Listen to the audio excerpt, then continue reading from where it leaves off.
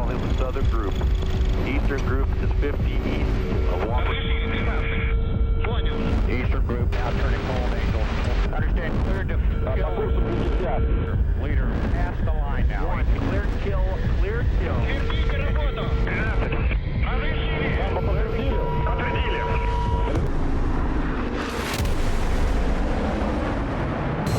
По курсу до цели полсотни 3. Выше 3.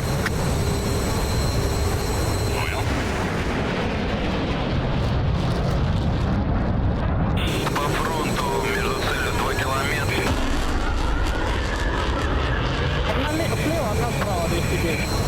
Пошли направо, 39.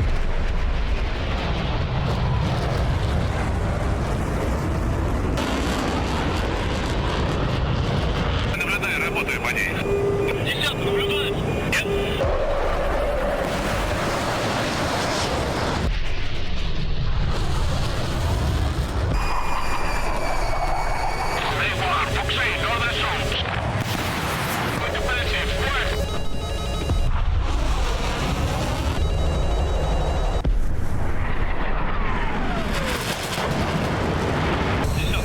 Понял. Находится справа.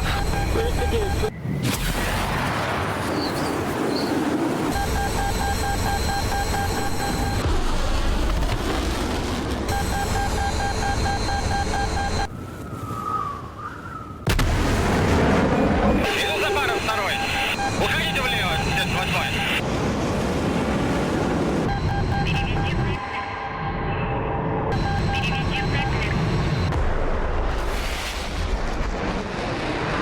После второй за нами.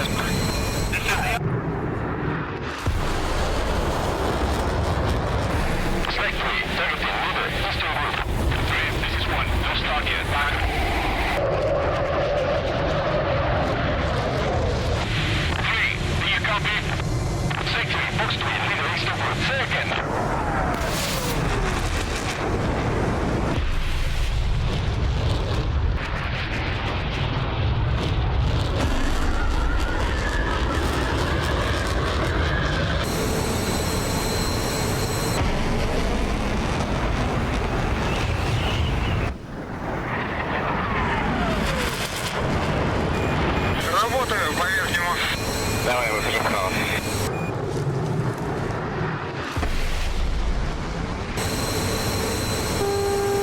Понял.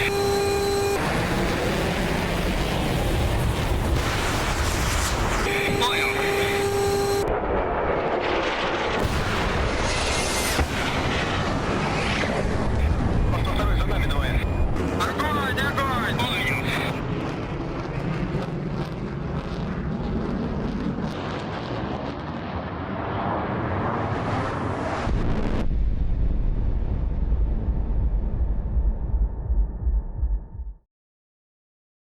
Hello, ladies and gentlemen. How are we all going? Just give me a second. There we go. All right. Well, we have a few things to get out of the way nice and fast so that we can get everything set up. And not the least of those is rolling the dice. Welcome in, ID Kitsanam. I hope you're doing well. Okay, 3, 2, 1. This one's for the map. And we have rolled map number 6. So, we're going to change the mission.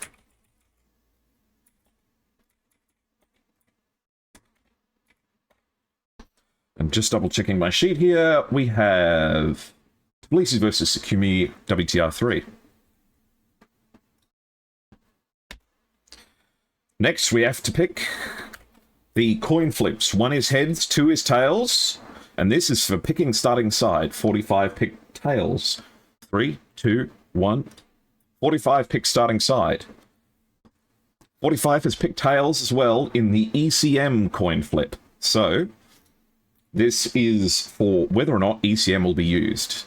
So if it's heads, ECM will be used. If it's tails, ECM will not be used. Okay. Let me pass this over to the players. And just give me a quick moment here.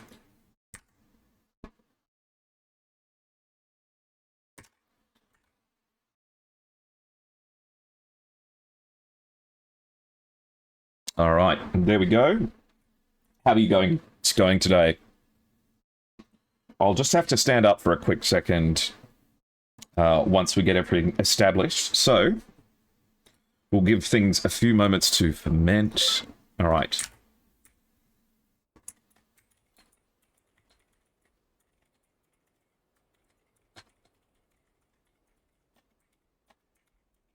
All right. We'll span the chat, and perfect. For those of you who were with us yesterday, it's the same map as yesterday.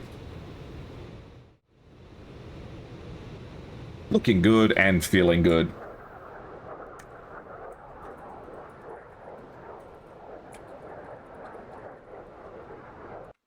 All right. Now you guys will have to excuse me for just one moment. I've got a little bit of a stomachache.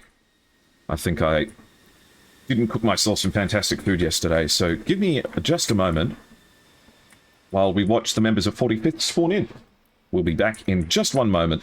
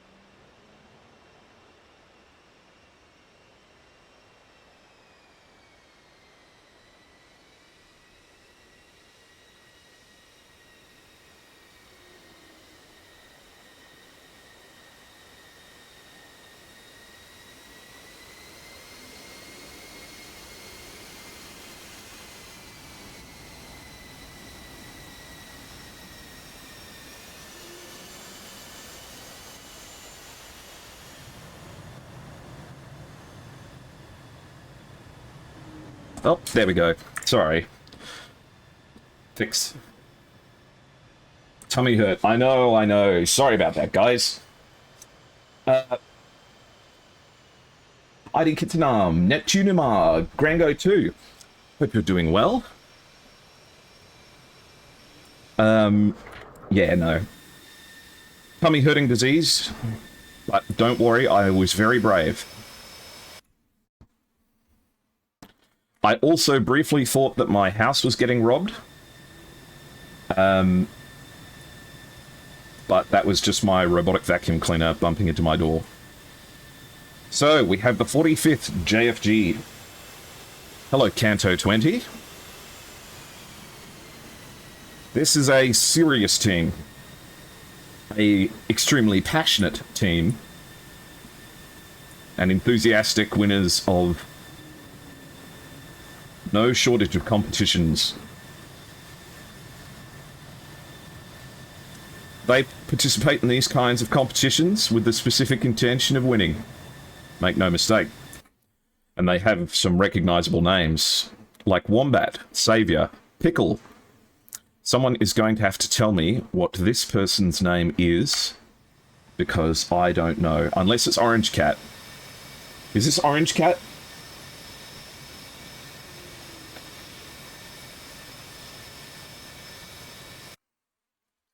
Starry Fox 9 and West.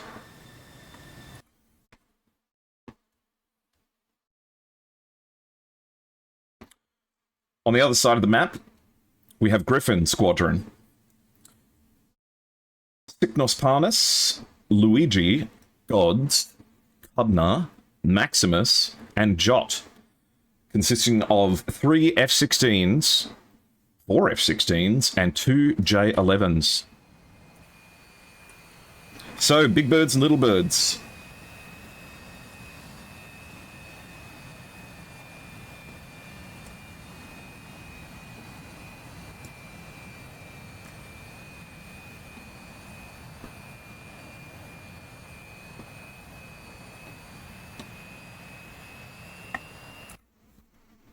And everyone here is right on time and looking gorgeous. Some beautiful liveries on display today. Griffin Squadrons is really special. I love this. One of my favorite designs. Hello, 81 Banana. How you going?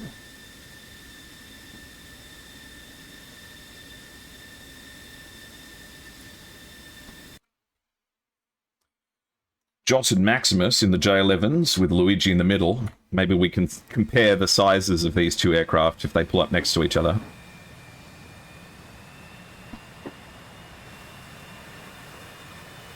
Here's a fantastic example of the relative size of a F-16 against an Su-27.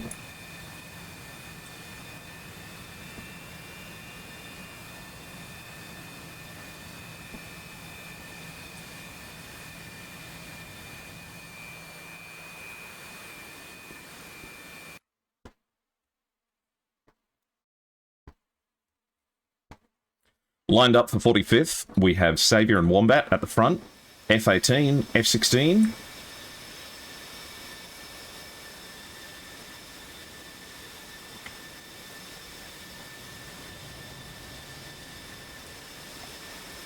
This is like race cars going up against each other.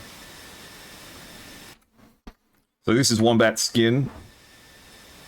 Wombat's a passionate, enthusiastic member of the competitive DCS community.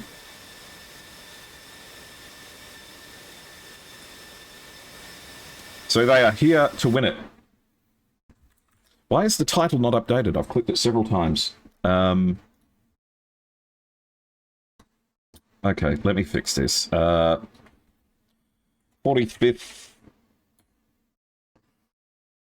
JFG against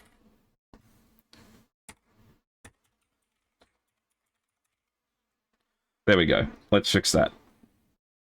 This will surely be as exciting as yesterday. Yeah, we'll see. We'll see. I've got high hopes for this match. But I have not very high hopes for this playlist, which is definitely not as described, I would say. Let's...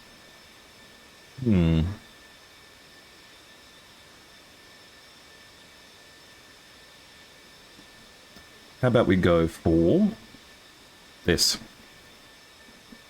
Much better.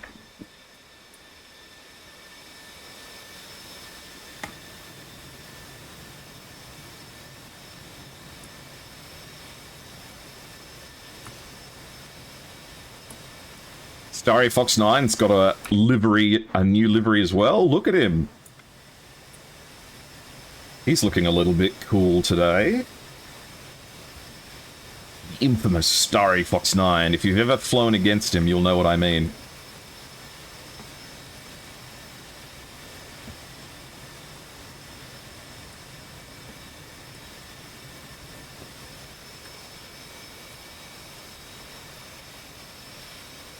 Another 6-hour stream? We'll see. Okay. Looks like everyone's lined up.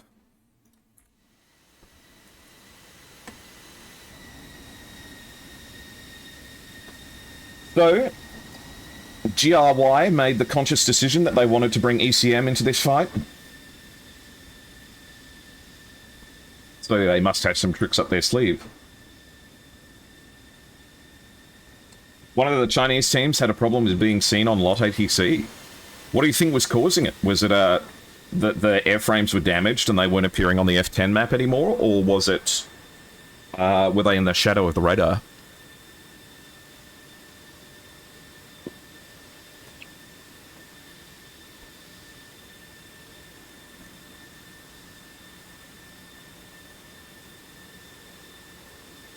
Apparently the Chinese alphabet was the cause? No way. What an interesting problem to have. I wouldn't have even thought of that. Alright.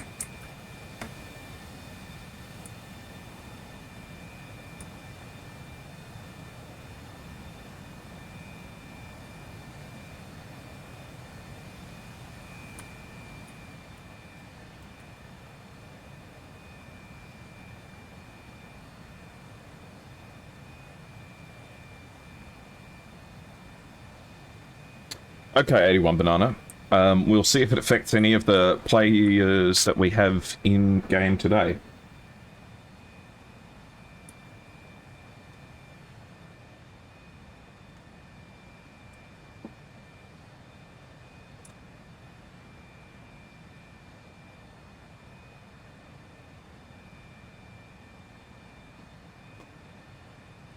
I might let them know about that.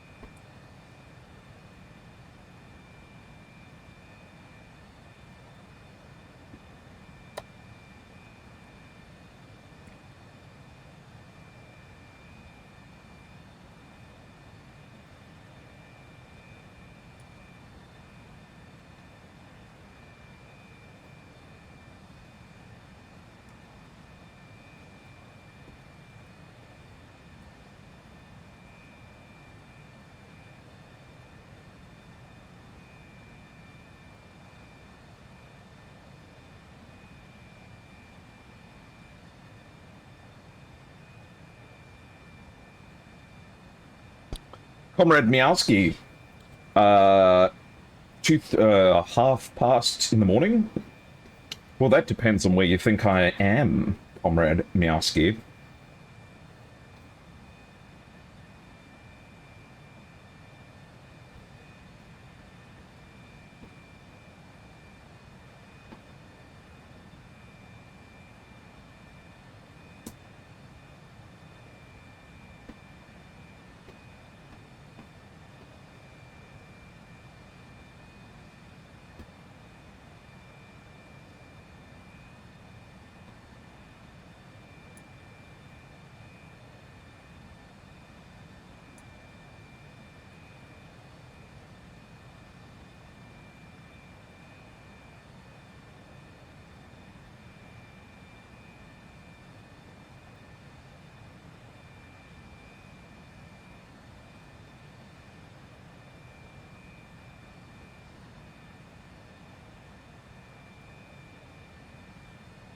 Gold Coast, Sydney? No.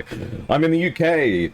It is 3:25 p.m. in the afternoon.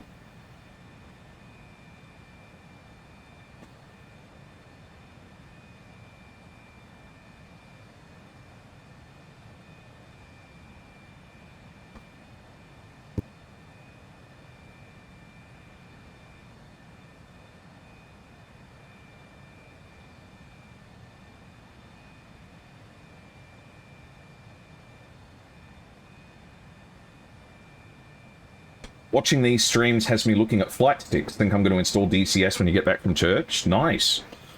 If you've got an Xbox controller or something like that, you can watch Tuvas's tutorials as well and get yourself some very workable setups for all kinds of different planes.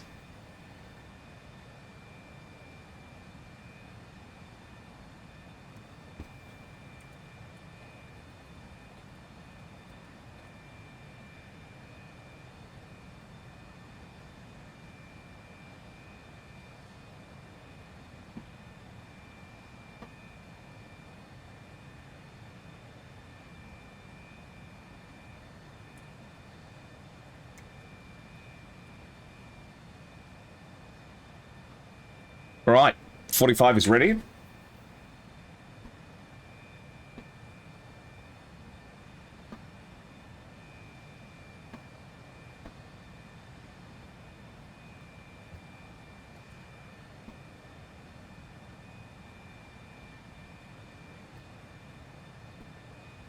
Get ready for the countdown, guys. Let's get a poll up on screen as well.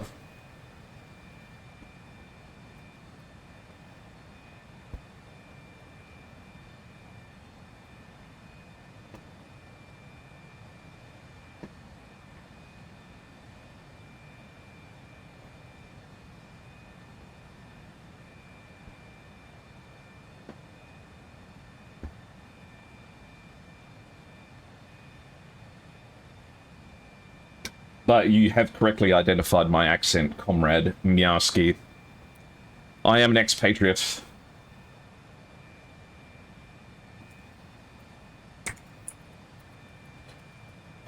Get set. 10, 9, 8, 7, 6, 5, 4, 3, 2, 1. Go, go, go. All right, ladies and gentlemen, welcome to round one. Things are getting moving here. Is GRY, Griffin Squadron, take on the 45th. These beautiful blue liveries. 4 F-16s and 2 J-11s for GRY. Suffice to say, quite an eclectic mix of aircraft.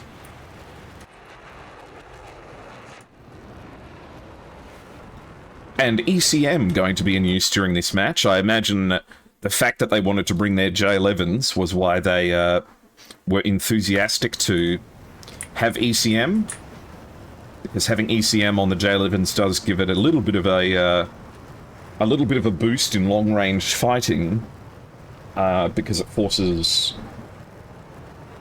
the enemy to lock them, which makes up for, in a small amount, the lack of track while scan for the J-11. An animated countdown with a sound effect, the middle of the screen. That would be a good idea, actually. I don't want to do this during the semi-finals, but one of the things that made me laugh a lot was, you know, where the sponsors go down in the middle. I would love to have like a little airplane, just kind of the announcer being there, like, you know, the little guy's head from Doom, where he's just like, oh, ugh. Anyway, but the sponsors are more important, so we should put them there. Looks like A1 Banana's enthusiastic foot called Griffin. All your hugs and kisses too. Oh, my TAC view crashed. Let's get TAC view back up again. Wombat from the 45th. And hello, here's something we haven't seen. A sniper pod. Very, very cool. I wonder if it will have enough time to warm up. 11 minutes does take a while. Maybe that's why he needed 3 minutes.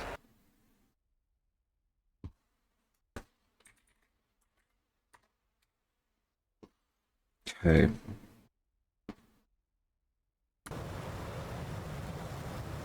Go Starry, Big Brother is watching. Well, of course, the enigmatic Starry Fox 9, probably one of the best F-18 pilots that there ever has been within DCS. And I say that from personal experience because I flew him 1v1 once, and I didn't ever get even close to shooting him down.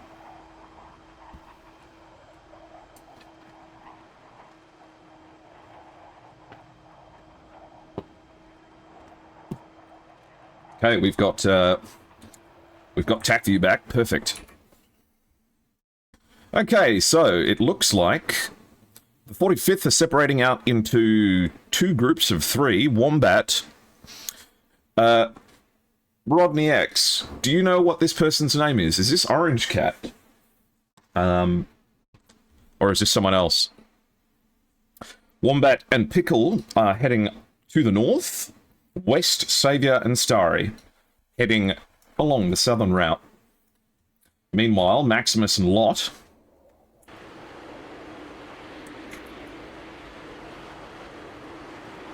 are flying relatively close together in the Big Birds.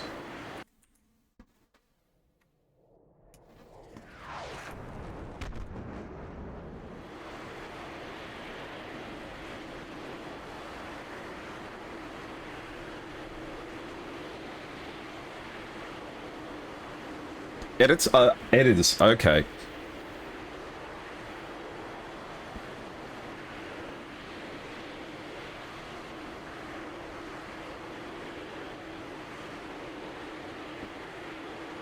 The one to be feared? Well, what should I call him? Luigi passing over the top of the AWACS here. That's right, yeah, Orange Cat is part of InSky. It's a Chinese name, not Japanese. The one to be feared.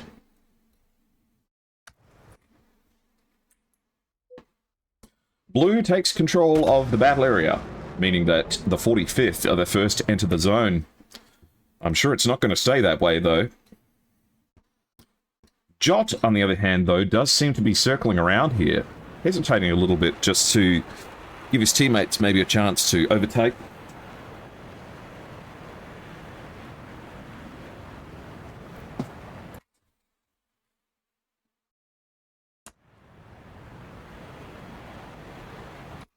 What are you up to, Jot? Maximus is at 46,000 feet.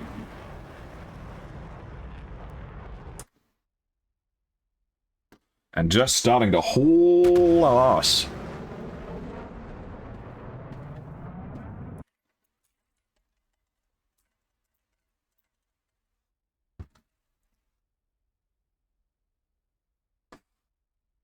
Hi, Dave GT.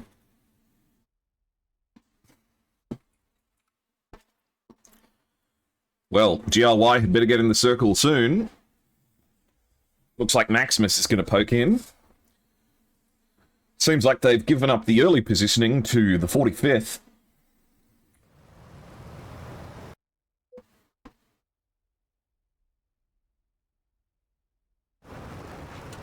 I wonder if we'll get some long-range shooting today. And West has a sniper pod as well.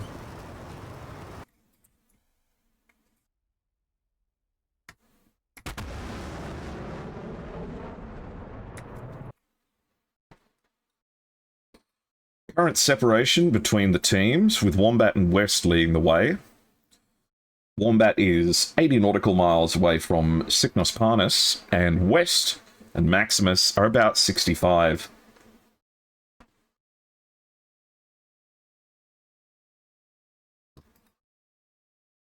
Cubna Gods and Sygnos Parnis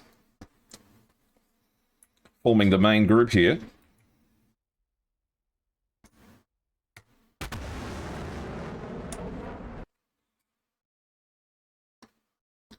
Jot certainly not wasting, not wanting to get into the circle too early. Doing a bit of posturing here. And it looks like Maximus is sweeping across in front. These two teams have faced before in the competition, and it was a 2-0 victory for GRY. So I'm sure that for the 45th there is some pride on the line here, and I know that they're a team that certainly do take pride and enthusiasm in their abilities seriously. Maximus launches off the first missile of the day. Looks like it's an R-27. So this is a semi-active radar humming missile. 35 nautical miles shot with it as well. One thing about the R-77 is that it goes really, really, really fast. Much faster than a lot of other missiles do. If he can maintain this lock, this missile could be deadly. I was telling people at the start of SATAC that I think the R-27 is going to be an underrated missile. Though, with that being said, it looks like this one has lost its early guidance. The AIM-120 launched in return is already down to 1,400 knots with way too much distance to hope to cover.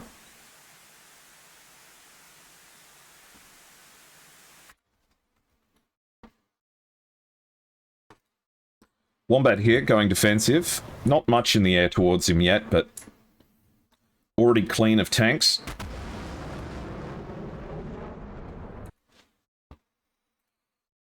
Moving towards Cygnus Parnus and traveling at 920 knots. Wombat is going really, really fast.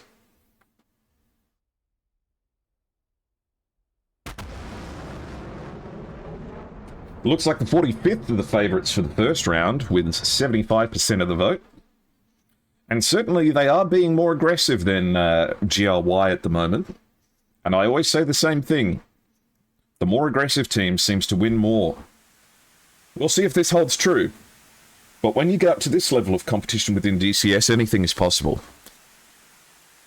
Put a 1 in chat if you were here for yesterday's absolutely amazing match between ETF and the 69th Only Flies. The ultimate come-from-behind victory in a 6-hour battle. Looks like Jot's fired off an R27 as well. And Cubner launches an AIM-120. Looks like this one's destined for pickle if it's going for anyone, but it is going just kind of up at the moment.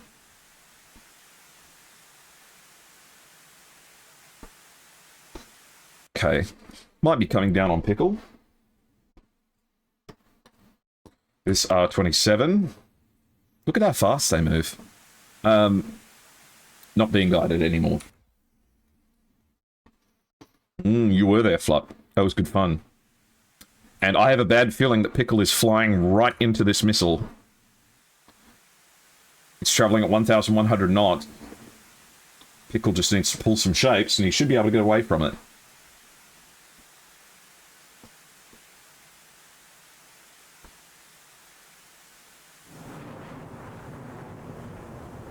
All right. Was worried for a second there that Pickle was just flying straight into that. Fonto, Canto. Excellent. It ain't me.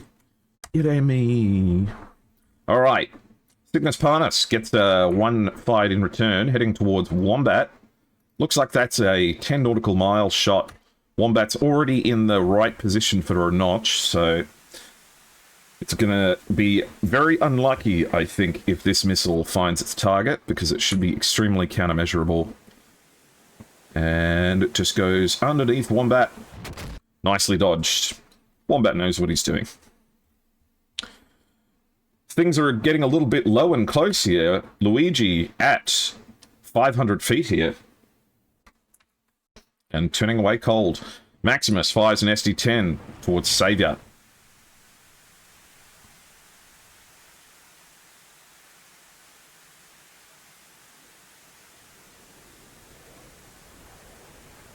Question is he going to be able to get away from it? Yes, he is.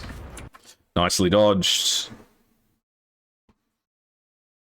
Look at this. Low altitude aggression. There is no time for high altitude fighting here. Starry Fox 9 firing off an AIM-7. Everyone using every tool at their disposal. Everyone using every tool at their disposal. Every missile, every shot. They're pushing hard to the point where GRY is starting to have to worry about being pushed entirely out of the circle.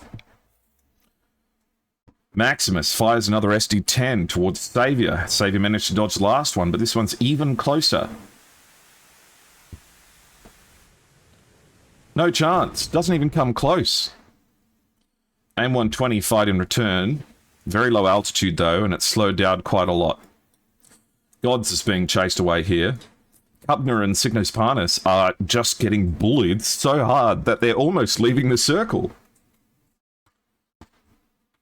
Maximus turns around once again along with Jot, the two J11s firing SD-10s at Starry Fox 9 at the same time. At a range of about 10 nautical miles, I don't think that's going to hit. Wombat. One They Fear and Pickle are getting right stuck into things now. AIM 120 here. Looks like it's going for Pickle. Pickle managed to dodge the first long-range high-altitude shot. What about this one? Straight into the mountain. No good. Alright, Cygnus Parnus and Wombat merged with each other now. Directly in the same range as each other. Do either one of them know where the other is? They fly straight past each other. Starry Fox 9 is chasing down Luigi at close range. Luigi might get splashed here. Luigi gets impact. Starry Fox 9 chases him all the way down. Cygnus Parnus is now behind Wombat and the One They Fear, who are chasing down Cubner, who is at 1,000 feet. Pulls in, gets one of them on his nose. They've already fired on him. He's turning in, but it's too late. Gets shot down, but Cygnus Parnus is behind him and is just about to merge. With the F-18, he's fired a rocket missile at it already, but it doesn't manage to pull enough Gs as Cygnus Parnus merges with One They Fear. We're going to guns. No, the teammate comes along and helps. Wombat takes out the second last. Jot and Maximus at super close range. Maximus contending with every kind of missile possible coming towards him. Savior firing everything, resorting to the gun now, pulling in behind him. Starry Fox 9 and West chasing down Maximus. I don't even understand what's happening. Gods is all by himself here now. AIM 120s at close range going towards Jot. Impact to Jot. Starry Fox 9 manages to get away with it. There's one more enemy here. No, there isn't. They're both gone. The J11s have been cut down.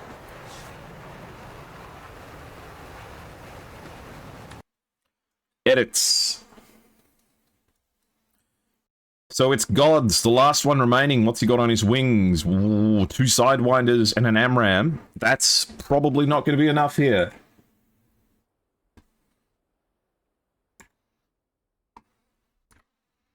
That is some of the most violent flying I think I have ever seen in a SATAC match.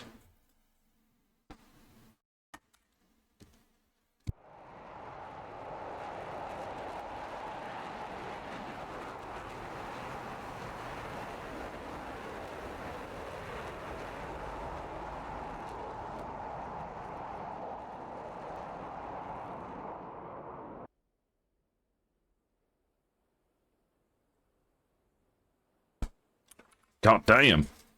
So West is chasing down Gods here. What kind of weapons have we still got on the 45th? Okay, Wombat's got an AMRAAM and a Winder. Edits has got a Sidewinder. West has a Sidewinder. Starry Fox 9 has crashed. Starry Fox 9 channeled so much of his energy into just brutalizing his opponents at close range that he had to stop in the air. I'm going to hit the brakes, and they'll fly right by. But he forgot to take his foot off the brake. That's the problem. Alright, God's getting chased down here by West. 5 nautical miles to chase him down.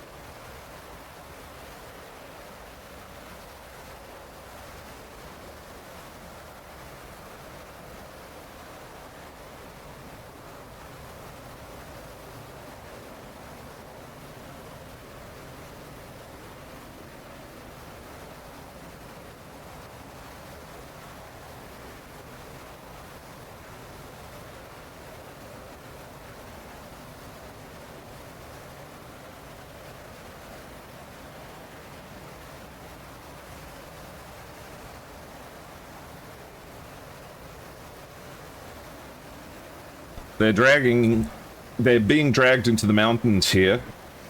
I don't know if you can see it on stream, but if you look just to the left, kind of in between the fins of the missile. That's where the guy he's chasing is. Very difficult to see. These trees, especially at this time of year, really easy to lose targets in there. He's just crossing underneath the missile now. Just beneath the fins of the missile. And they're turning around now here. Getting super, super close. You can see him just to the left. Following along the valley, you can see his afterburner. He's red hot. And the missile comes off the rails. And ends the match.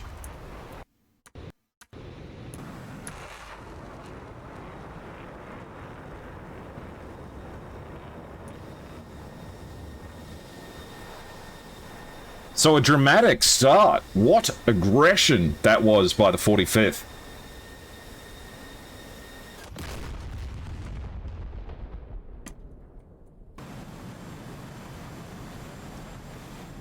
So much happened in such a short period of time, I think we're going to have to go to TAC view to try and figure out what happened.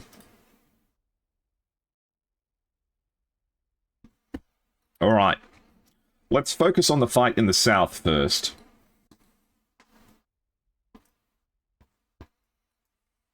Just a truly massive amount of ordnance fired in both directions. Savior and Maximus shooting missiles at each other in a huge tangle over here. I mean, look at this. Mental, mental, mental.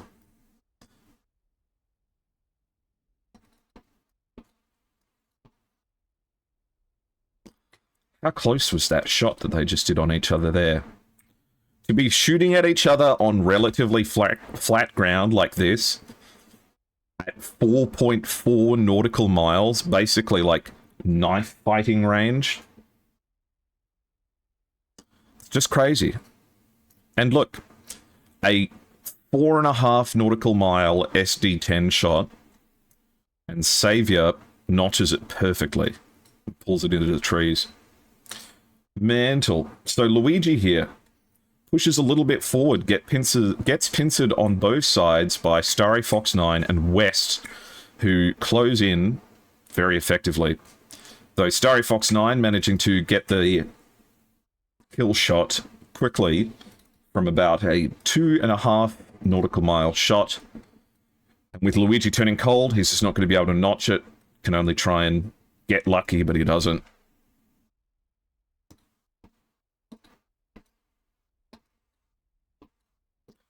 Meanwhile, what the hell is going on here?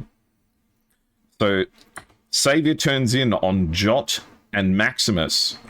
There's R-73s already in the air. Savior fires an AIM-7 and an AIM-9. The R-73 misses Savior because he spams out almost all of his countermeasures at the same time. In exchange, Maximus spams more countermeasures while firing another R-73. Savior barrel rolls to avoid the R-73, which pulls Max G to try and get him, but goes for the flares instead, pulls over the top of him, fires yet another AIM-9, that one doesn't track, then switches to the gun, almost gets him, and then gets bushwhacked by Jot with a R-27ER. Like, I don't know. That was like watching a pit bull when it sees an infant, you know? Pure violence.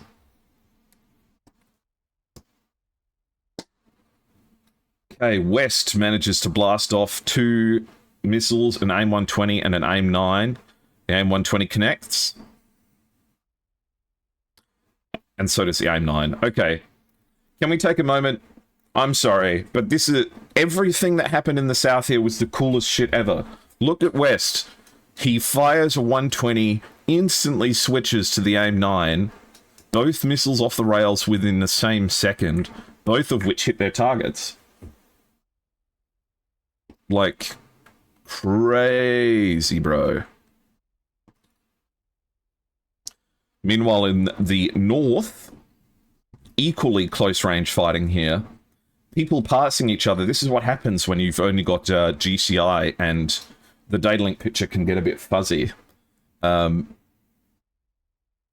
Ignos Parnas, yeah, pulling the trigger for a split second there. Wombat pulling over just enough, catching the opportunity just at the perfect time to hit Cubner. Oh, look at that defense, though. Cubner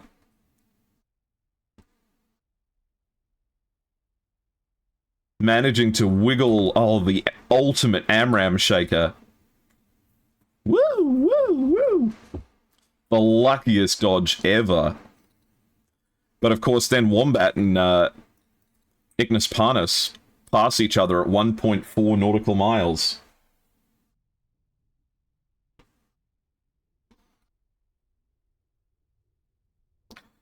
Wombat eventually splashes Cubner at ultra close range with an aim 9.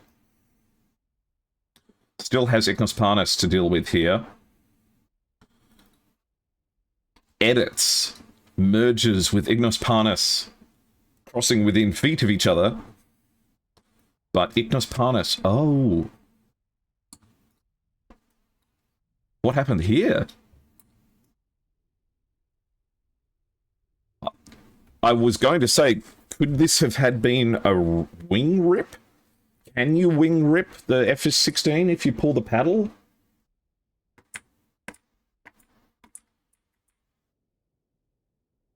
Unless, yeah, I'm not sure. Ignis Parnas just disintegrates, leaving gods by themselves. And, West. So, West with the triple kill in this match.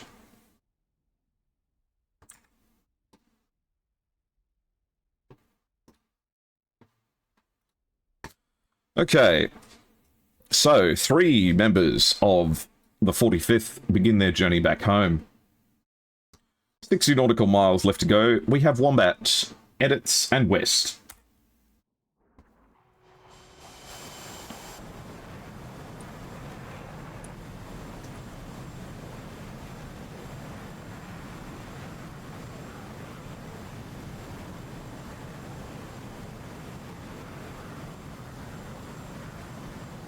Can you see if it was already damaged? Let me have a look. But I don't believe so. Let me just have a quick scrub through.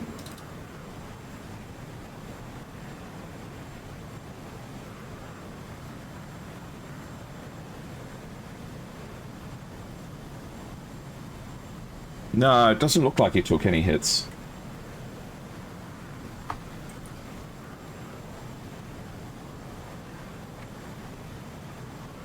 Oop, it's Snoot.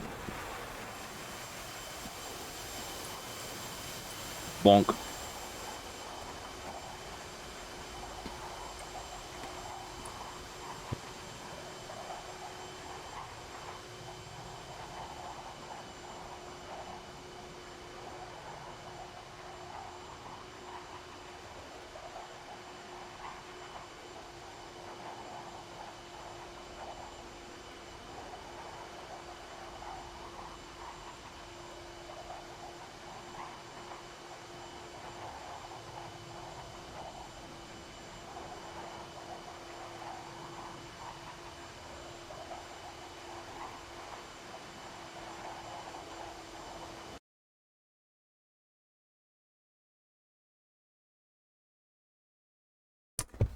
Ooh.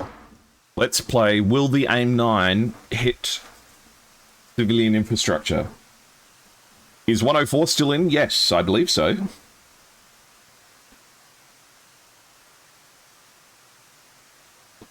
That's possible, GameStop.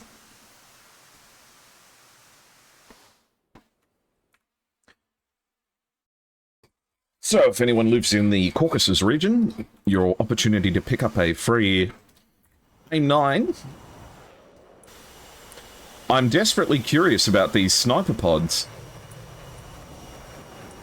I wonder if they got a lot done with them. But with that being said, it doesn't quite look like they're even timed out.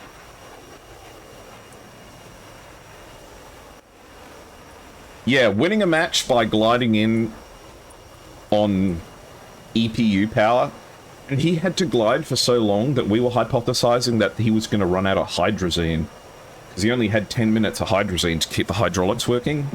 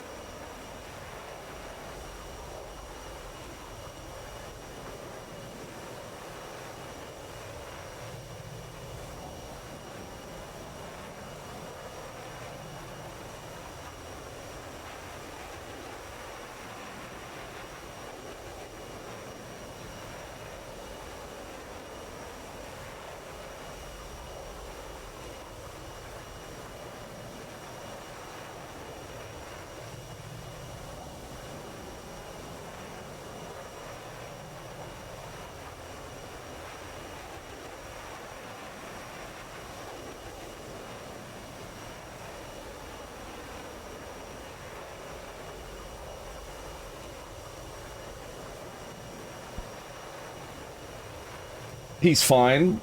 Like, once I glided from 40 nautical miles from 20k with 250 pounds of fuel. Well, one thing I didn't realise was the enormity of the difference between the F-16's glide in glide and the F-16's idle glide. I didn't realise that idle glide could give you, like, huge range. Red Rum, just let me have a look.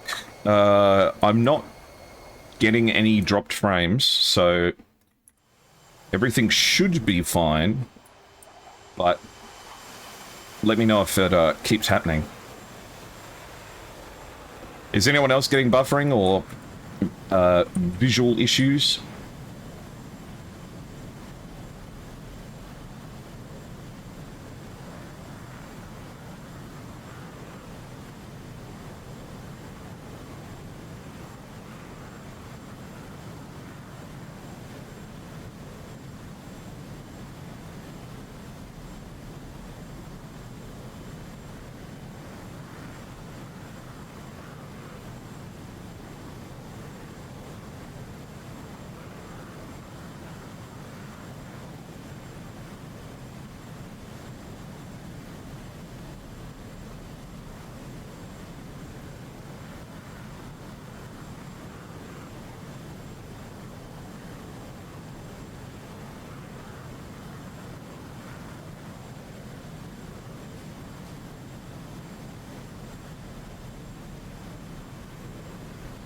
Hello, Margot. The 45th have done very well at the start, Margot. They formed one of the most aggressive attacks that I think I've ever seen in the matches that I've cast so far.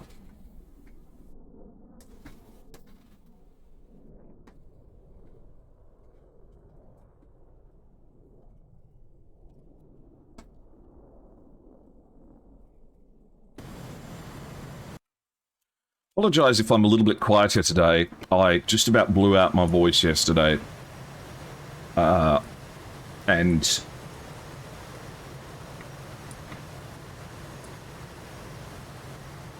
There's the speed limit sign. Yeah, I just about blew out my voice yesterday, so...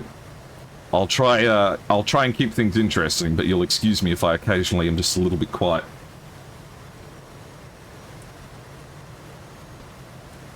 Sitting here bouncing up and down on my chairs, kicking the air and fist pumping too much.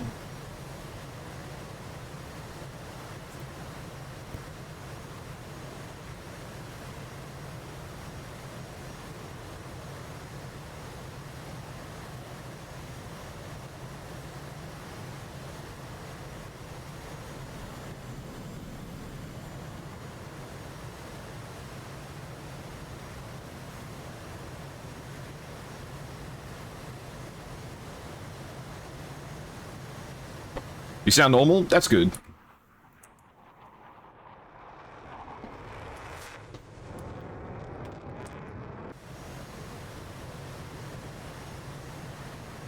accidentally give you a very up-close and personal look at plane buttholes.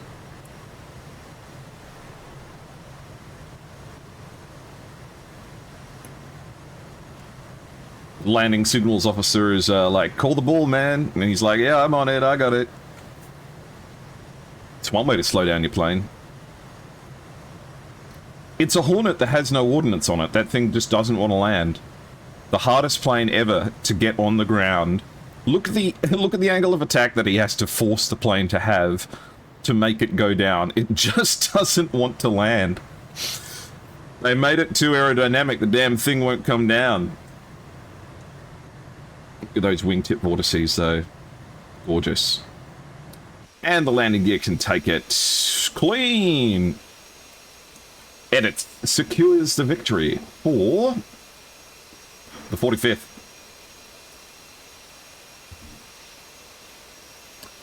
Oh, look, Margot. One of the biggest reasons that I don't participate in competitive DCS is because if I got super mega totally owned after trying really, really, really hard during a match, I think I'd get super upset and fold my arms and I'd be mad, like, for days. Here comes West.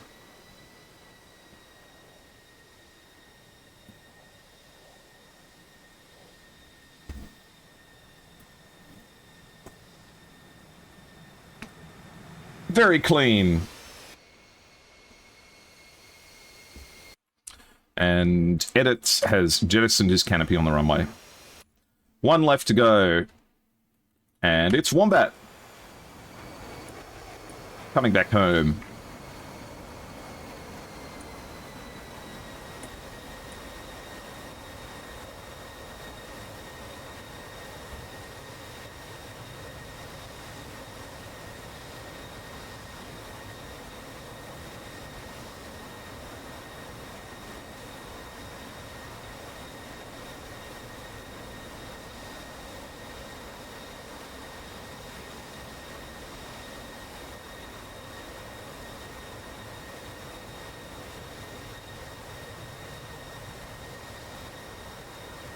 Can the speed brake clip the ground? I think that you would hit these strakes on the back of the aeroplane before you would hit the speed brake. I think these strakes are bigger than the air brake.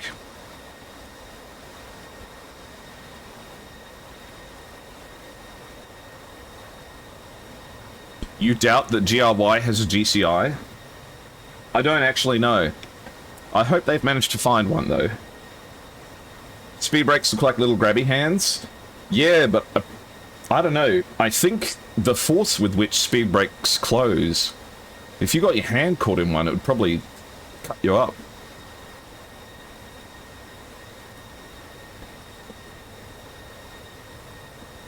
Though, at the same time, like, it would be kind of funny to, like,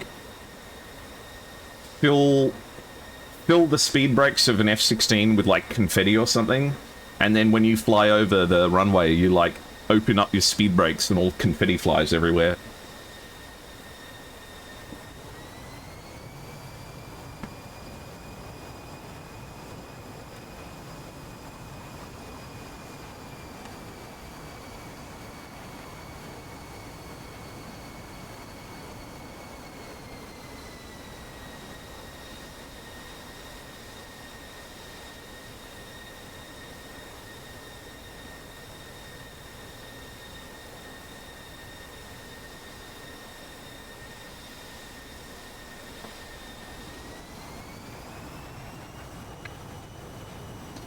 That would be a really funny thing to do with someone's car keys, is, like, put them in the speed brakes of the F-16. Also, thank you for the follows, Let Twister, Ellen Devout, and Frin SC. Much appreciated. Alright, here comes Wombat.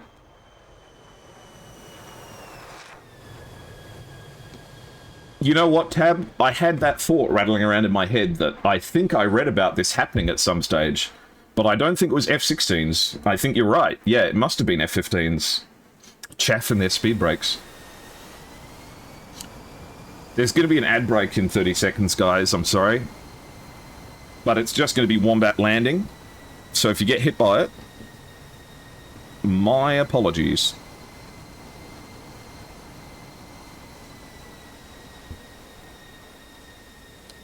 Safe. All right. Well, let's get things restarted here and make ourselves ready to go. Okay, mission.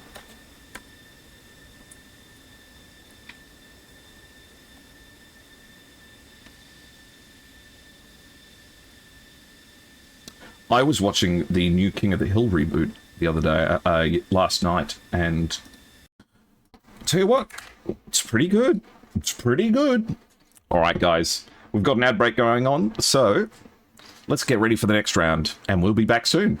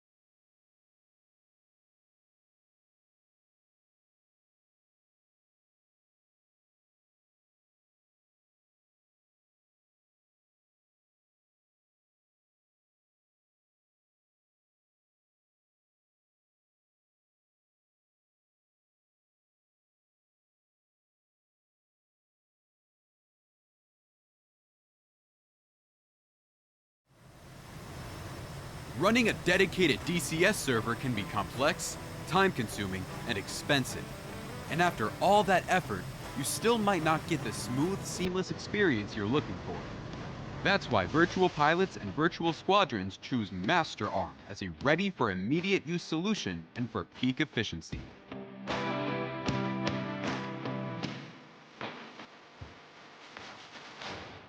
With low latency, high stability, and uncompromising performance, Master Arm ensures that every maneuver, every decision, and every shot counts.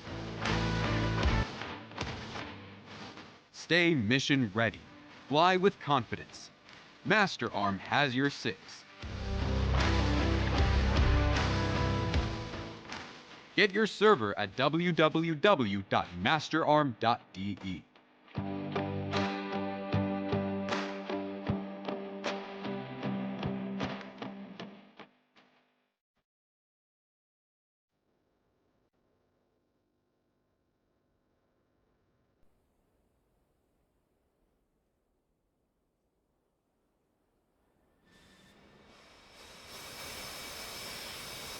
Welcome back, guys. Welcome to round 2 of the 45th JFG, facing off against Griffin Squadron. Hopefully we can get things moving pretty quickly here.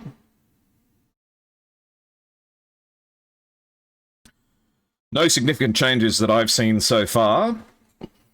West, Wombat, Starry Fox 9, Pickle, Edits, and Saviour, all in the planes you'd expect them to be in.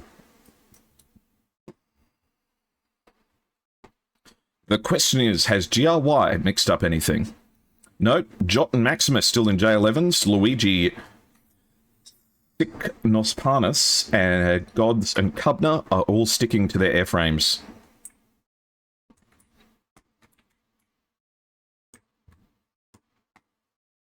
This is an ECM match, yes. The 45th didn't want ECM, and Griffin wanted ECM. And Griffin won that coin flip.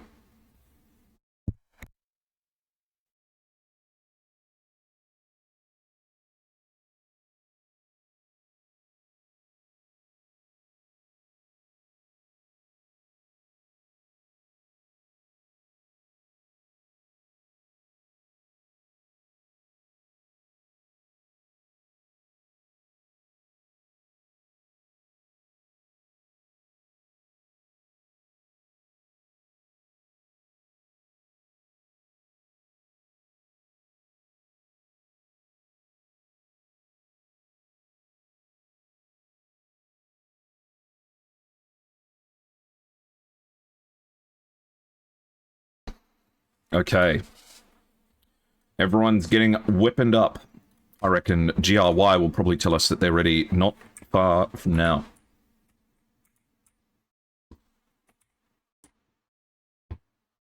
And I think I have turned off my sounds by mistake. Which I always forget the control bind for. I thought it was Control S, but... Sound on, off, left Control S. Why isn't it working? Why airplane not making noise? There we go.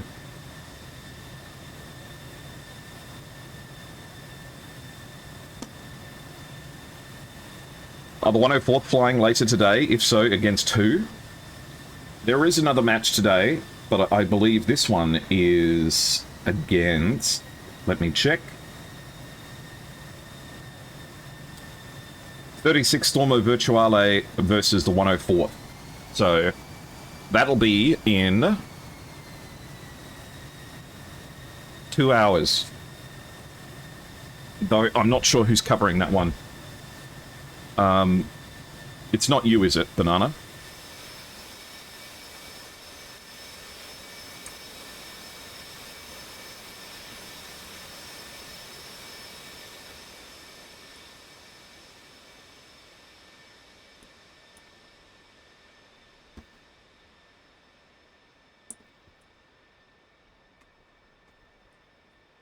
Alright. I'm sure we'll hear that everyone's good to go shortly.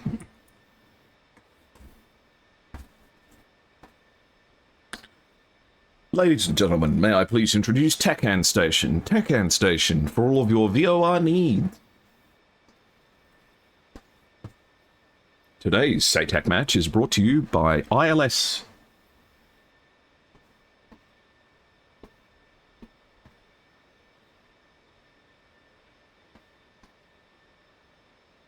Bummer you're not covering that one? Yeah. I can only do one today. And I thought I'd do this one, because I would like to take care of my partner when she gets home. You're not assigned to the later match? I wonder who's doing it.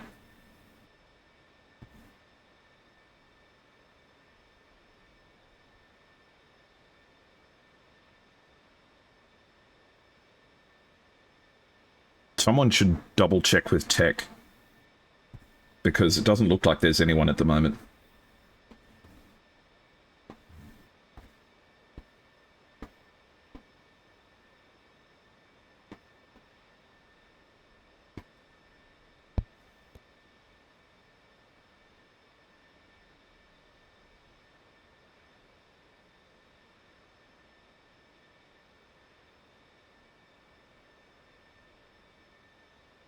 Let's have a look and see if the sniper pods are making a reappearance here. We've got one on this one. On this one. And what about this one? Not on this one. Okay, GRY are ready.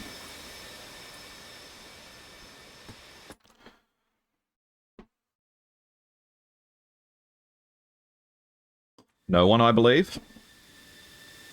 Okay.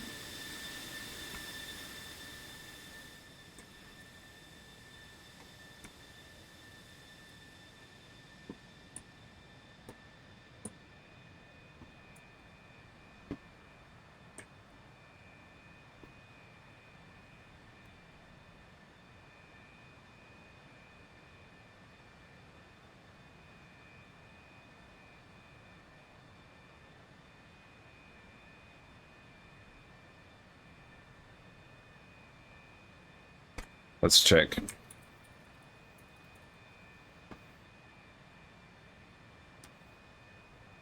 Five minutes. They're waiting for their sniper pods to warm up.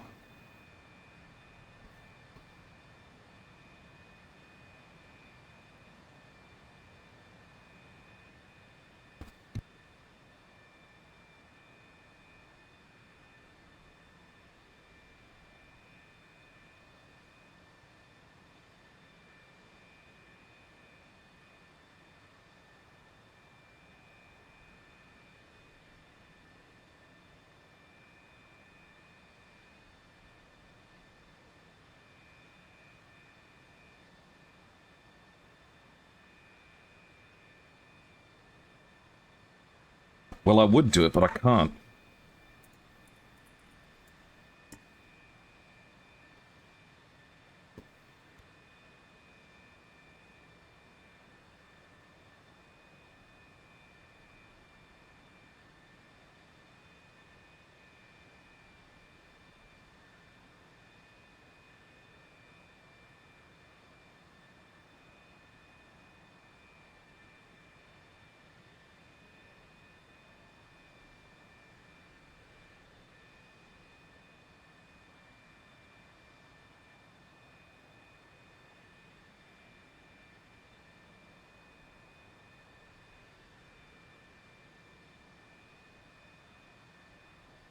Yeah, I'm not sure, Margot. I'll see if we can find someone.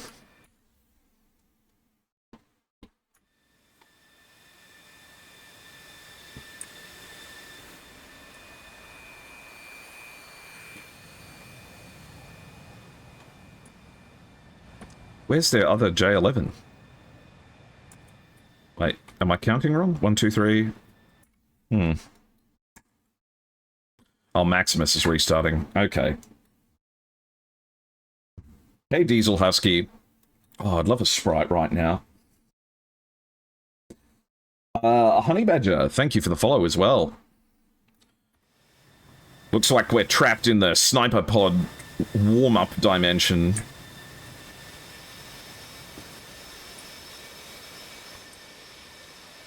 For those of you not aware, the new sniper pod on the F-16 takes 11 minutes to warm up.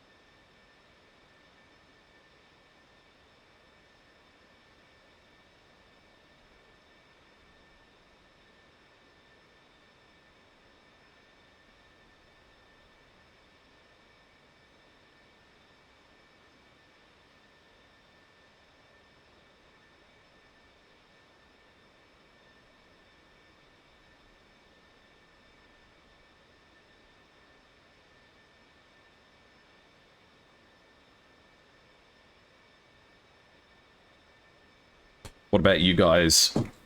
If you've got a drink in front of you right now, I want to know what it is.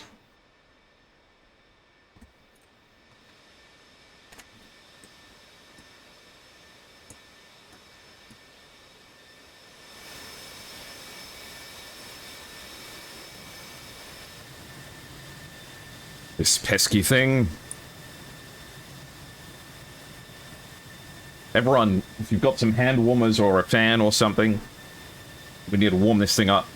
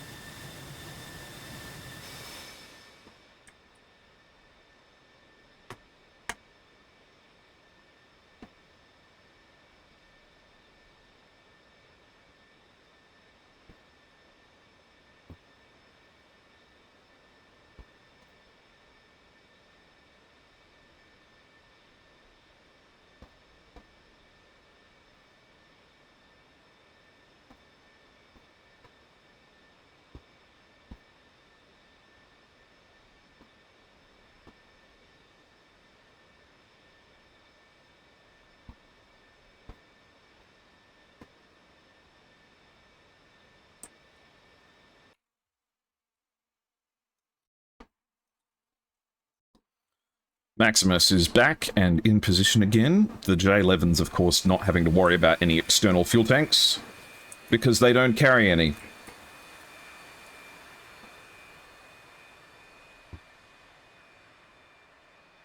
Though they do have to sacrifice the potential of having the R-73s on the wingtip pylons, because those are occupied by the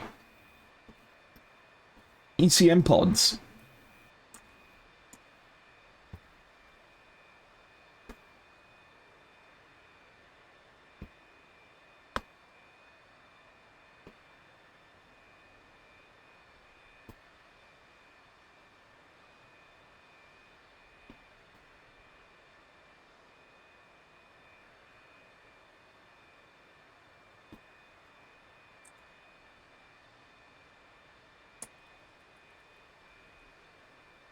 That should be 5.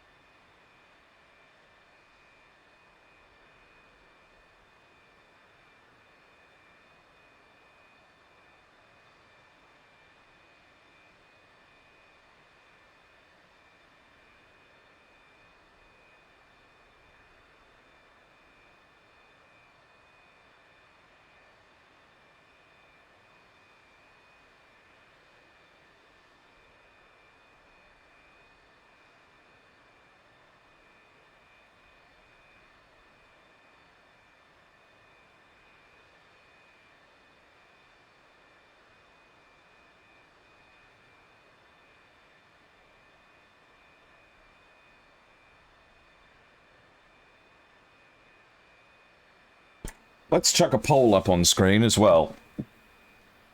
We'll let this run for 10 minutes.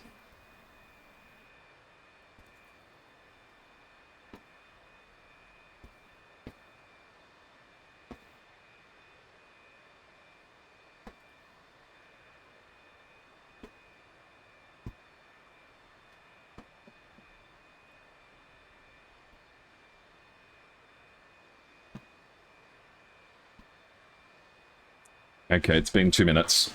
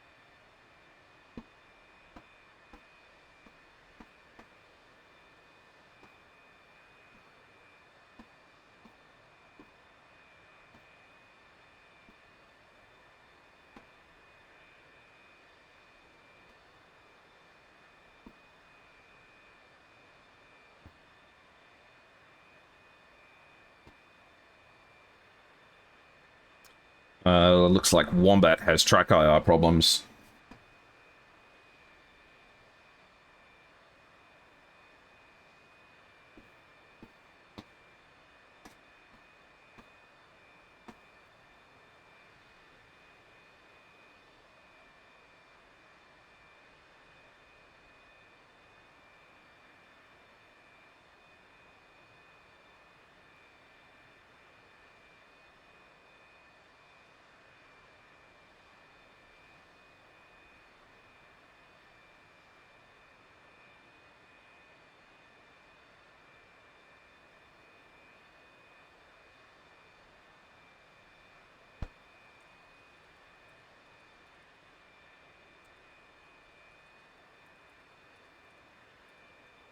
Nine, 8, 7, 6, 4, 3, 2, 1, go, go, go.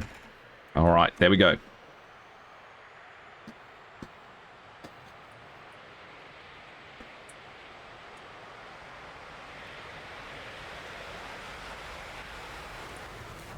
$14 looks a little. You mean the 16?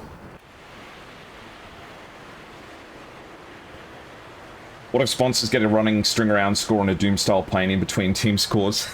That's not a bad idea. Look at them all take off, though. What a cool shot.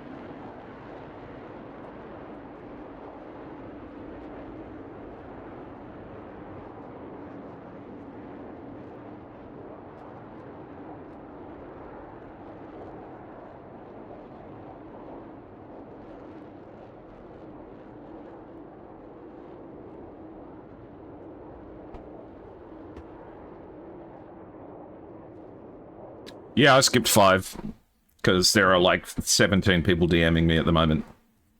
Alright. West, Pickle, Starry Fox 9, Savior, Edits, and Wombat are in the sky.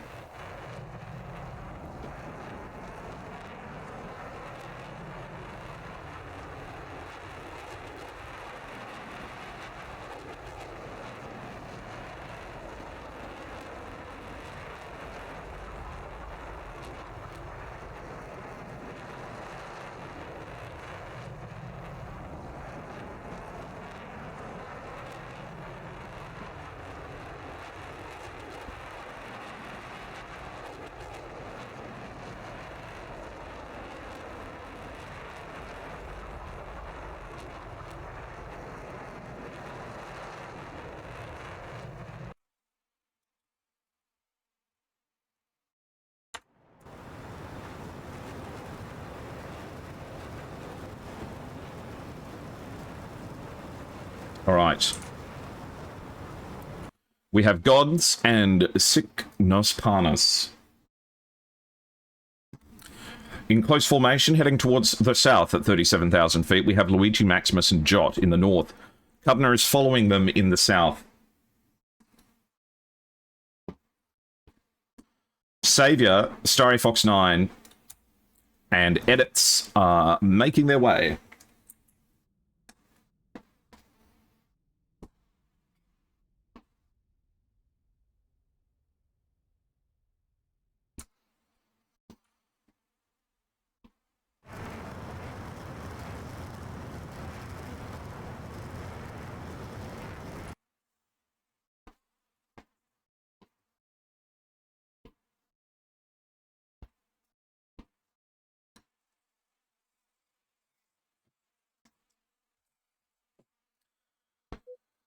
Saviour enters the circle first, the F-18 leading the way, already with its fuel tanks off. Interesting that the Hornet pilots are willing to forego the 2 bonus pylons that they could bring with fuel. Instead, they bring the centerline. And with this much afterburning, it does mean that once the fight does begin in earnest, you will have to be very conscious of your fuel.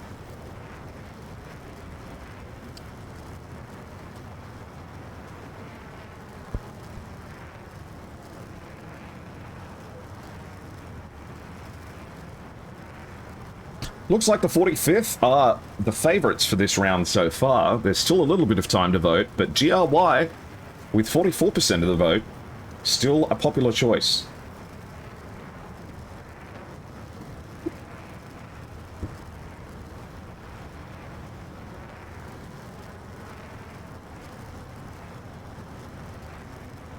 Saviour at 38,000 feet now. Maximus and Luigi beginning to peel a little bit further to the north. 85 nautical miles of separation at the moment.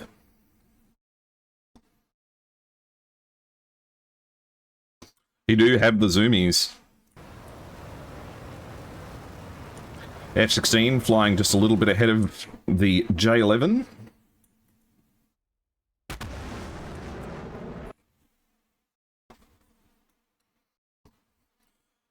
Cygnus Parnus, 45,000 feet, and charging.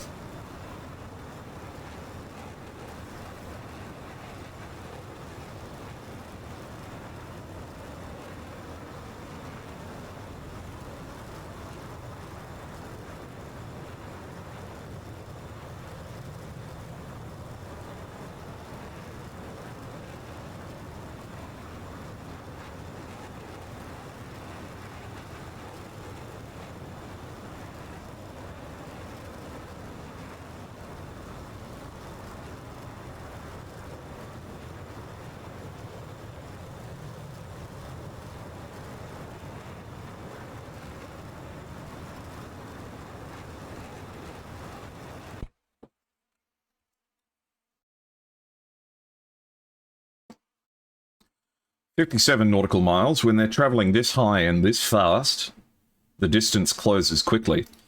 Cygnus Parnus is 60 nautical miles away from Edits. Wombat is peeling into the circle from the further south.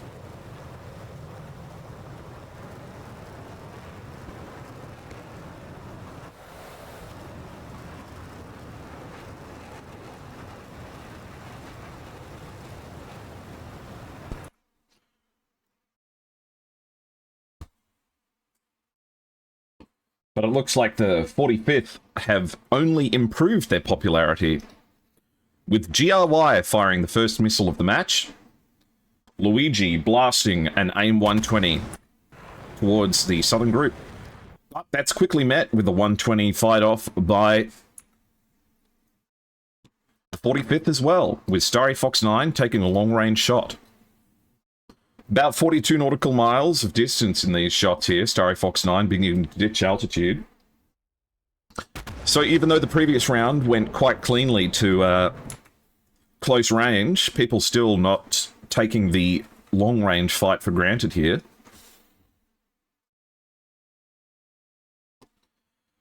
Heavy movements to defend coming from Maximus and Luigi. Maximus is going just about straight down.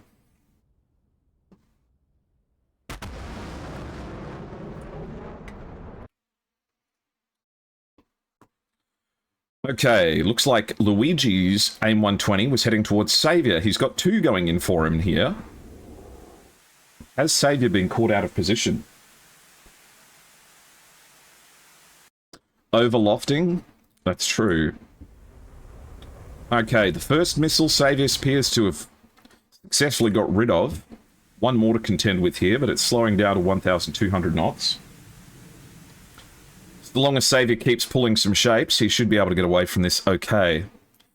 The 2 AIM-120s fired towards the northern group have successfully forced them away. Edits is down at low altitude now, and Starry Fox 9 has an SD-10 to contend with, but it's about to explode.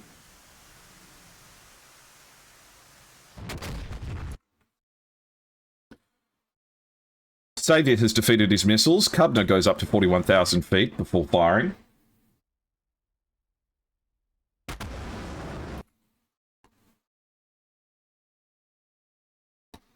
Looks like this one's for Wombat at 36 nautical miles.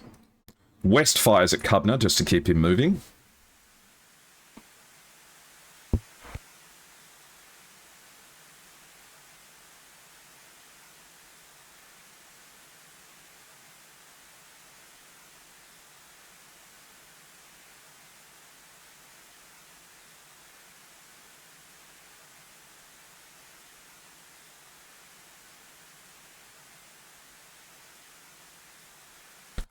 It's a missile with purpose. Wombat has dropped down to 20,000 feet, but still has this missile coming in, pretty much ballistic. Needs to do a 180 to get away from this one. And of course he has Saviour getting quite close to Gods and Cygnus Parnus now, having to drop all of that altitude just to get away from the two missiles that are coming in.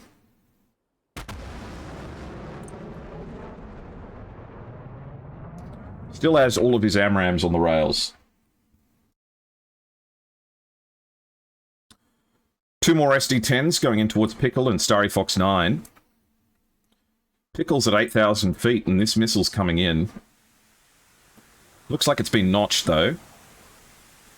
Yes, not reacquiring. What about the SD-10? If this one's for Starry, still tracking.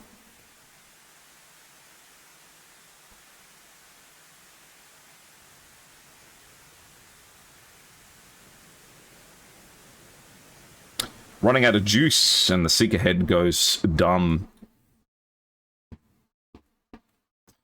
However, there is an AIM 120 in the sky at the moment here, travelling at 800 knots, so pretty quickly it's going to lose its grip on the air and fall straight down.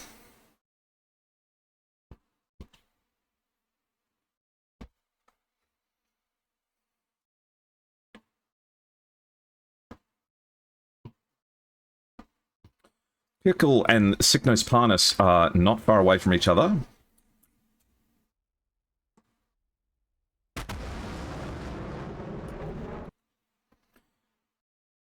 It's a question of who's going to try first. I think Pickle's going for it.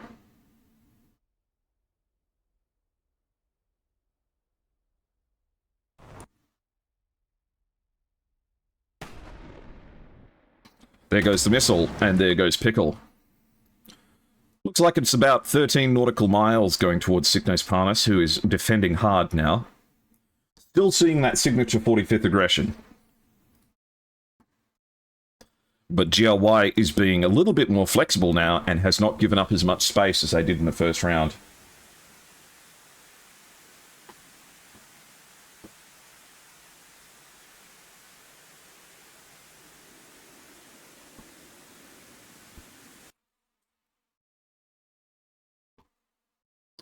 Two more SD-10s going towards the troublesome boys in the north. Starry Fox 9's a bit slippery though.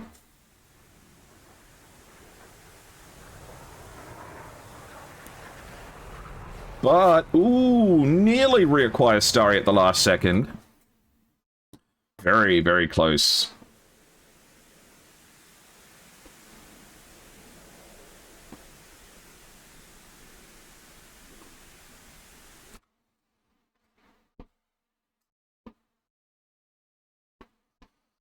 Seven nautical miles now. Jot and Maximus are pushing towards Starry and Edit. Edit's fires a fairly off-bore sight 120 shot. This missile pulling huge shapes here.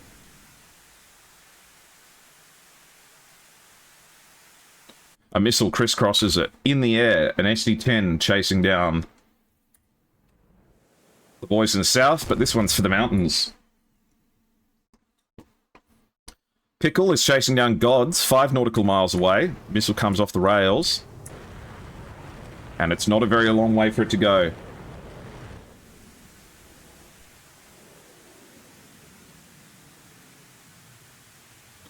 Deep in the clouds, it's tricky to see what it can see. No effect. Gods getting away from it. R27s and SD10s going in all directions. This is one of the infrared missiles as well. Looks like it's lost its target. Unless Starry Fox 9 flies straight into it. No luck so far. AIM 9s and all the rest coming off the rails. Saviour only 7 nautical miles away from Cubner. Pickle chasing down Gods.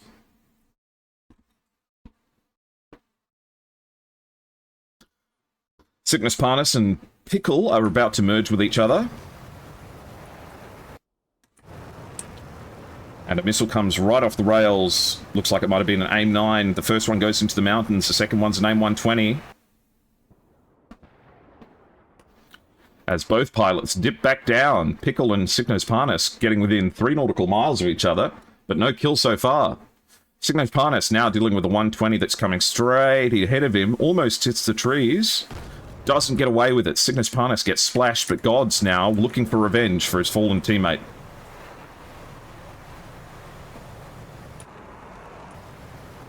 Pulls some heavy G's there. Saviour also manages to take down Cubner. An AIM 7 chases down Gods, and Edit successfully manages to deal with him. An R-27 ET, going for Edits now. No flares being launched at the moment. Edits gets splashed. The R-27 sneaking up behind. Another one comes off the rails. This one, an ER, extended range. 120 heading towards Jot. But at the moment, it's a 3v5. Maximus and Starry Fox 9 are about to merge. And if there's one person you don't want to merge with, it's Starry Fox 9. But they're separated by clouds, so it might be tricky to see each other. The GCI, I'm sure, screaming at Starry Fox 9 to let him know. He's got a bogey right next to him. They've gone above the clouds, and his opponent's gone below the clouds. Countermeasures coming off in all directions. Jot and Pickle trade shots, and R-73 heads for Pickle. He manages to dodge it. Starry Fox 9 and Maximus still desperately looking for each other. They're in the clouds at super, super close ranges. But they just can't find each other. Pretty much co-altitude here. 81 Banana, you're not available for the 104th match, are you? Starry Fox 9 and Maximus still desperately trying to look for each other. And you're exactly right, it ain't over till it's over. Luigi now at low altitude as well. One AIM 9 left, and he's at 20% RPM on his engines. His engine is out of fuel. 120 comes off the rails from Starry. Who's it going for? The SU-27 goes down. Luigi's the last one left. And he is out of fuel.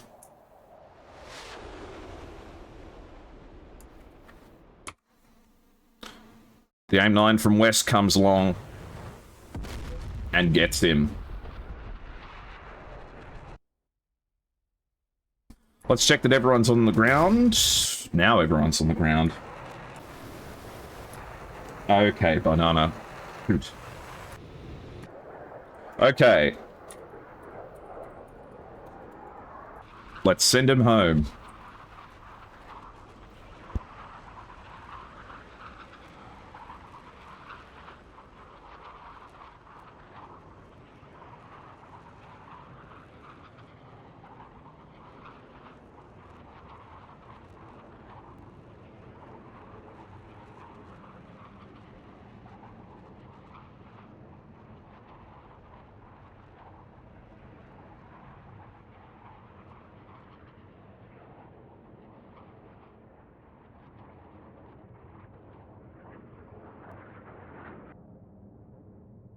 Yes, as yesterday has shown, nothing is guaranteed.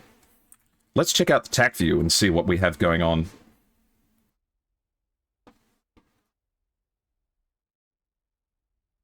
Alright. So, the southern fight kind of existed outside of our vision. But we did see that Cubner went down, and we didn't see what happened.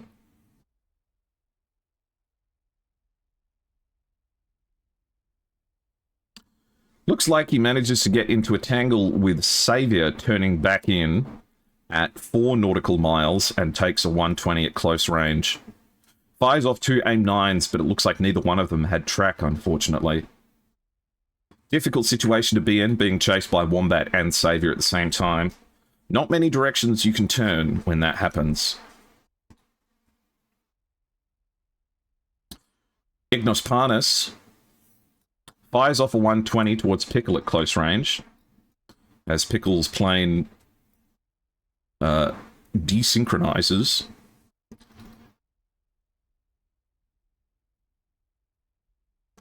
Though, Edits does manage to throw a 120 over the top of the hill, with it just skimming between the trees and ending the run for Ignos Parnas.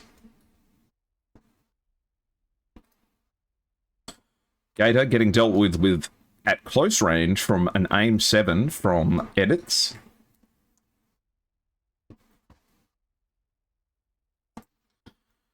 The AIM-7's getting a bit more use than they used to back in the day. Though situations like these are always something you have to be conscious of when you're getting close to J11s.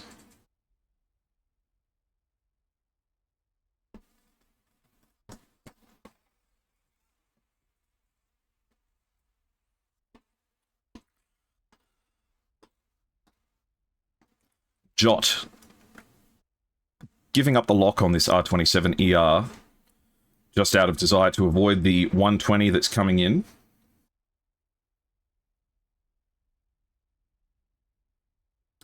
Pickle then getting into a close range fight here with Jot. The R73 going for the countermeasures. Jot getting unlucky here. Pickle dispensing the right amount of countermeasures to make no mistake, though. Plenty of chaff and flare in the air. And then we have Maximus and Starry Fox 9. Of course, we have the benefit of being able to see through the clouds. These two guys didn't have a chance of getting visual with each other for quite a while. But they got within 1 nautical mile of each other, within 3,000 feet of each other, 2,000 feet of each other, until Maximus loses situational awareness. And the name 120C is coming. Meanwhile, Luigi is at engine idle and is unable to make it. So, a comprehensive victory, I think. Hello, Dingo Tactical. Welcome in. You're just catching the end of round number 2 of the 45th versus the boys over at Griffin. Some AIM-7s just being donated into the sky. Welcome in, Raiders. I hope you're having a good time. I'm currently hosting SATAC, a 6v6 PvP competition.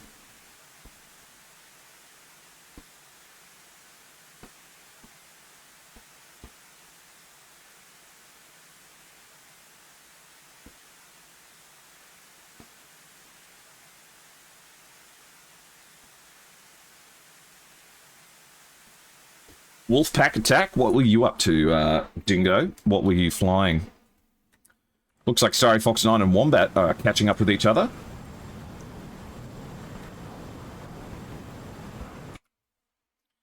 The only pilot that they lost during that fight was Edit from a an AIM 120, or rather a R27 ET.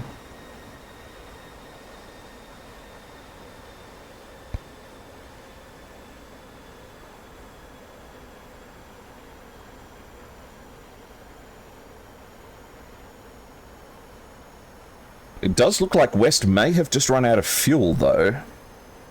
He is, however, at 61,000 feet of altitude.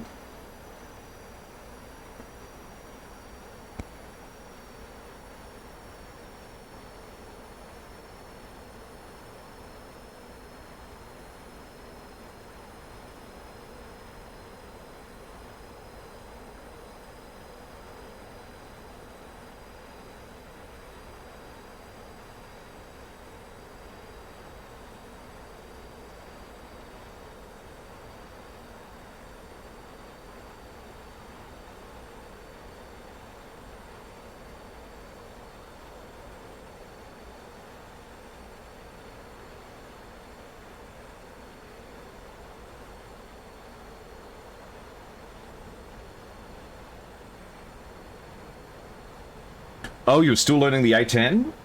Man, you've been flying the A10 for how many days? 37 or something like that? Man, you must know everything that plane can do. Thank you, Dingo. Thank you so much for sharing your community with mine so regularly. Don't feel obligated to raid me just because I'm live, but it's a pleasure to have you every time. Thank you very much. And ladies and gentlemen, please feel free to check out Dingo Tactical, DCS streamer, content creator, who makes a pretty good effort of things. Very enjoyable to watch.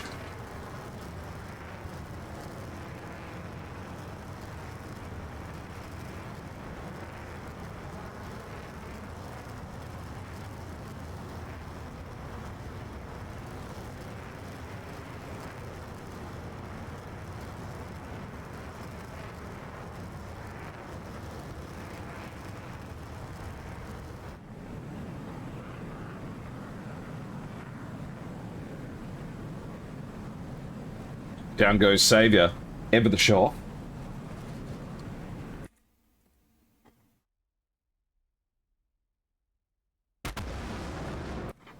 Welcome to the roller coaster.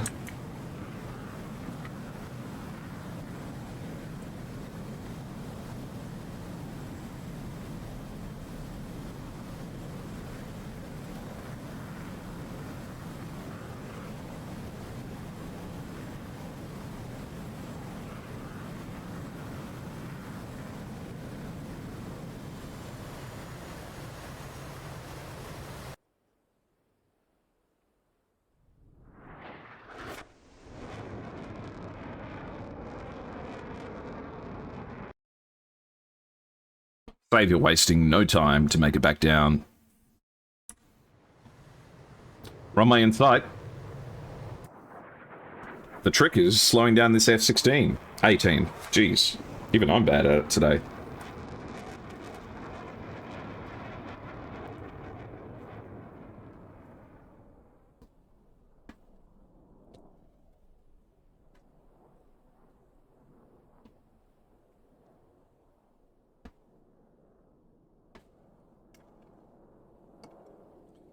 All right.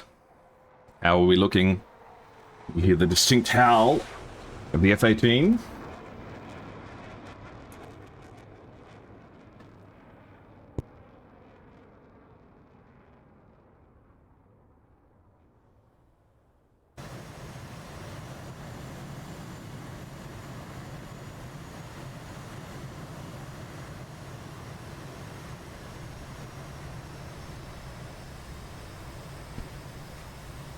Safe. Saviour makes it down.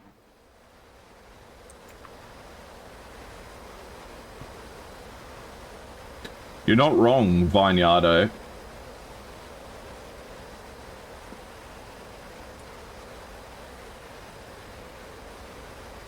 They are just ferociously attacking each other here. I think Griffin Squadron's get a little bit caught off guard by it. I wonder, though, if there is capacity for them to shift tactics just a little bit. Certainly when you've got people flying at you that hard and that fast, you can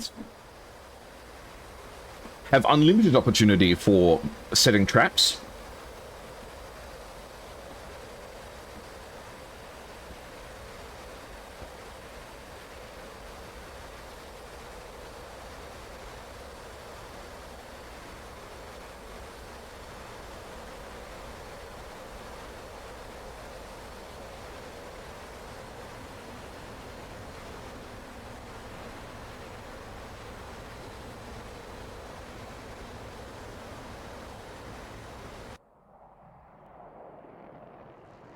His engine's still idling, by the way. In fact, I don't even know if it's on. So, here's West. I think West is going to want to make sure that this one is a one-and-done type deal.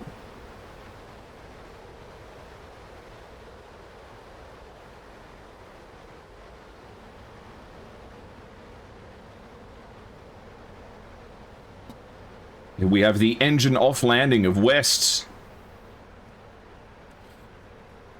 His engine at 11% RPM through airflow alone.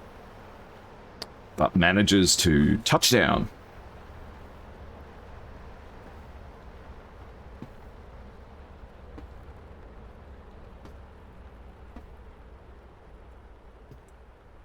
Excellent airmanship. West making it home on fumes. What about Pickle? Pickle's next up, and Pickle's got his engine on, which immediately makes this whole landing malarkey a little bit easier.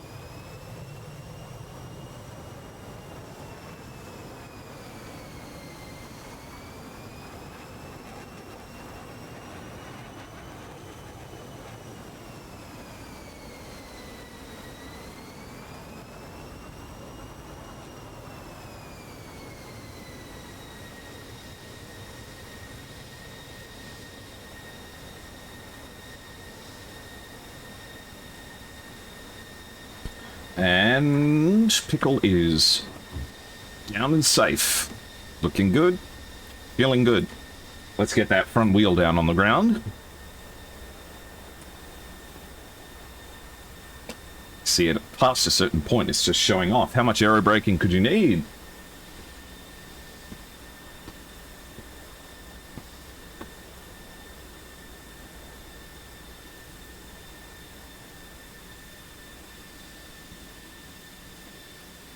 Smooth as butter. Still left, we have Starry Fox 9 and Wombat.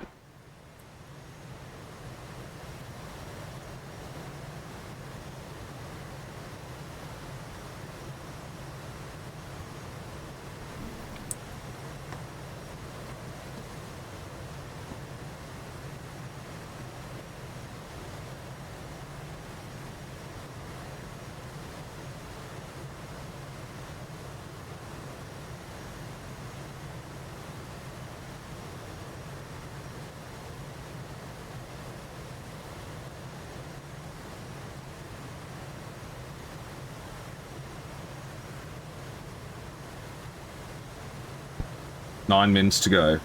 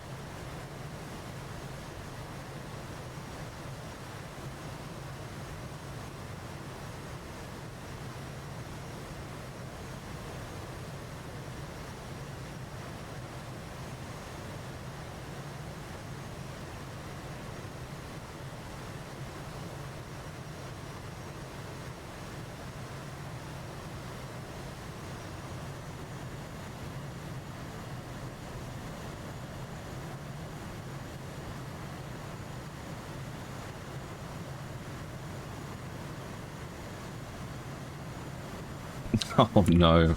What are they doing? Oh, jeez. Stop getting intimate on the runway, please, gentlemen. This is conduct unbecoming. We need to look at Starry Land.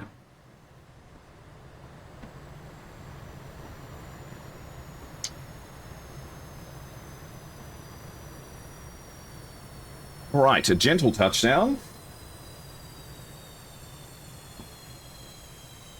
and the engines go off. I wonder if that was really his last drop of fuel. Meanwhile, we have Wombat here.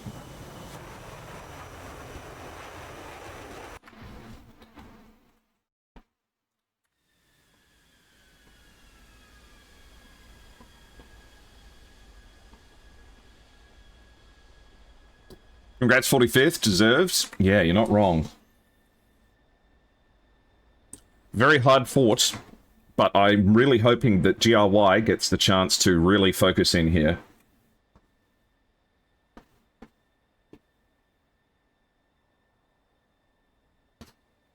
There goes Starry.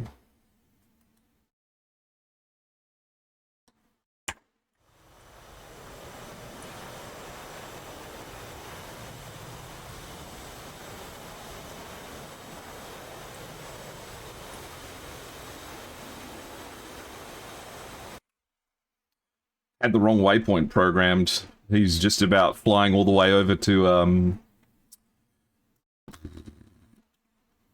Black Sea. This is the Black Sea, isn't it? In here? Or am I just being stupid? Probably just being stupid. Whereabouts is the Dead Sea? No, is this whole area the Black Sea? Man, I am stupid. Why is there land here? Sorry, I'm going to Google something, because I don't know where I am. Chillin' Spree, thank you for the follow.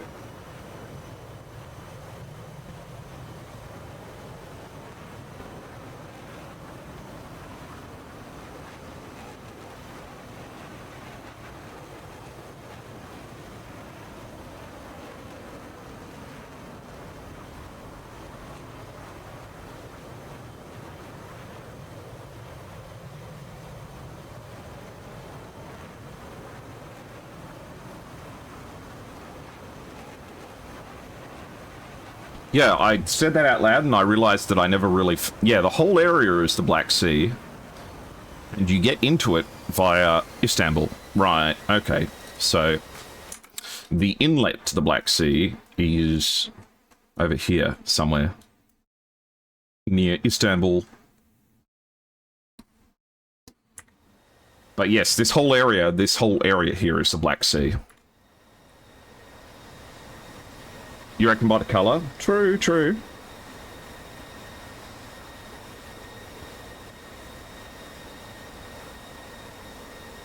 Nice emotes, Chillin' Spree. That looks cool. I'm 6 feet from the edge and I'm sinking.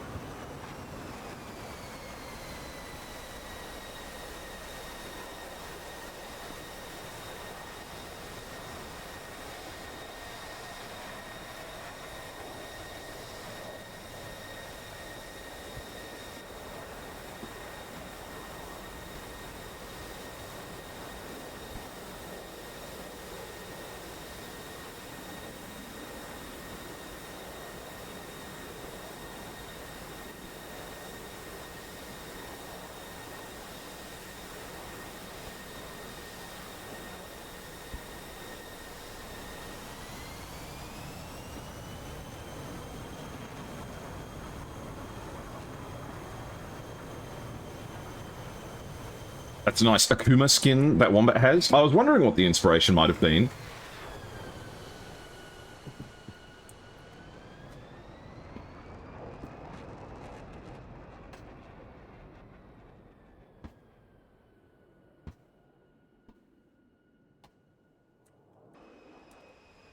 Hello, that furry name not telling. I hope you're doing well. I just realised that Wombat's coming back with all of his weapons. He forgot to shoot anything. Okay, Wombat's down and safe. Let's get ready for the next round. You see fire on the runway? Oh, they've probably been crashing into each other or something. We'll see. Alright guys, time to stand up, stretch your legs, get yourselves ready for round number 3. Keep your eyes on the top left of the screen. 3, 2, 1. Exciting. Alright, and we'll be right back. Play some music. Oh, you can see him on the tail skin. Alright. We will restart the scenario. Ignition, range start, right extension, shoot away. 0, go. Alright. Alright guys, we'll be back shortly. I'll try and put on a little bit more of an upbeat song for you.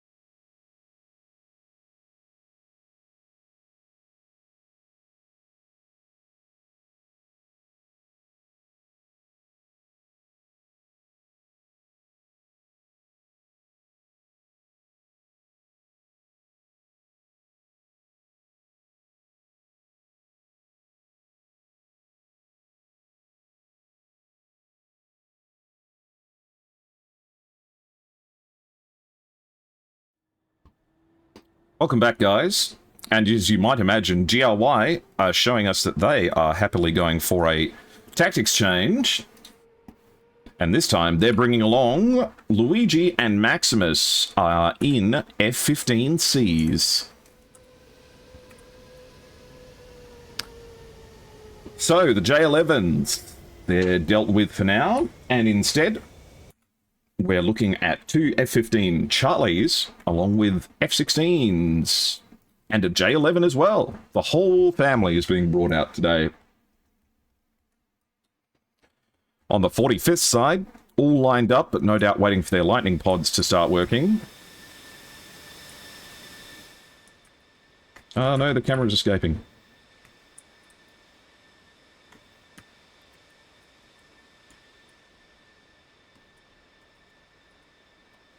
I'll be right back in a second, guys. I'm realizing now that there is a huge shining light.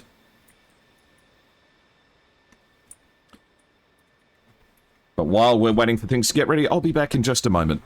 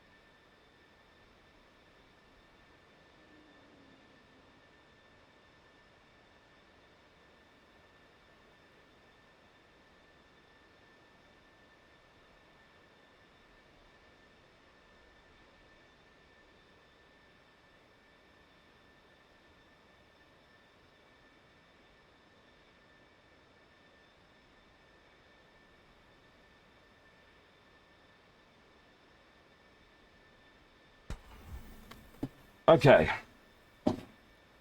My robotic vacuum had trapped itself in the bathroom, and then it knocked over something, and then it started freaking out, so a little bit of everything going on here.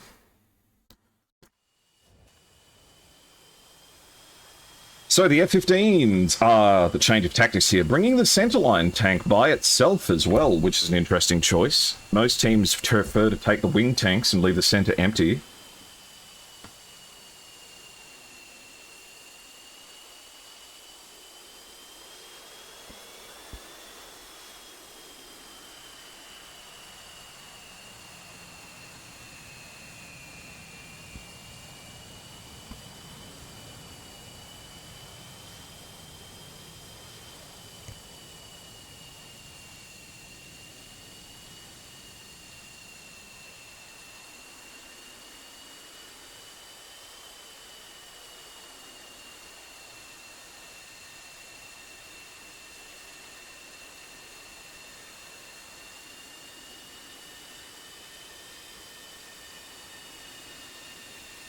Poor little guy. Oh, it is what it is.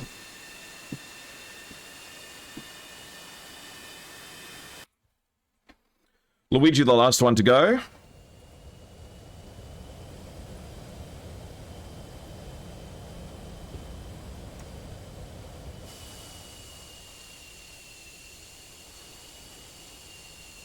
Suddenly got quite hot in the studio today.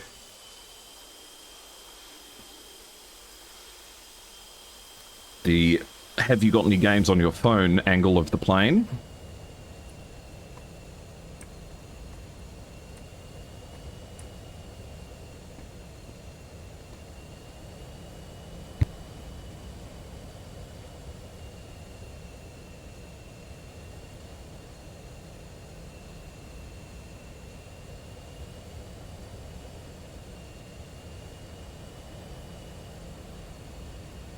Let's get a poll up on the screen for you.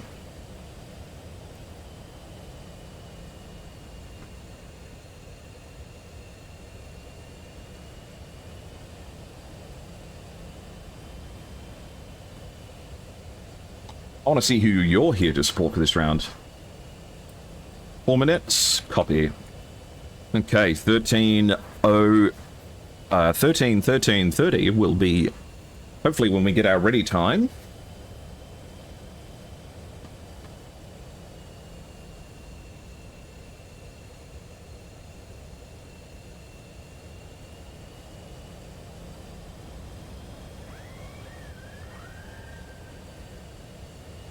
As the F-15 turns around to brief the men and women, who's to say?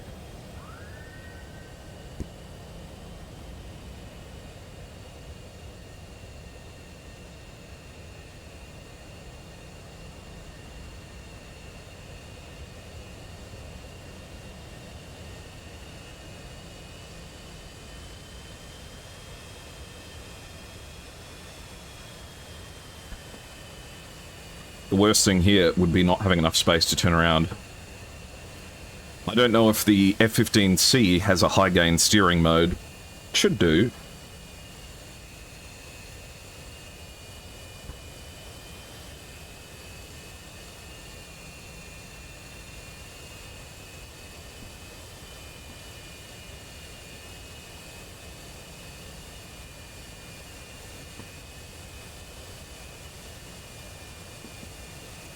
Uh-oh.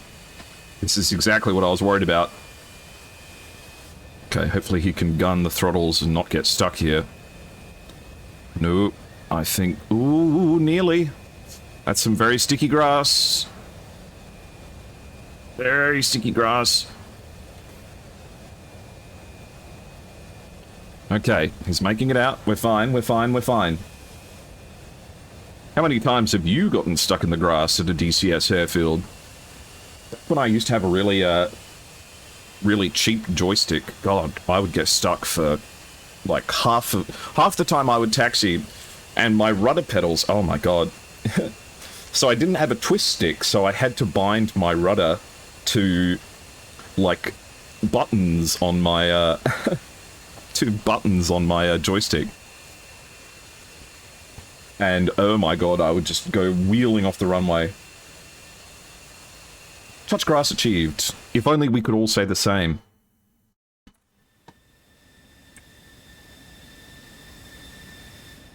So, GRY has 6 planes. But it has 12 engines. Make it make sense. Wait, not 12. 9. They'd have 12 if they all had 2 engines.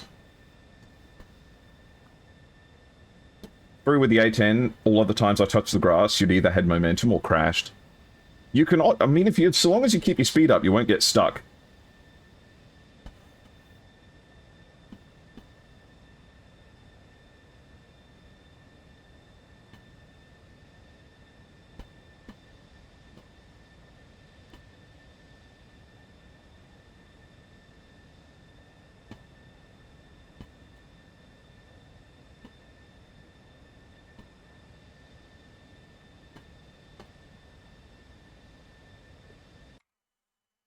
Okay, 13, so in about 20 seconds, they should give me the ready call for 45th.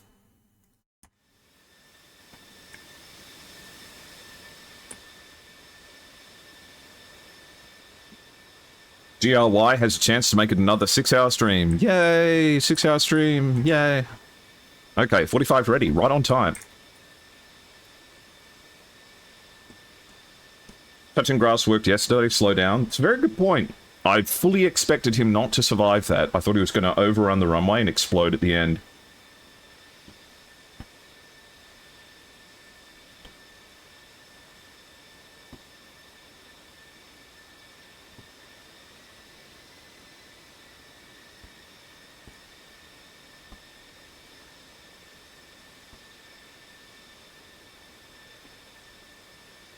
Have you guys got a lot on this week? Seeing the size difference of these planes is so interesting to me. When they're in the air, you can't really tell. Yeah, man, the F-18 is tiny. It's a very, very small fighter jet, considering. You think of it as this massive beast, but It's not too much.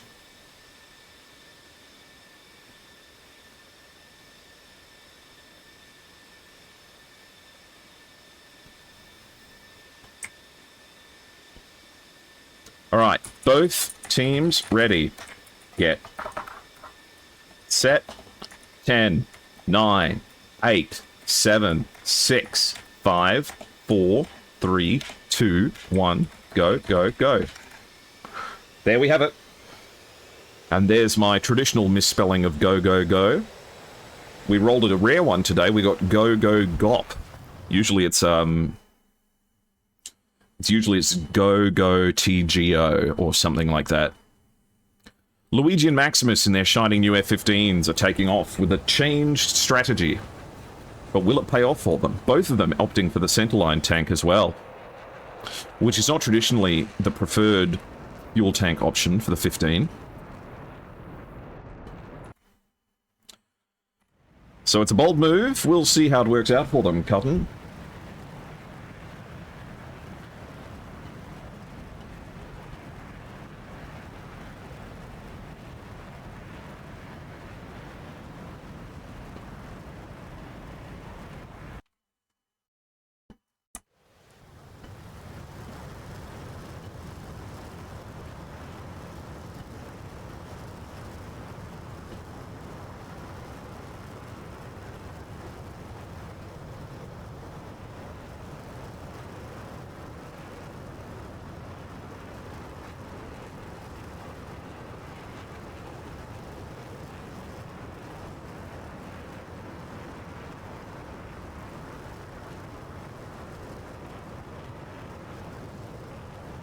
Not too much impetus to climb, it looks like, for the F-16s. They're happy to go low.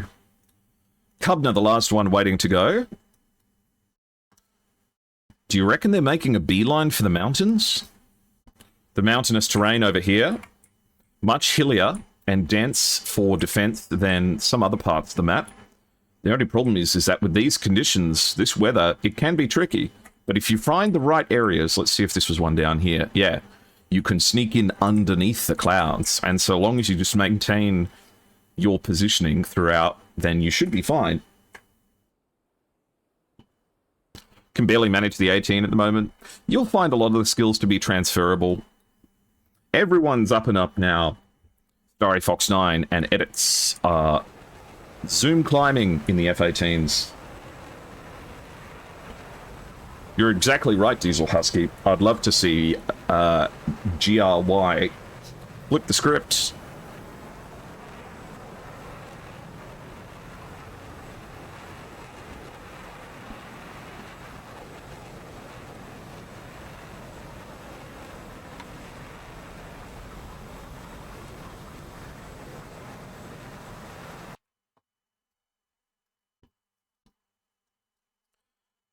Okay, the F-16s have climbed up now, up to 25,000 feet, but they are still distinctly heading towards the north.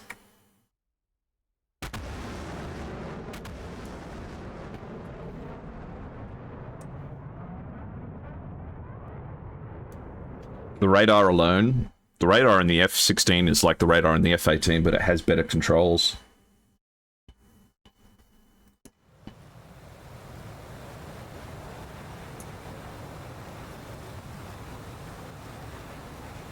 '45th are climbing high and spreading out into a four-ship.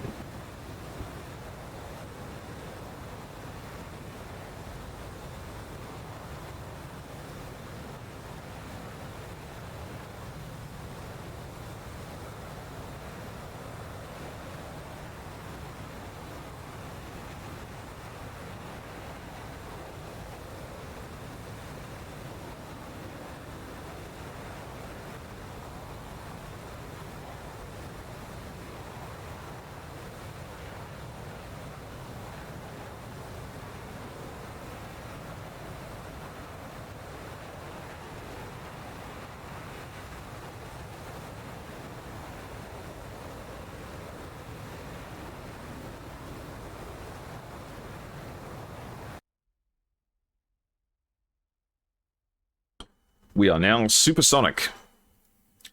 Savior and West going far south. Edits and Starry Fox going through the middle. Pickle and Wombat chasing up in the north. And it looks like it's even Stevens for who are the favourites for today's match. Looks like round 3 is going to be an interesting one.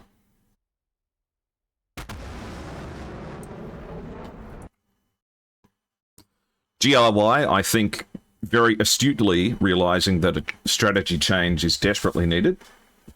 Whatever they were doing isn't working. So high altitude F-15s may be the key to unlock their foibles. If they can keep those planes up at altitude, it may take away the 45th's ability to fight really effectively at close range, which they definitely prefer.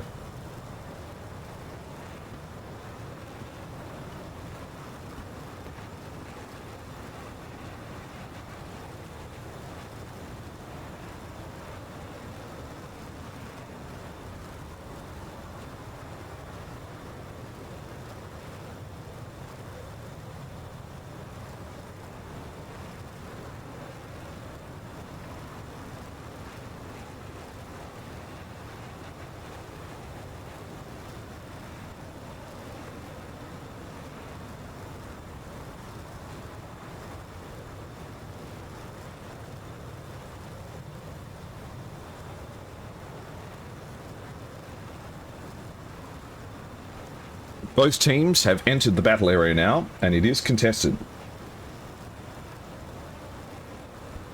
Hope GRY get a few rounds. They came that far. Absolutely. It's a brutal game, but both of these F-15s are above 50,000 feet now, with their tanks off as well. The question is, will this take them off guard? They're climbing up now, and already launching a missile, long range, high and fast. Apexing. Let's see how high it gets. Big long shot towards West and Saviour, nearly 60 nautical miles. Luigi, looking at Wombat and Pickle, about 70 nautical miles away. Elimination or point system? It's whichever team can take control of this central circle and make it back to base. So, that's what wins rounds. And if it's tie, we keep going.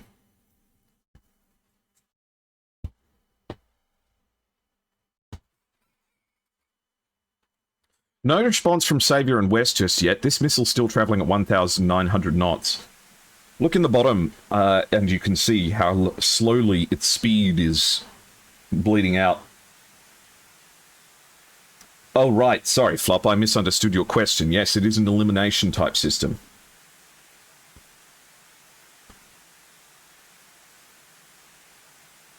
Okay, missile's gone active. That's going to mean that West and Saviour are going to know that there's something on. Question is West going to predict that this missile could be a threat? This one does look like it's going straight for him. West might be in a bit of panic now. It's coming down. Let's see if West can get away from it.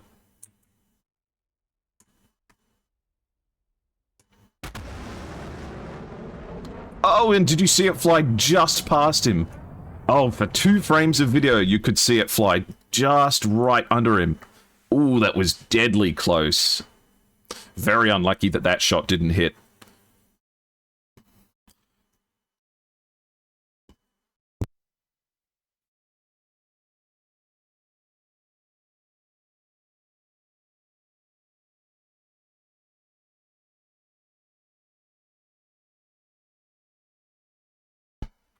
Okay, after giving up quite a bit of altitude, Edits is heading down low. Is anyone streaming 104th versus 36 today? I don't know, you'll have to ask the organisers, I'm sorry, Shanton. But I am stuck with this match at the moment. Well, stuck is the wrong way of putting it. I'm exactly where I want to be.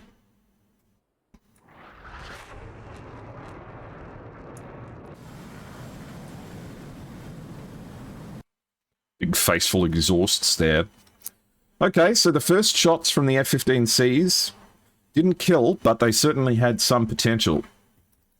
Looks like we've got a shot from Saviour here. 35,000 feet with 40 nautical miles to cover towards the nearest hostile. It might be heading towards Luigi.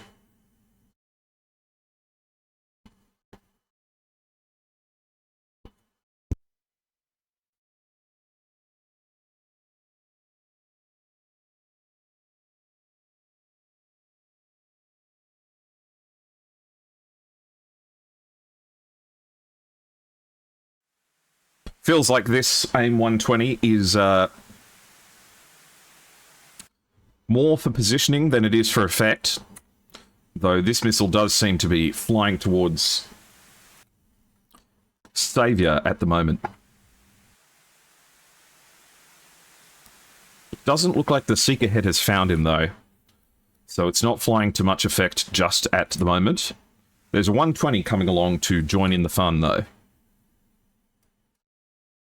The 120 towards Luigi, slowing down to 1,100 knots. And Luigi, for reference, is traveling at 670. So, not much threat at the moment.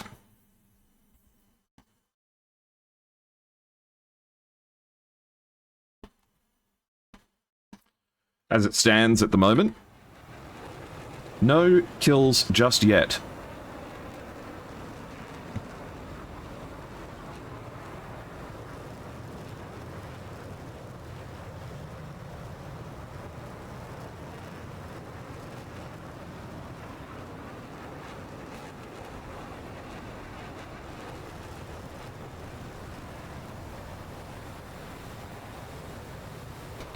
Turning away here now. More AMRAAMs getting into the air. Cubner firing a 120. Looks like this one might be for Savior as well. Savior at 5,000 feet, though, so should be able to get away from it. Bringing it into the notch. It's got 3 nautical miles left to cover. Looks like it's already been notched, though, and into the drink. There it goes. Cygnus Parnus is now getting pretty close to edits. Definitely close range is where 45th wants to be. Firing a missile off the rails. Looks like they're going off for gods at 34,000 feet. It's a 15 nautical miles shot with almost 30,000 feet worth of altitude to cover. I wouldn't consider this the deadliest missile of all time. Much the same, Maximus is getting away from the 120 at high altitude. This one attempting to catch up with him up there as well, but Maximus, if he can keep the speed, should be fine. Traveling at 57 knots. Gods has been chased away by the AIM 120. Cubner now face-to-face with edits at close range. Maximus is also fired. And it looks like the missile did catch up with Maximus, but desync caused it not to kill him. Very unlucky there. Edits now with some 120s to contend with.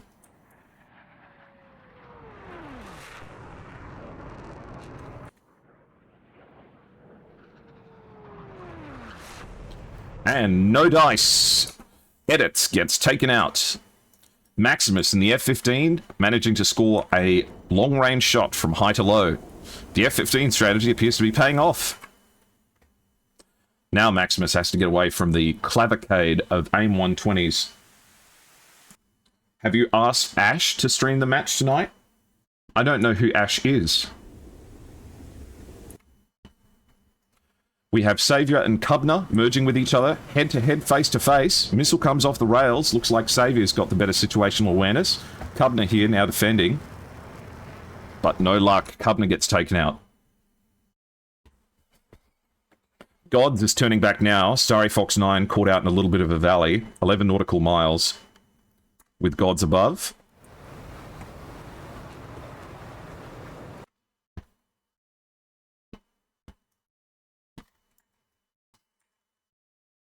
So, we're 5v5, and it looks like GRY is on better form than they have been in the first 2 rounds.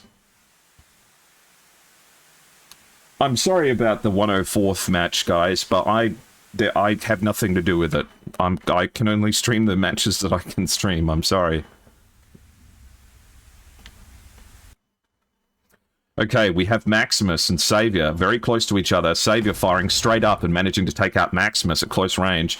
Question is, can Pickle get away from the missiles fired down at him? One explodes beneath him, but there's more coming in. Plenty of them in the sky now. Looks like Pickle managed to give 2 of them the slip. However, Jot is at close range, a 4 nautical mile SD-10 shot. It is a 4v5 now, but that may change as Pickle has this to contend with. Does manage to notch it. It goes straight over the head of him. An R27 comes in now. This is going to be very difficult to dodge. And Pickle gets splashed. Close range kill, but West is here to avenge him. Missiles flying in all directions throughout the air.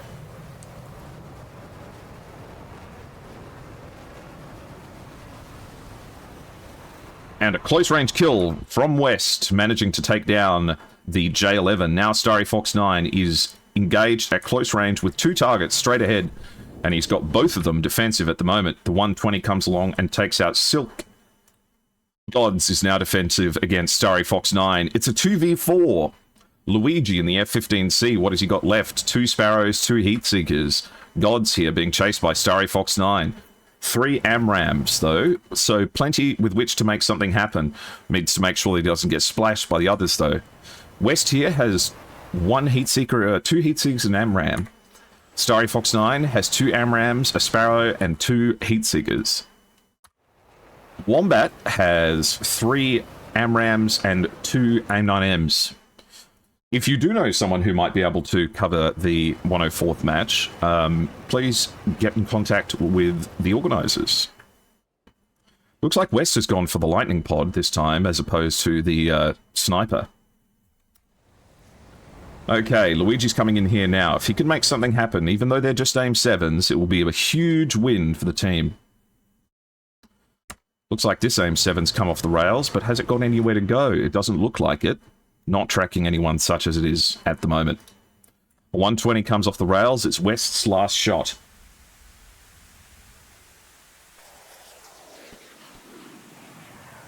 We've only got sound to go off at the moment, but it's catching up with the F-15.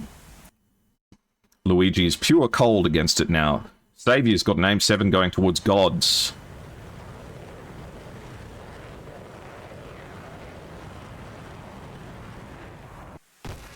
And it's guided all the way into its target. The 120 fired in response, no effect.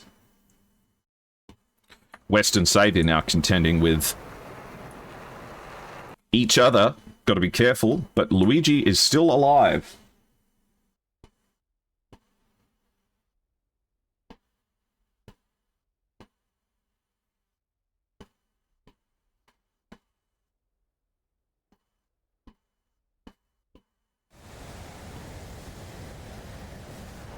Okay, missile off the rails here. It's one of the last... Oh, fuck, I can't track it. An AIM-7 coming off the rails here. But an AIM-120 from Starry is catching up with him quickly. Impact. And the last member of GRY, Luigi, goes down in flames.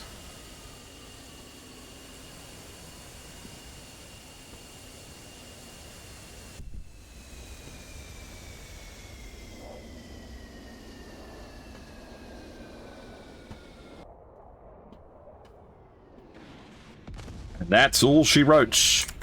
Alright, 45th RTB. And secure the victory if you can make it. It's so weird seeing a fight from this perspective. What do you mean, Lanius Aetherian, rather? It aches you watching 81 Banana? Oh no.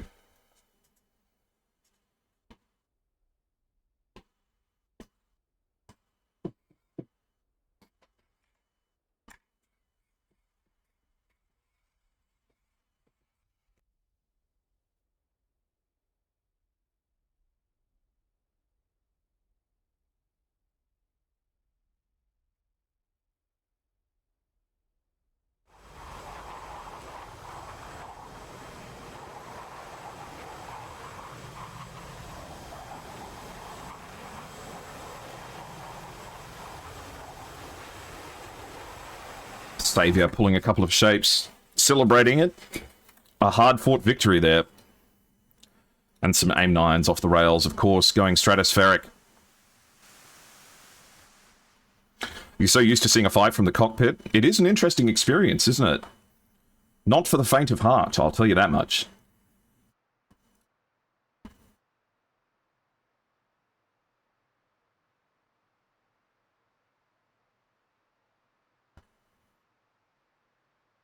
Alright, let's have a look at the TAC view. Griffin couldn't dodge a simple cold shot from distance. Yeah. I don't know, maybe today wasn't their day. Also, I'm not sure why the F-15Cs are showing up as paper planes. So, we'll have a look at what happened. They got off to a good start here. This early shot, going for West, had potential. West managing to evade this one just by... Ooh, I see. West getting a little bit lucky here, so I guess,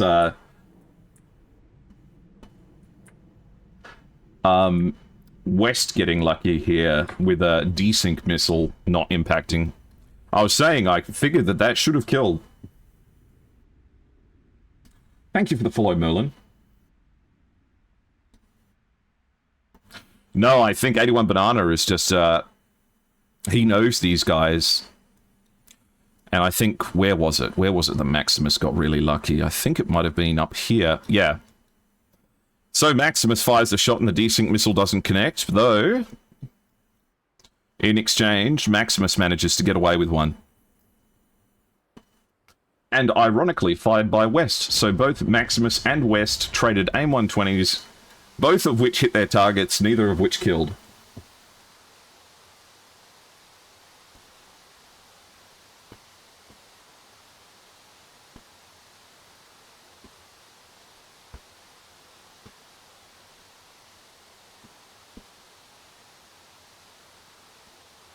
So look at the sheer number of AIM-120s that are just chasing away Iconospanis and Gods here. Truly just boxing people out in a big way.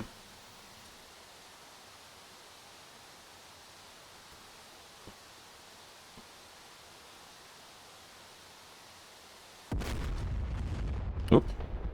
I forgot that I was looking on those AIM-9s.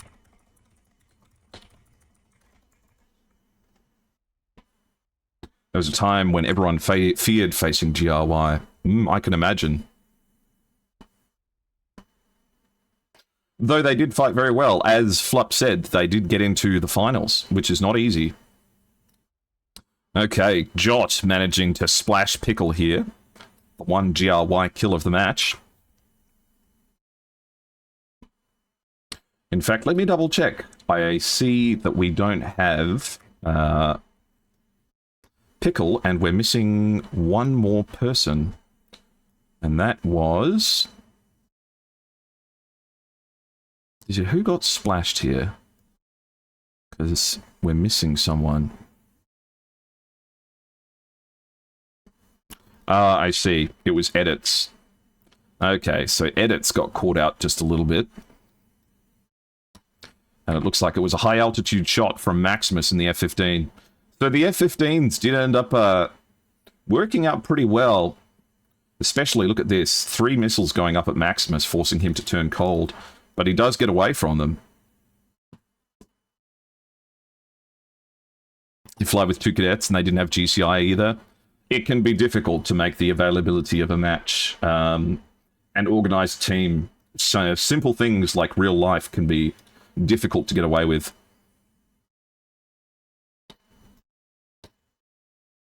But they cleaned up. Jot manages to get the close range to Pickle. West gets his revenge with an AIM-120 shot at 5,000 feet away. Look at how many countermeasures West is pumping in on the merge too here. No point holding countermeasures on your plane if it's life or death.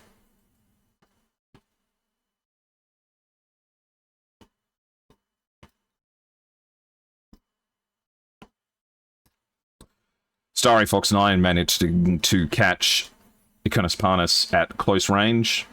Nowhere near the notch gate, unfortunately.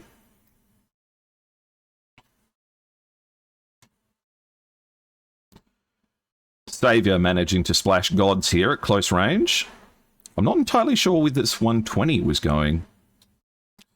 Looks like Gods fired a really, really high off foresight 120 here.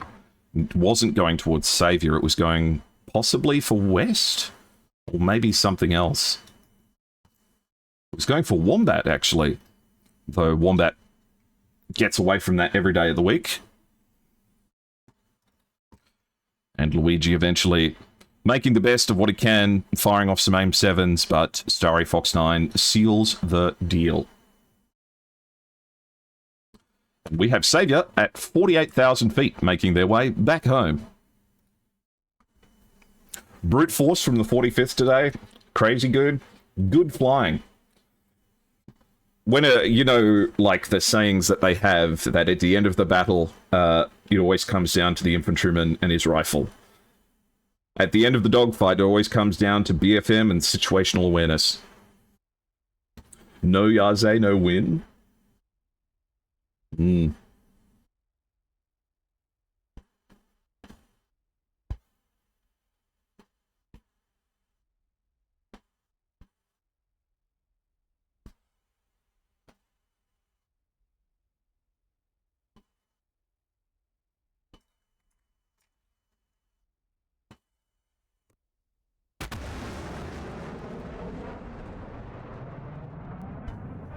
Looks like Li Tong needs to go to bed. It's a bit late.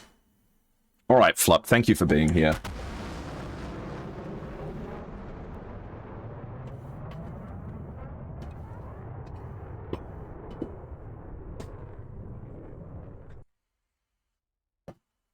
And Savior is beginning the downward shot towards the landing zone.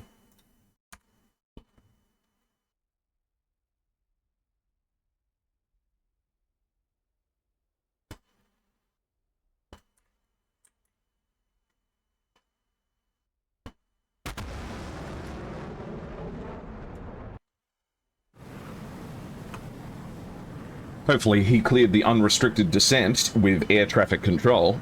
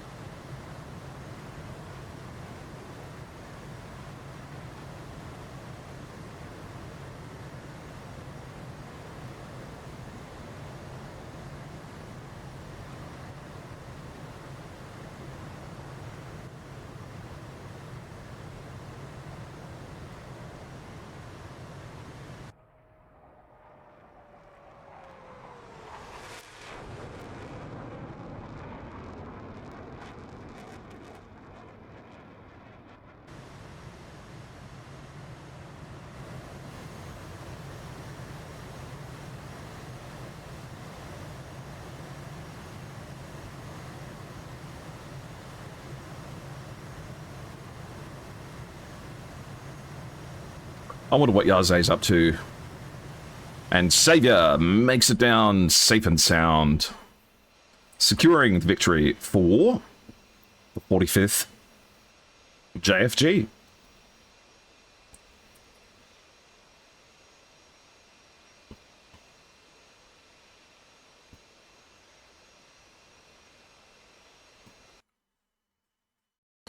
Next up, we have West, who's turned his engine off again, and it's at 54,000 feet.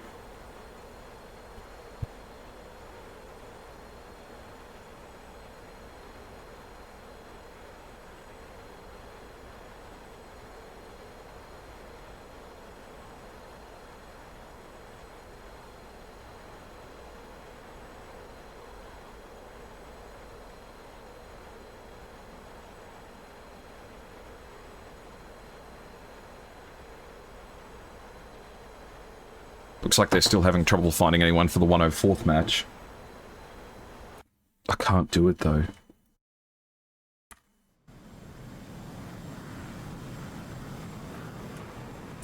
One thing I only noticed the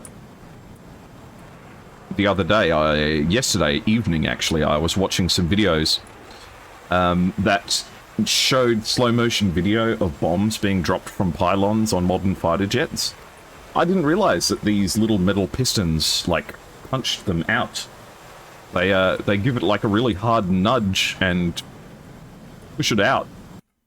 Which is very interesting. I did not know that they did that. Also, I think Wombat is, out of fuel. But at least he's got the top down. Stay on target. Stay on target.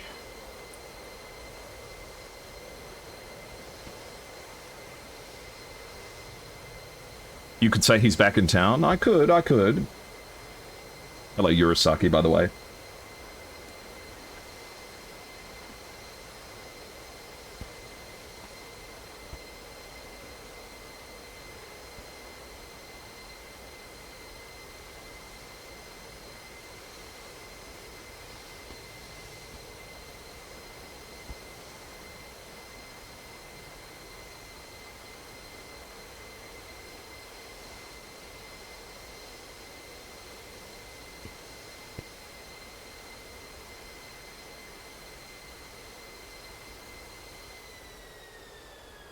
And there goes his engine at the last second. Is he going to hit the lights? Oh, it's going to be close. Oh, no! Oh, that's not what you want to have happen. Nearly, not quite.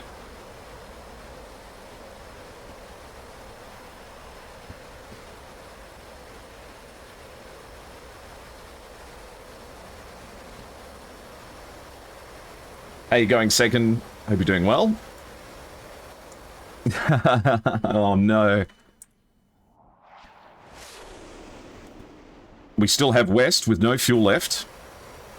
Continuing his descent.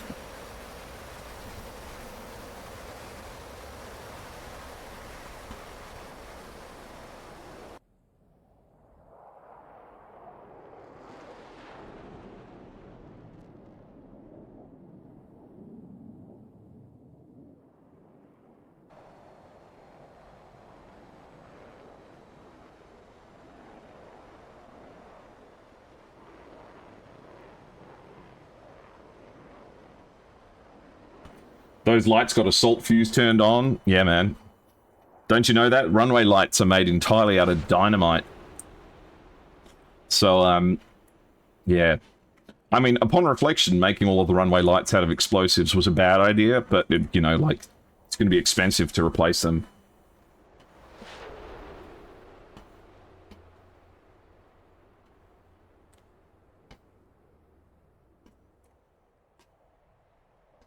Okay, down and safe. West makes it out of fuel. Aero braking all the way. Someone's going to have to be careful. There's hydrazine being used. That EPU is going to be spewing out some proper gas.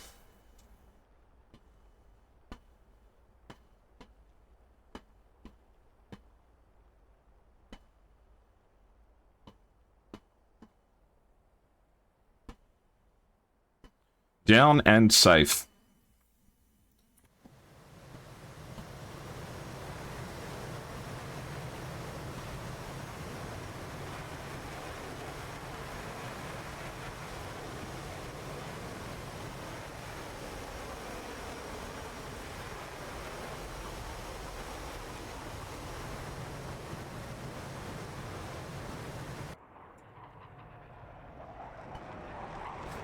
Sorry, Fox9 says, I'm going back to VR chat after landing. Oh, no. What's he doing in VR chat?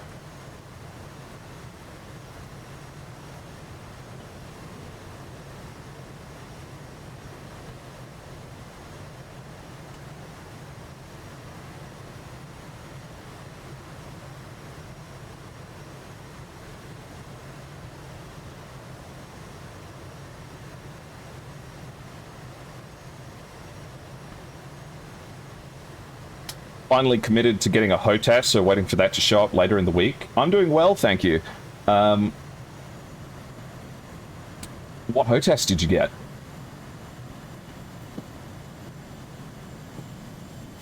Okay, the match between the 104th and the members of the Stormo Virtuale and SIG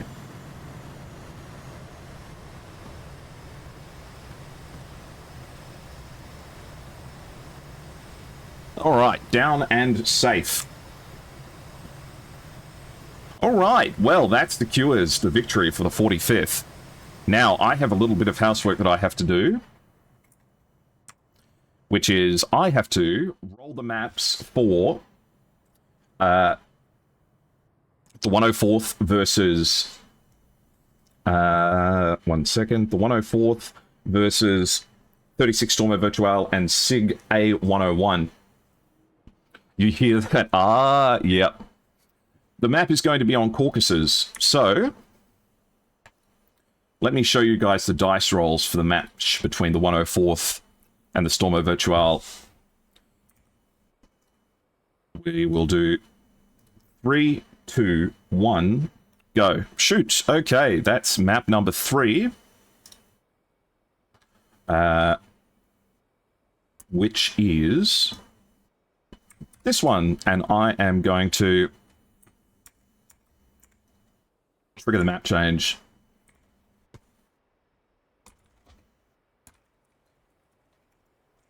All right.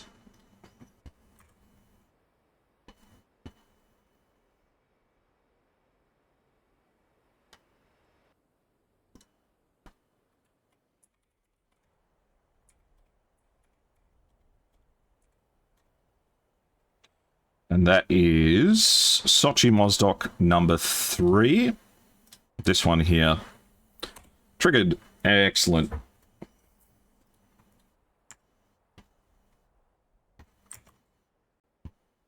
Okay. Air show. Hey, give me 1 second. Hello, who am I speaking to? Is this Edit? How you going? Edits. Hello, Edit. Yeah. How you going? How's the team Hello. feeling after that one? We're feeling pretty good. I think we're getting either Wombat or somebody else to join as well. Yeah. Yep, there he is. Wombat. Very nice. What's up Yeah, there, team's Sal? feeling good. Yeah? But that was Thanks for streaming. that was definitely going to be a tricky match no matter who was participating. I'm sorry, I'm managing the next match as well for a second here, so I just have to pass over some information. No worries. Just 1 second. All good.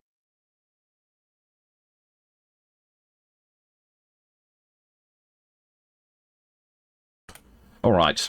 So yes, preparing for this match against Griffin was definitely going to be a difficult one, no matter which way it played out. Did you know much about Griffin heading into this? And was there a lot of specific training to prepare to counter their strategies? Because the last time that you guys met, just let me double check the stats. We did lose. You did lose 2-0. So what do you think has changed from then and now? So what we first did was, go over our old TAC views versus them. And we realized they like to play sort of huddled up and kind of in the back, a little more defensive. So what we really just tried to do was to kind of like push forward, especially on the ends, and just try to make progress with one specific side and then try to just push from there. Okay. And did it play out the way that you expected in once it came down to applying things? Certainly, it ended up being very close range and quite chaotic at the end. But that seems to suit you guys quite well. Yeah. Was that the specific intent? Get close, get tangled up, and beat them in the merge? Yeah. That was the plan. We we know that they're weaker up close, and they use like I said, basically like Turtle. They just sit in the back and try to use the space to get like breathing room. So we were like, this time we're just gonna go full aggression and push, and then they can only go but so far because the bubble, and that you can tell that they weren't trying to fight up close because once they got backed against the wall, it ended pretty quickly. Yes. So we just wanted to get up close and fight them there. And there was, of course, a strategy change during the second round as well. The third round, where they switched out some of their jets for F-15s. Once that happened, did you think, ooh, this is going to have to take some things going differently? And also, did you guys have a GCI, and who was it? You can answer it. I think he's fully muted. Oh yeah, we had a GCI. It was our former teammate Xbox. He's not on the team anymore. He's on the team, but he doesn't play anymore. He has a lot of real life stuff going on. But he offered to GCI. We don't really believe in like GCI or AWACS or ECM, but we said since we know they're gonna want ECM, and we still don't like ECM even if it's allowed. So we said we'll at least give ourselves the GCI, because one thing about like the Griffin strategy is like a lot of teams do it, and it's actually pretty like it is effective. I'll give them that. Like when you're constantly going cold and like turning random directions, like it's hard to keep track, and that's how we lost the first time. They were, like I don't know if you streamed the first match, but they were like No, I didn't. I think that one was Banana. Okay. Banana, yeah. They did the same thing they did today, except that day we just weren't as focused. But when you have a team that's in the back, just like I said, just turning random directions, randomly turning cold, like changing altitude, like it's hard to keep track of 6 people. So Absolutely. we were like, okay, like let's take a GCI this time at least, because it is harder to sort. And if you're constantly moving forward, like everything moves faster, right? So it's harder to keep up if they're moving around like that. So we just like, okay, we'll take a GCI this time. And it was our, like I said, former teammate who doesn't play anymore, but great GCI. He was really good. And then we had our cadet, Cookie GCI the last round. So 2 people. They swapped Absolutely fantastic. Sorry, I just have to do the coin flip for the 104th match. 104th has picked Tails, which is 2 on the 2-sided die. 3, 2, 1, shoot. Okay, and let me pass that on to the gamers. Well, that's excellent. That sounds like things worked really well. Yeah. Yep. Are you feeling like there's the potential to go all the way this year? Do you think 45th is some potential? And if so, why? What do you think makes you guys different? Makes you guys better, a little bit more on top of things? We do now, because before we used to just practice like a lot and on random days. Now we're more into a schedule, so we practice quite consistently, and that really does make the play sometimes, just consistency and always playing the game. So I'm obviously not sure how much other teams practice, but just staying consistent with it helps us a lot. And also, I think we've played both teams, 104th and 36 before, so whoever wins that match, I think we should be well aware of what they're gonna do. Well, speaking of 104th versus 36, who do you think might take it? I haven't seen so much of 36 recently, but knowing from history, I think I just have to go 104th. Yeah, I got 104th as well. It's going to be a challenging match one way or another, yeah. I actually kind of like, I guess the words like respect 104th, because like when TACT, so last year's TACT, they were like really inactive, and like, because like, like, I don't know if you follow TACT, but they won like TACT like years in a row. And like when because we're still like I don't say we're new anymore, but around there we were new. And like when we started to play like TACT season last year, they weren't really active, and like I just kind of felt like maybe they weren't gonna like be around a lot longer. But then like I've noticed a lot that they've been like playing a lot more. I see them a lot on ground and stuff, like, so it's good that they brought themselves back. Like they're a lot more active than I expected them to be based off of like what I last saw. So I got 104th for sure today. Absolutely. And then it'll be a good match versus us and them next Saturday or Sunday, whichever day it is. No worries then. Well, I would like to say thank you very much for you guys fighting for us today. Congratulations on the victory. I hope you guys are feeling good about it, because that one was definitely hard fought and well earned, up in the most difficult kind of flying that you can do, up close and personal. Please pass on my congratulations to your teammates. And a big thank you, of course, to Griffin as well, saying thank you to them for participating in the competition and doing so well to make it into the semi-finals, which is not easy to do at all. A fearsome team, and I'm sure they'll be back, but for the time being, it is the 45th that moves on. If you guys have anything you'd like to say, please go ahead. Feel free to make any shout-outs or anything you'd like to say. Stage is yours. I'll just say thanks to the team for, showing up and putting the work in and, doing their job. Because at the end of the day, it's on us to win. And everyone, like Ed said, like has been following the practice schedule and all that. So it's been a lot more regimented. And it definitely feels a lot better. So that's all I have to say. I don't know what Ed has to say, but for me, that's all I got to say. And thank you for you streaming as well.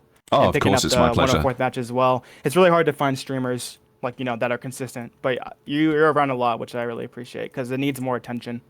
So definitely shout out to you as well. It's my pleasure. Thank you very much. All right, guys. Yeah. Well, I'll leave you See- to it. Please enjoy the rest of your weekend, and I will see you later. Okay, see ya. See your show. Excited Yeah. to watch your stream. Thank you. All right. Well, I'm considering what I can do here. I don't think I need to get up and... In fact, let me call my wife. Give me a second. Let's listen to some music. I'll be right back.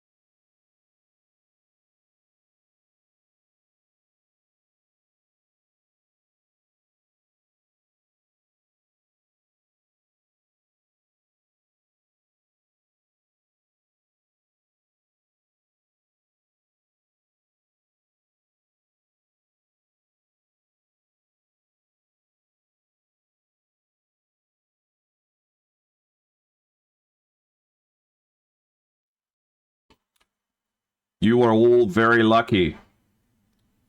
And my wife is very upset at all of you. Because...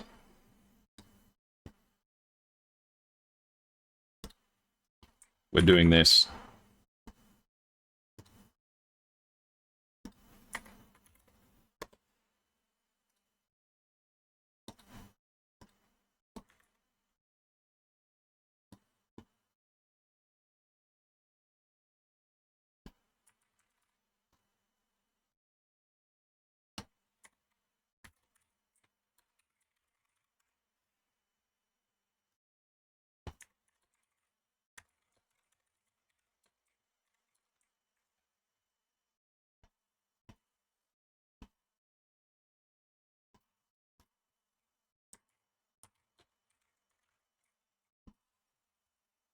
All right.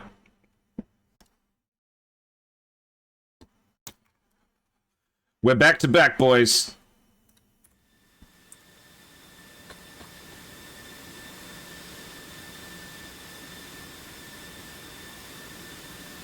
But there will not be too much talking. Say hello. She doesn't want to hear from me at the moment. There we go.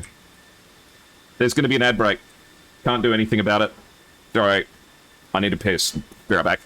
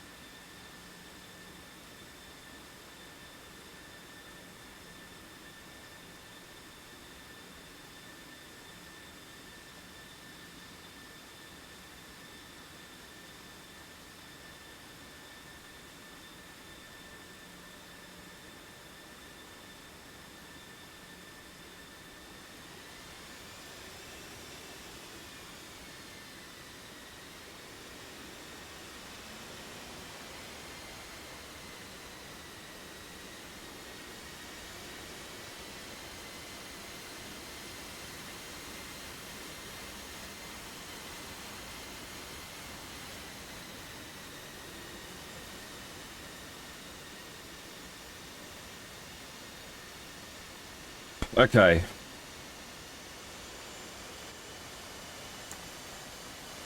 So, 104th, we have Maverick, Pyromaniac, Wiley, Stooge, Dozer, and Mogas. Very recognizable names. 104th Maverick leading the way.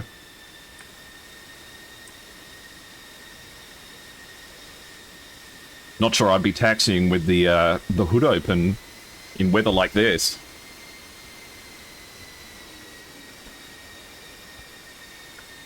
You guys are going to get hit with ads in a minute. Nothing I can do about it. I've already used up all my skips, all my delays, all my shit.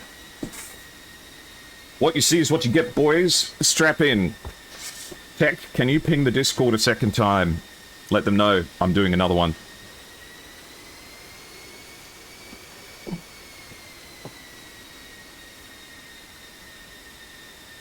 And thank you for the 100 bits, Banana. Appreciate that.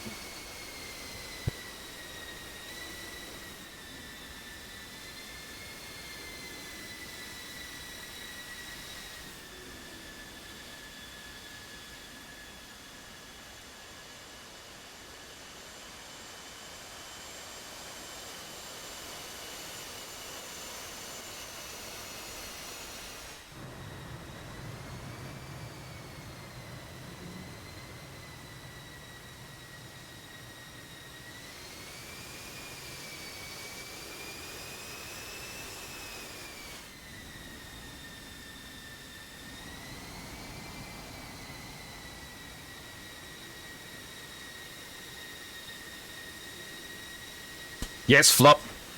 I've been dragged back, kicking and screaming. But that's okay. This match is no ECM agreed as well, so no ECM to be employed here. Looks like 104th is getting lined up. How are we looking on the blue side? Alright, the 36 are all beautifully lined up. Stormo Virtual, it's a veritable air show of lovely liveries.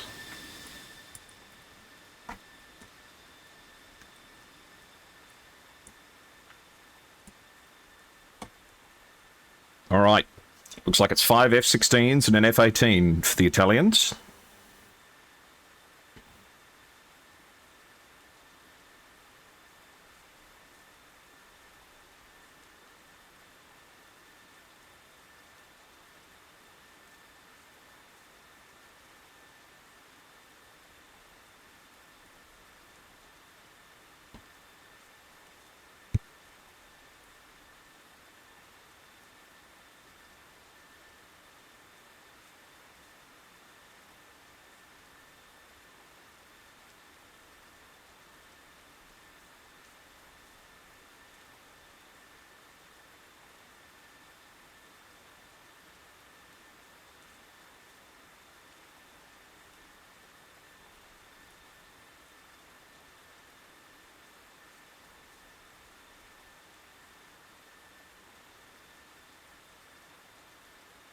Okay. 104th ready. Both teams ready. Get set. 10, 9, 8, 7, 6, 5, 4, 3, 2, 1. Go, go, go. I think they might have said that they were ready a little bit too quick, though. One of the pilots has just jettisoned their tanks. Hopefully that doesn't delay them too much. But, yeah, Falcon reported the 36 is ready. Okay, sorry. Got stuck in the chat bot there for a second. Falcon's taking off.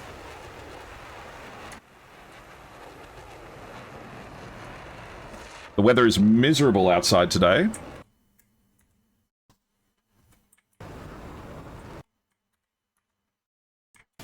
Why is the sound off again?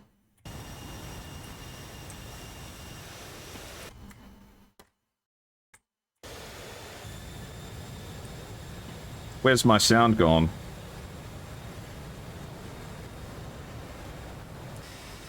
Okay, we've got it back. I lost my sound for a minute there. Alright, there we go. The Stormo are moving.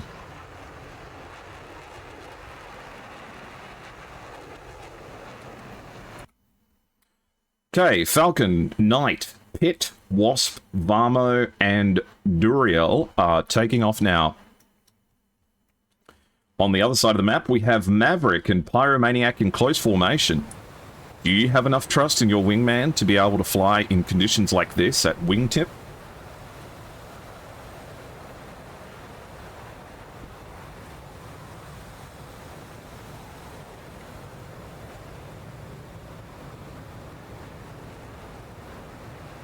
And here they burst through the clouds.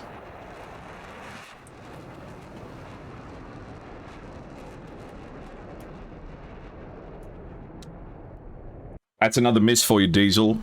I'm the least lactose intolerant person in the world. I can tolerate lactose on a whole different level. I can eat pure cheese enzyme and be fine. Looks like Maverick and Pyro are in great formation here. You don't even trust yourself? Neither do I. Alright. Separating out.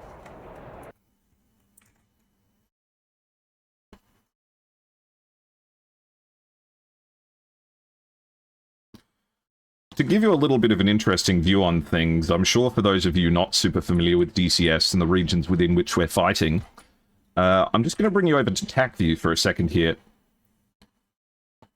Because obviously we have the terrain obscured a little bit by rain and cloud here at the moment. You can see the bullseye over here, which is the center of the circle. This particular map is dominated by these large valleys in the southern region, which when you really get down to it are actually quite massive. There's plenty of space to hide behind and in amongst all of the mountains here. However, as you can see to the north of the circle, the terrain flattens out significantly here. So I like to think of this map being kind of separated out into two distinct zones. This is the zone that you play in if you think that you're better at playing DCS normally than the other team. And this is the zone that you play in if you think that you might need to do a little bit of be a little bit slippery, you know. Not necessarily that you don't think you can outfly them, but if you want to have the element of surprise on your side, then it works really well. Cheese wheel strats? Mm-hmm. Nothing better than eating a whole block of cheddar at midnight while watching a movie. Yeah, I've never done that. Though, thing is, I'm not what I am meant to be doing right now is I'm meant to be cooking a sausage casserole. You know how many sausage casseroles are being made in my house right now? None. So that means that my partner is going to have to probably have an entire block of cheddar for dinner tonight.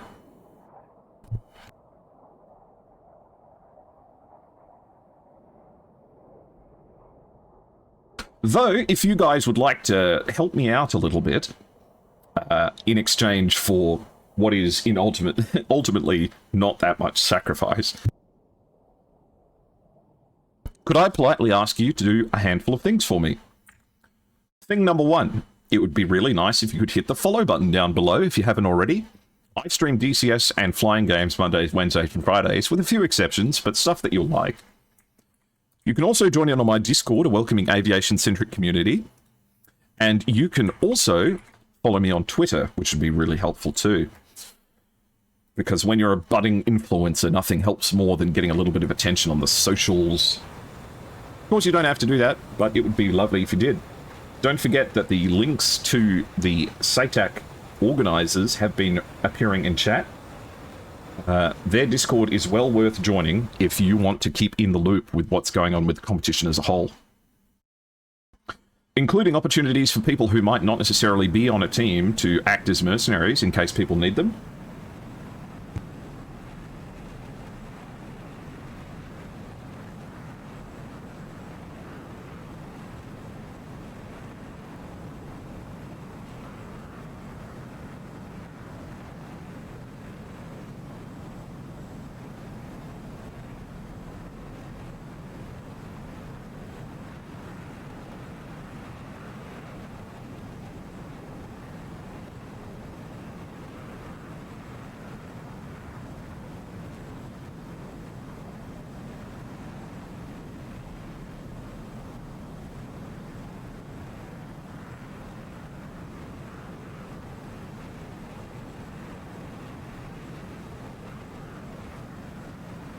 You've been on that Danish blue cheese. Thank you for the follow. Second, much appreciated. I bought myself a new cheese the other day. Also, now that I'm doing a second match back-to-back, you're going to have to deal with all the stuff I talk about after I've been talking for 3 hours, which is a lot of cheese. I bought myself a cheese the other day, which is Shropshire Blue. Have any of you had Shropshire Blue before? I really like the taste of it, but, like, I look at it in the fridge and I hesitate sometimes because I have to really be in the right mood for it, because I have not tasted anything with, like, quite a distinct flavor like that.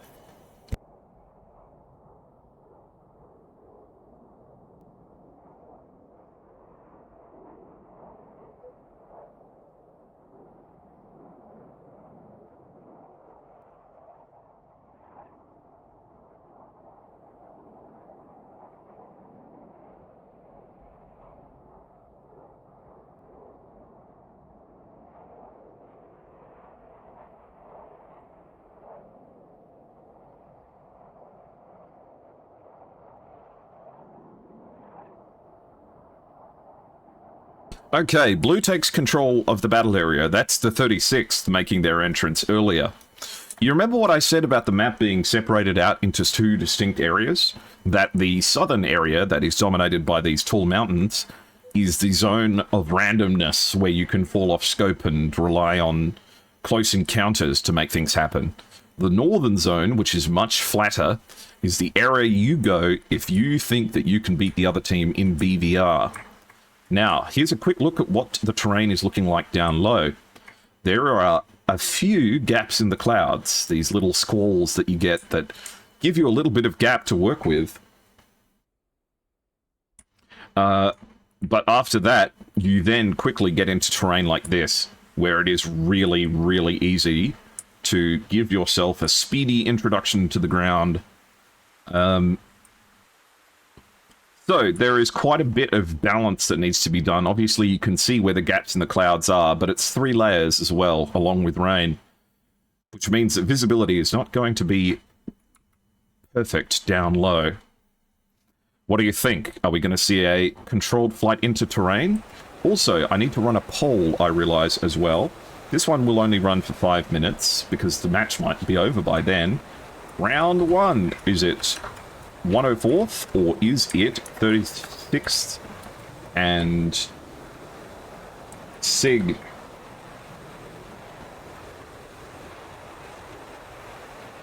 Kablam. There we go.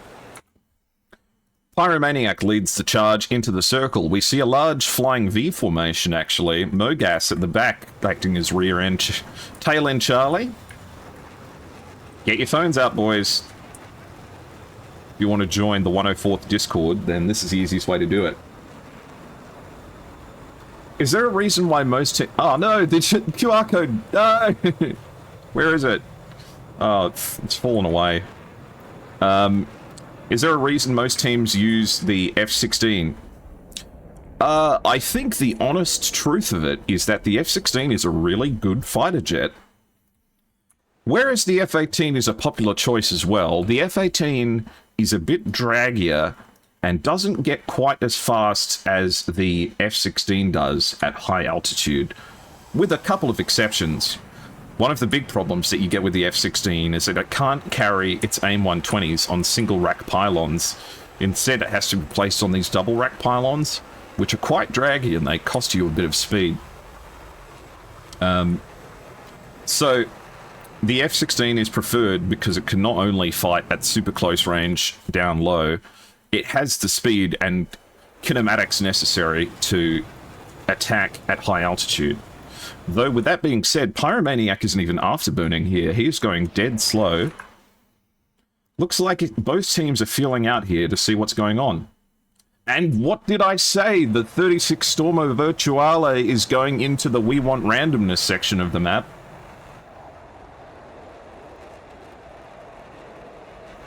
Ladies and gentlemen, I'm starting to think that after commentating so many SATAC matches, I might start to think I know what I'm talking about. I need you guys to promise me that if I start acting like I'm an authority on anything, one of you will take me back and put me down because you know that It's time for me to go out to pasture.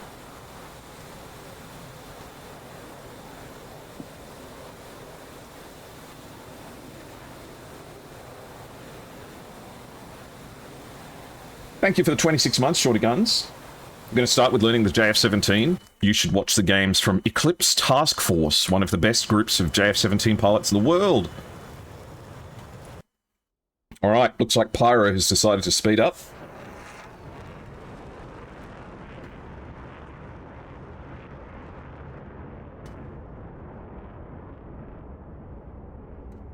Alright. Do you reckon I have a pack of sausages in the fridge, and they say that they go out of date today? I can cook them tomorrow, right? Let's get the music a little bit more upbeat. I need something a bit more... I don't know. I can't listen to more rock. We need to shake things up a little bit.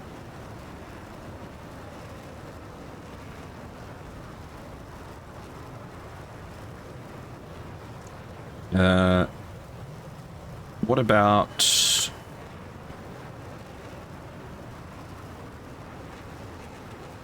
Try that.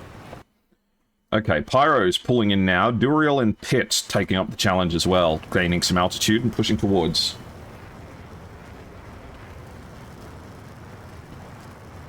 Are we peeling up for a shot? Not quite. Going back down. Still triple bagged up on a Sunday. But Pitt looks like they're climbing up here.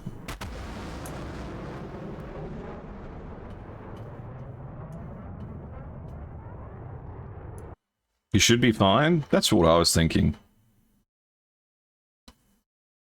Maverick, 40,000 feet, pushing hard.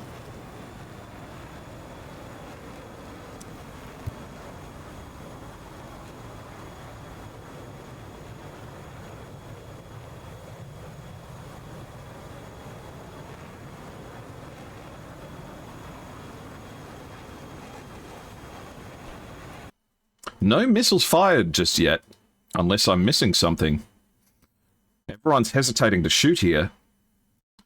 I don't think either team, with weather like this, is willing to give up their altitude. Because once you start getting low, you start getting spicy. You've ate stuff way past expiration, and you still have most of your bowel control. Oh, that's good, man. Thanks for the pooing update. Look. They're just feeling each other out. Falcon's got his lights on. He might want to check that. That's why fencing checklists are important. Looks like the 104th are the favourites for this range, for this round.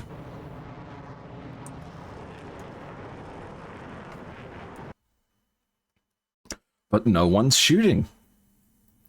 Knight and Pyromaniac are getting within 16 nautical miles of each other. Someone's going to have to shoot. Most likely will be good. I'll cook the absolute piss out of it. That you can see the hostile ahead of you. He's straight there. Oh, he's turning cold. But you're only 12 nautical miles away. Why isn't anyone shooting? Sausages trust the smell. Isn't that so true about relationships as well? I've given that advice to some girlfriends before. Varmo and Pyromaniac 21 nautical miles away from each other. Why isn't anyone shooting at each other?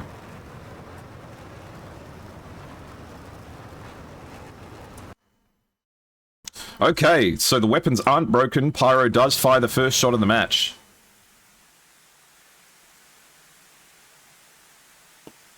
And we can see the silhouette of Knight passing underneath, and Varmo maybe getting caught out here. Missile still traveling at 1,800 knots, 1,700, 1,600. Impact, splash, first one goes down.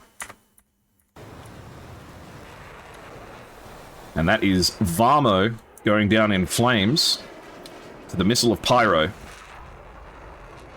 It has a good thrust-to-weight ratio, but even afterburning it can't do this. Hey look, it's a SpaceX landing.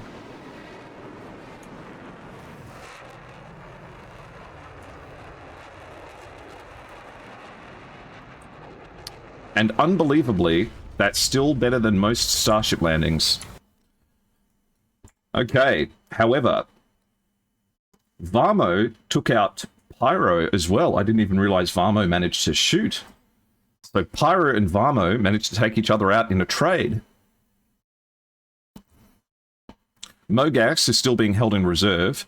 Stooge is quite far up by himself. But these ranges are deadly close.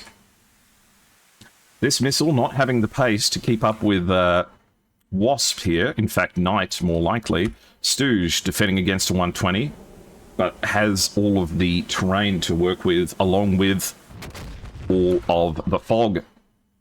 Now we've got Maverick pushing in for an attack. All weapons on wings.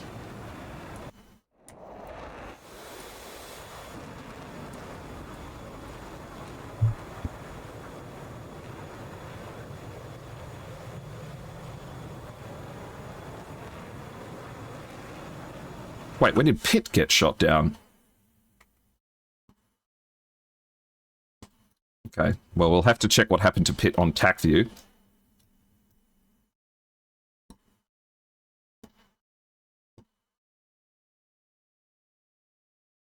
Oh, Pitt disconnected. Okay, Pitt had suffered a disconnect here. Knight and Duriel are firing towards Dozer and Maverick now.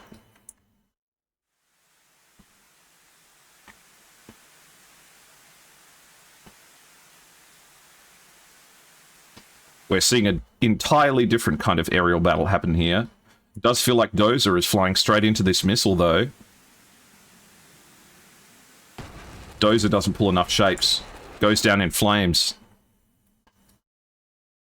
Stooge and Falcon exchange missiles at equal range, both of which turn cold with a rate of speed.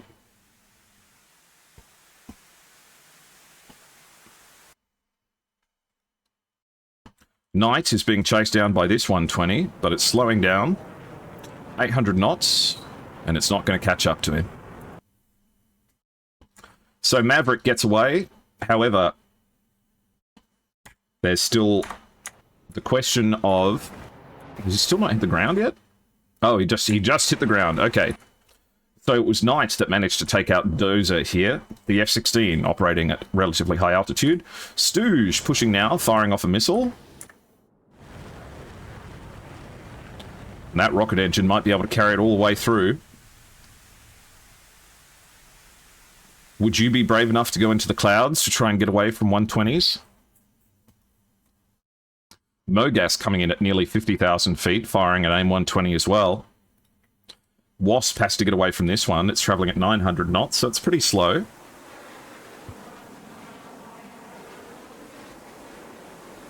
Just doesn't quite have the legs to take out its target. And Stooge is getting away from the one chasing him down too. The long-range shot from Mogas looks like it might be paying off, though, as its intended target turns directly towards it.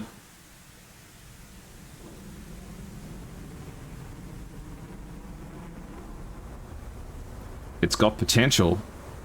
Can he evade it in the clouds? Oh, it's going to be so close. So close. Impact! Oh, deadly close. The F-18 goes down. Mogas manages to do the long-range shot, but Maverick is contending with a missile chasing him down too now. 100 knots, but he's getting away from it. Knight is contending with a 120 that's forcing him defensive. 104th seeming well in control of the situation so far, but 36 Stormo still has plenty of missiles with which to make things happen. And there goes one of them now, as Wasp launches a 120. Looks like it might be for Mogas, who's at 50,000 feet. Missiles don't slow down very fast when they're up at 50,000 feet, but this missile's going to have to go stratospheric to try and catch up. He should have the speed and the range to get away from this if he knows that it's coming. 1,300 knots. Mogas needs to turn ice cold now.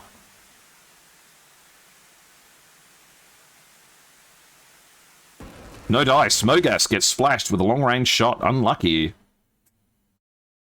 But Mogas's missile is chasing down Falcon. There's another one coming from Wiley towards Wasp as well.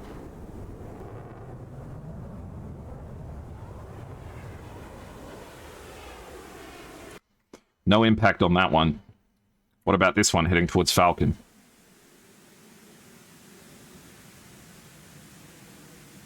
Doesn't look like it's tracking anything. No dice. Stooge pushing in now, only heat seekers left. And this is not the kind of environment where you want to be fighting with heat seekers.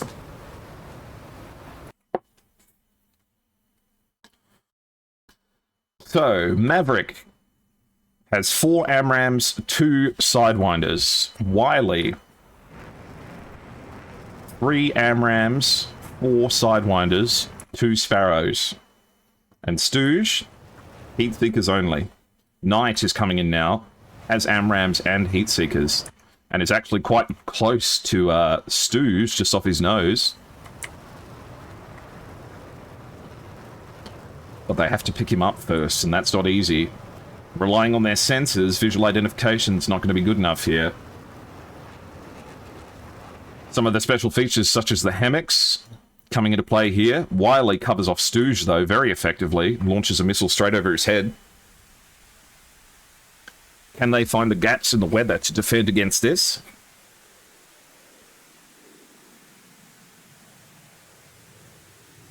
Doesn't look like this missile is tracking anything, though, as the lock is broken. Wiley is defending against a 120. If it was going for Stooge instead, it might have a chance.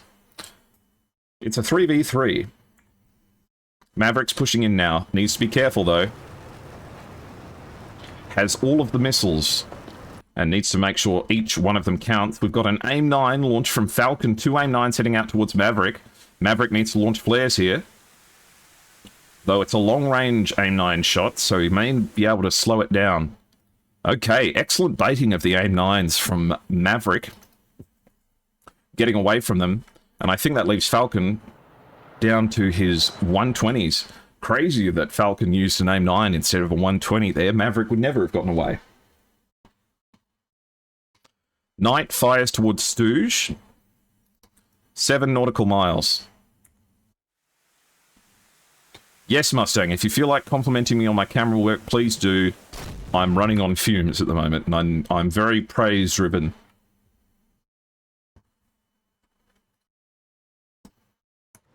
Maverick coming through here.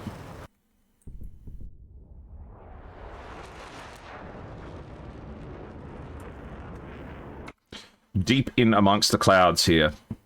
Wasp with an energy advantage, an altitude advantage. But Stooge is here with a chance. The only problem is that Stooge is down to heat seekers. He fires off the first one towards his opponent, which is turning hot towards him. But does the missile have the range? No countermeasures coming out just yet. The AIM-9 does manage to pull the Gs. It's a 3v2 with Wasp chasing down Maverick. Fires off a missile here. One of those AMRAAMs. Maverick's totally cold against this. Can he find a gap in the clouds to get away, or is this what kills him? It's not looking good.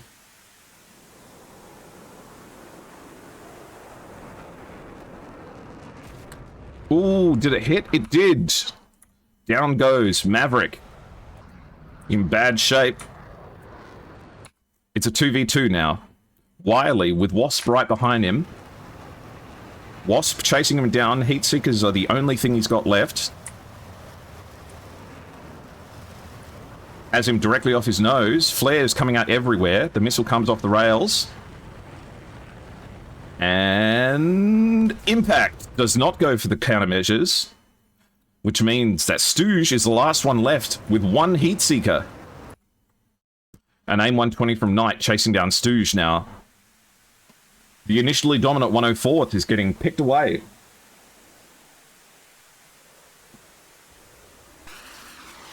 It's getting close. But it doesn't have the legs to get away. Stooge successfully manages to dodge it. But, oh my goodness, Wasp. We've lost one of the members of the 36 Stormo. It's a 1v1. We have Knights chasing down. 2 AMRAAMs left. 2 AIM-9s left. Then what blew up? What blew up the other member of the Stormo? They're merging now. Close range. Stooge needs to win this gunfight. He needs to keep the circles tight, or else the AIM-9s are going to come out. He can't let his opponent get behind him. Two of them are lined up right with each other. Stooge condumping out countermeasures. AIM-9 comes out, but no chance of that hitting. One missile left. Stooge manages to pull out in front. 212 knots. He's got good nose authority. Pulls out ahead. Might be able to make it. Pulls the trigger. Takes out his right wing. And Knight secures the ground, and Stu secures the victory. Now here's the question. Does he have enough fuel to get back home?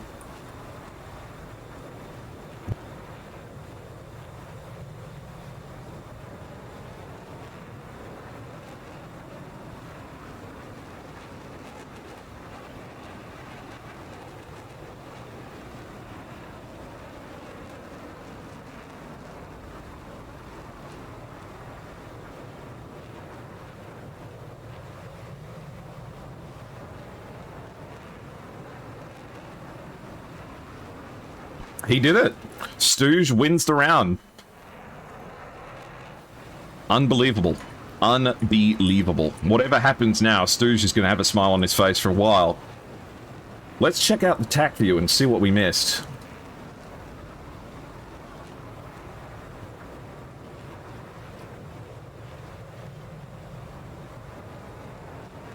Excellent. Let me switch over to TAC view. I'll make it so it's not too loud. Okay. TAC view. Truly astonishing how long it took for them to start shooting at each other. I could barely believe it. Pyromaniac here. Waiting until he's at 17 nautical miles to fire an AMRAAM. To be fair, it went really well. I didn't see that Varmo had launched as well. So, Varmo's launch, chasing down Pyro. Pyro splashes Varmo.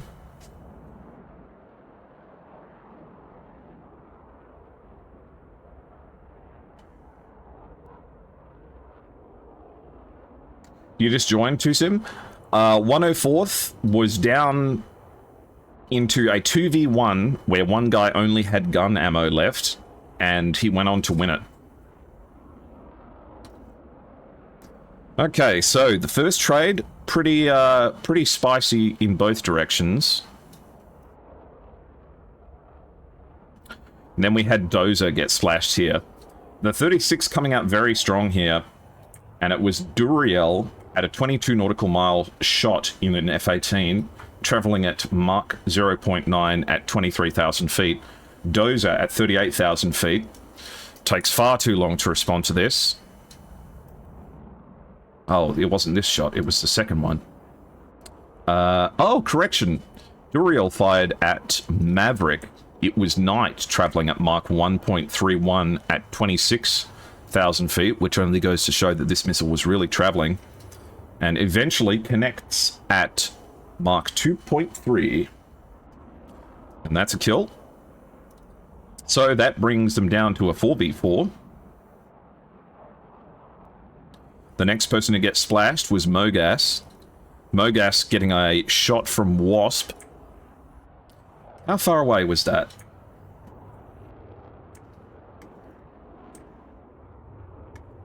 So that was a shot at...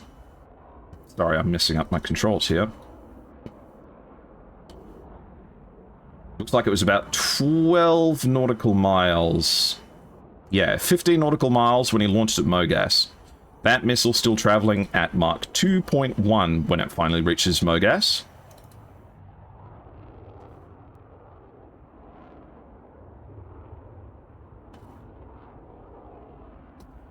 In the meantime, Mogas at high altitude actually manages to make a shot while he's doing this attack here. That ends up taking out Duriel at 25 nautical miles.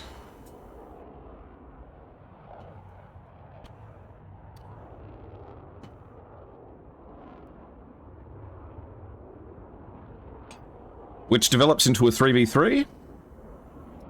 Wiley pushes ahead. That missile does nothing exciting. What happened to 36 a second plane? Patience, patience. We've got to play through the match first. Stooge coming around here at close range, catching out Falcon, 4 nautical miles. Aim 9 goes off without a hitch. Wasp getting carried away here. Pulls up behind Wiley. So here's what happened here. Wasp fires at Maverick, takes out Maverick, and then pulls in ahead of Wiley. Wiley gets very unlucky that it doesn't go for countermeasures. And then what happens to Wasp? Oh, Stooge got him. Okay. I didn't realize that Stooge fired his last aim 9 at Wasp and took him out. Okay, so what happened to the second plane was that Stooge still had an aim 9 left, and he used it to kill Wasp. So Stooge with 2 aim 9 kills, dodges an aim 120, merges with Knight. So Stooge won the 1v2 with 1 Sidewinder left. Knight manages to pull in ahead. Does get an aim 9 shot. Oh, so Knight fired both of his aim 9s. Yeah, you see, this is just... You can tell that this is stress, panic. Stooge comes over the hill, dumping out countermeasures as quickly as possible, successfully defeats the first missile. The gunshots manages to jink out of the gun sight of Knight here, almost perfectly. Knight panic fires the second aim 9, and this is where all of Knight's speed went. Knight was going decently fast, but he had to pull super hard to avoid the terrain here. And Stooge is traveling perfectly at corner speed, if not a little bit slower than corner speed. Knight is all the way down to Mach 0.36, and Stooge has just enough energy and power to get after him.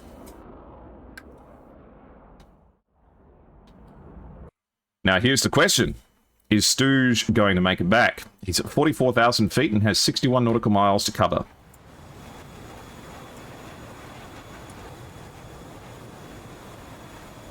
Looks like he's trimmed out for best range, so I'm sure he's not doing great in terms of fuel.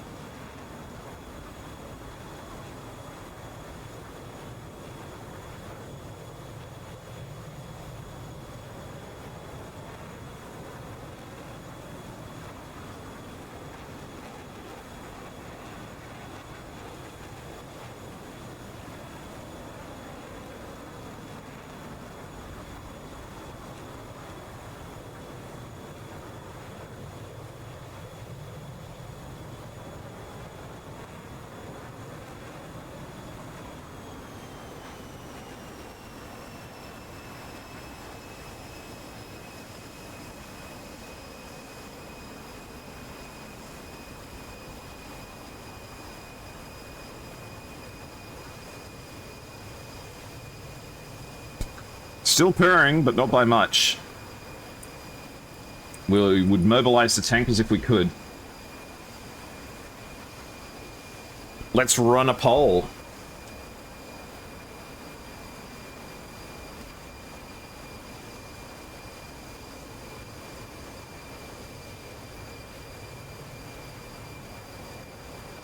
Poll up on your screen now. Let me know.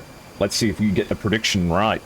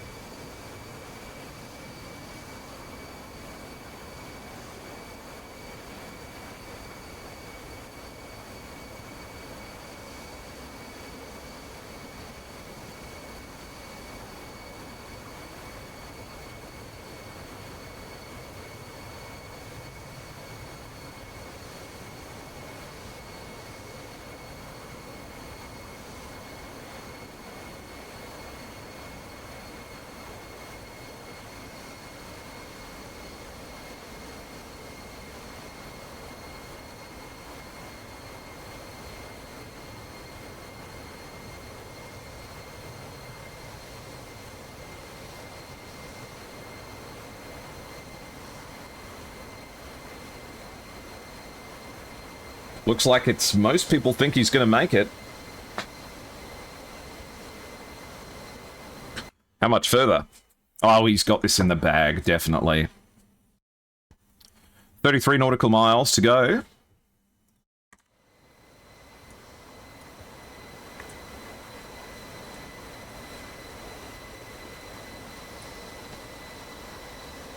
On top of all of that, let's check whether or not the runway has cloud cover.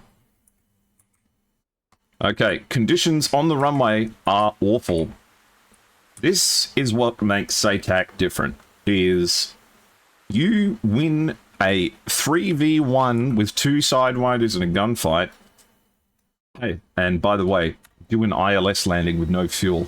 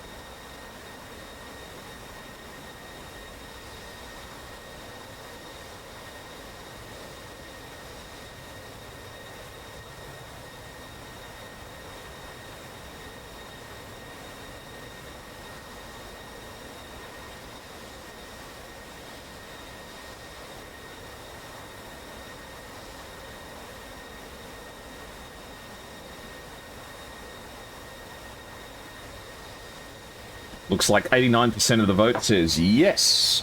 We can expect Stooge to make a happy landing.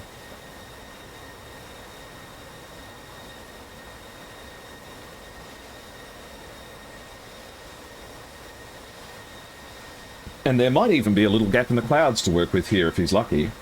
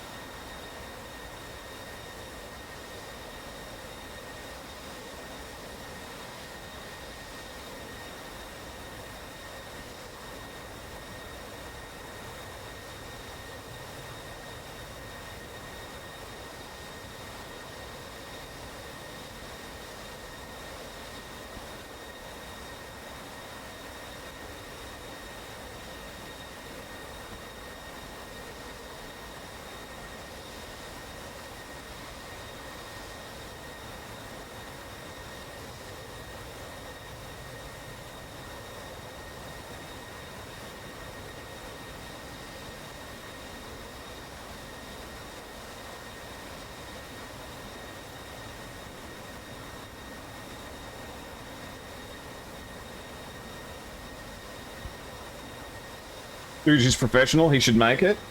Excellent. No doubt in my mind in that case.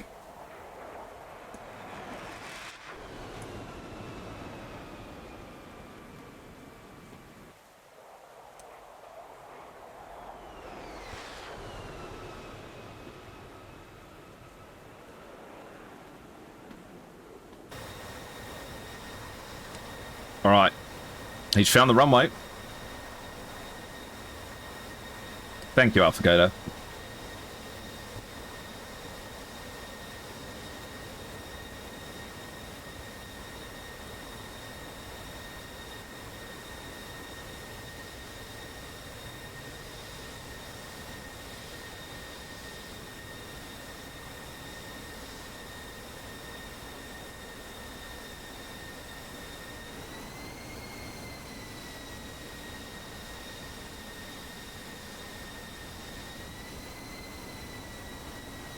Was there ever anything to be worried about? Not at all.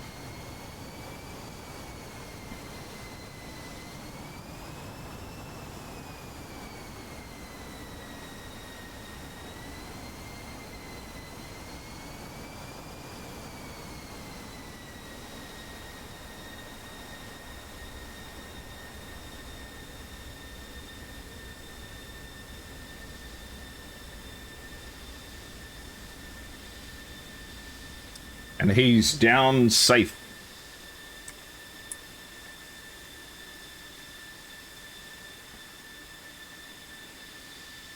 Not bad. Not bad at all. How much fuel has he got? 350 pounds. Alright, let's restart things here. Mission restarts.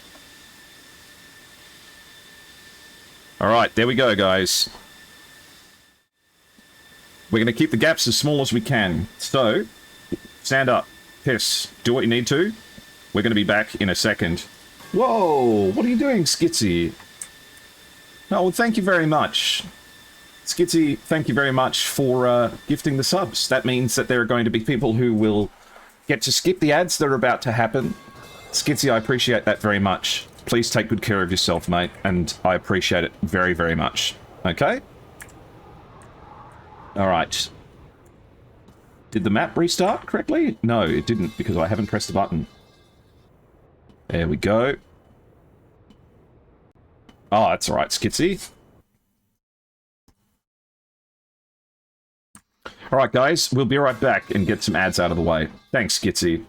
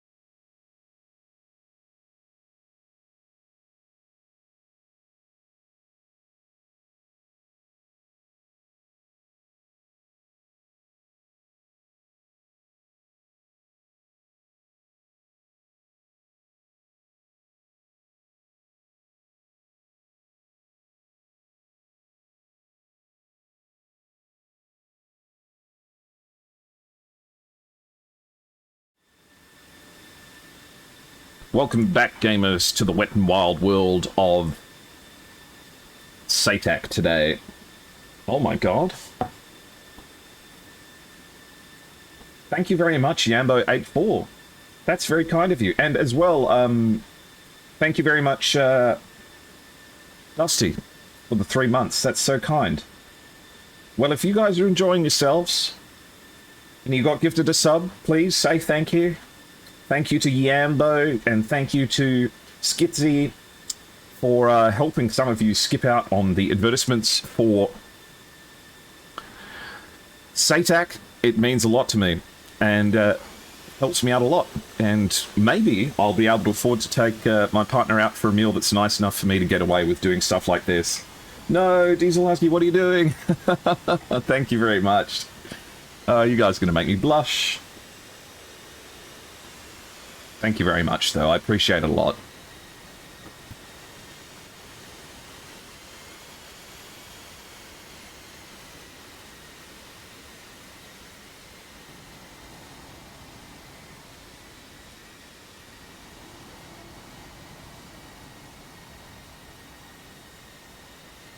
And there goes Stormo Virtual and SIGA101. Definitely with something to prove after that loss in the previous round. They had victory in their hands, and they had it slip away through the prodigious usage of Stooge's gunfire. No, Neptunimag, no! What are you guys doing? Oh, thank you very much, Neptunimag. You guys are going to make me get... I don't know. I always struggle because I don't know what to say. I don't know what to say.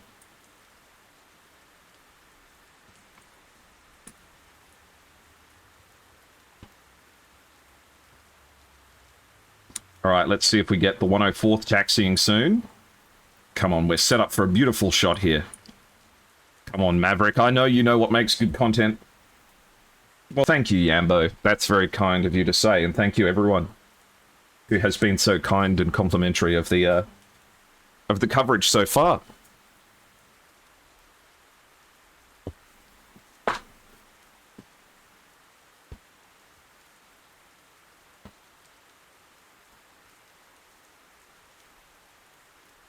I do like the fact that the 36 do report when they're taxiing. That's a nice feature.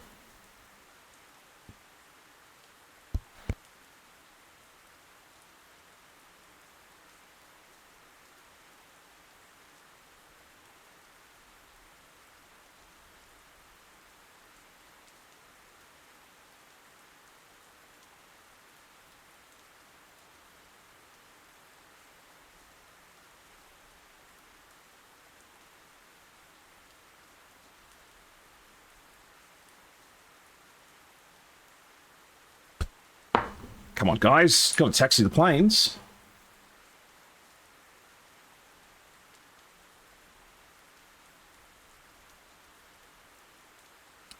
You might want to close up the lid today, though. Weather is not looking fantastic.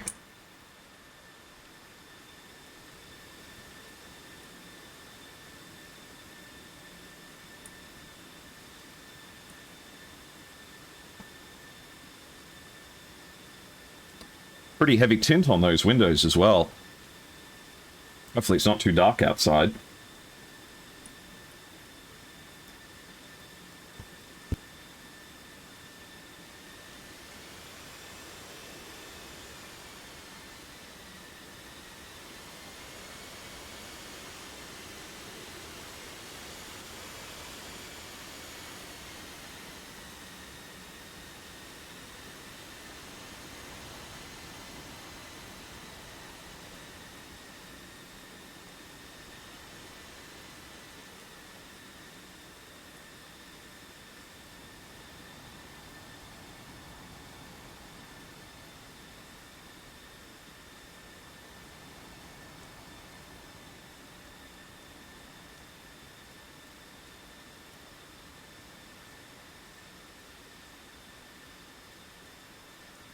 Alright, well, they're getting moving eventually. I'm willing to bet this is Maverick leading the way.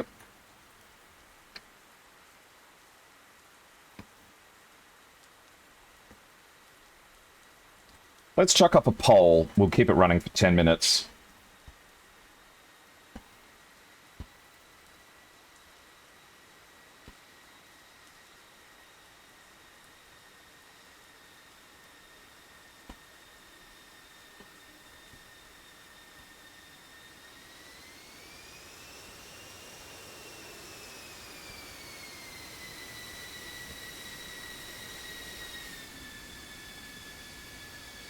I always like to try and set up the camera and see if I can avoid getting run over.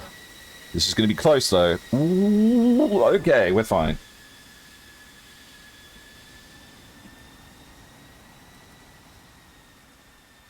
Okie dokie. As someone said in chat earlier, the Italians have been fearsome this year. Definitely compared to previous years as well. I feel like they're fighting hard now. Quite hard, with a whole different caliber of skill than we'd seen even last year. I remember casting, I think, the Stormer Virtual last year, and they were good, but not nearly as sharp as they're showing themselves to be here.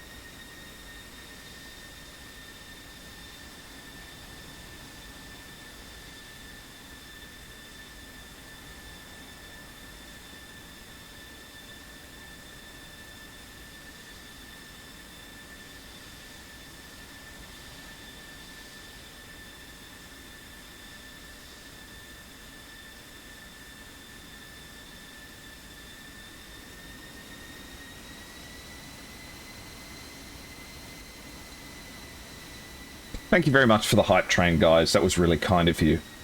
Level 30, level 7. I'm not sure I'm pasteurized milk drinker. I'm not familiar with that team.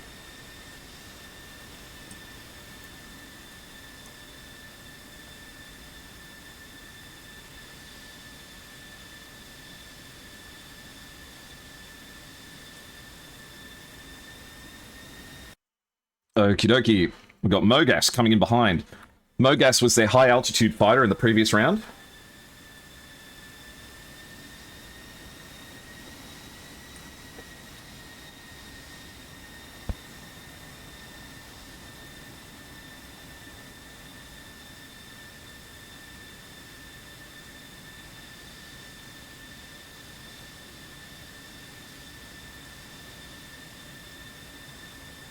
All right, pilots. Take your positions. You know the round's about to start.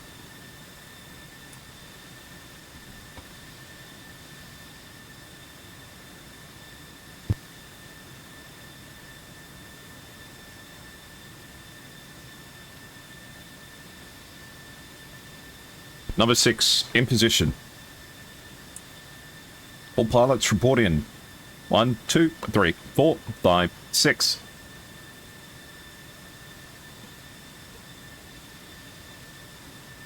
Okay, both teams ready. Get set. 10, 9, 8, 7, 6, 5, 4, 3, 2, 1. Go, go, go.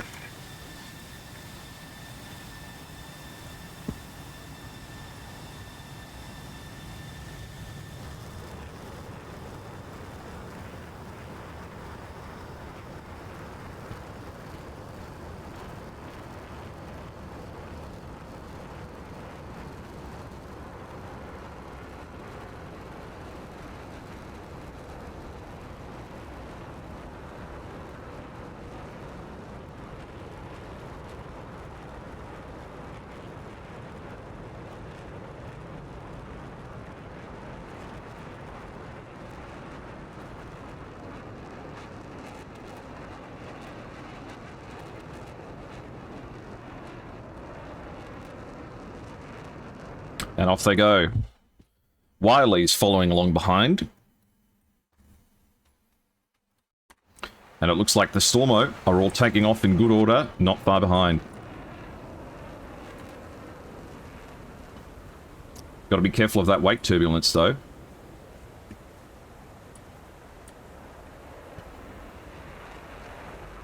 And up they go. Who's left? We have Pitt and Duriel left to go. The lone F-18. The last one to go.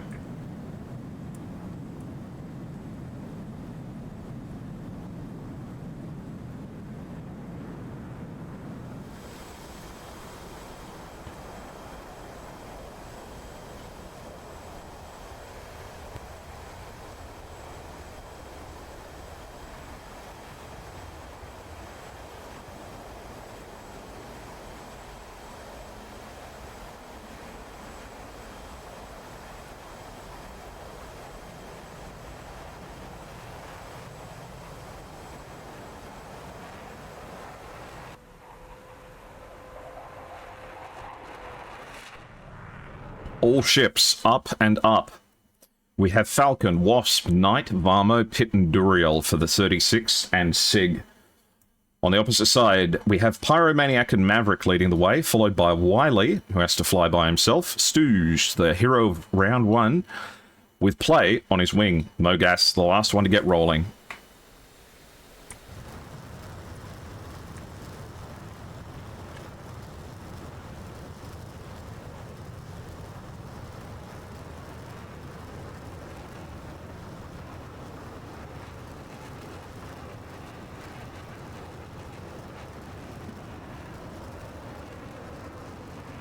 Doors shut. Let's make it happen. Okay, all of the ships for 36, not going too hard or too high. And SCSI Moto 42. DSI Moto? Let me know how to say it. They're not afterburning, they're just taking their time.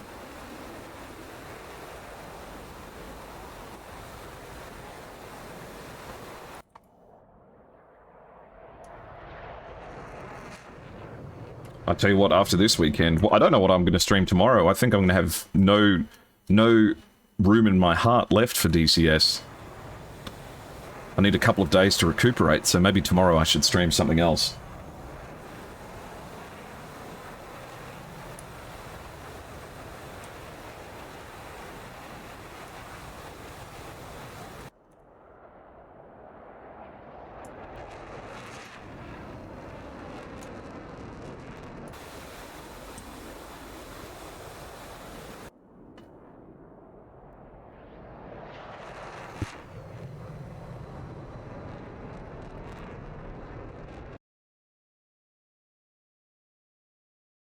And it looks like both teams are going back to where they were comfortable in the previous round.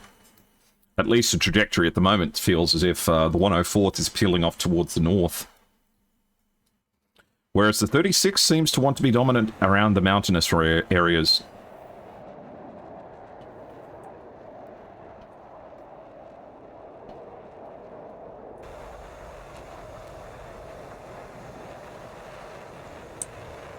Beer and pizza? I wish.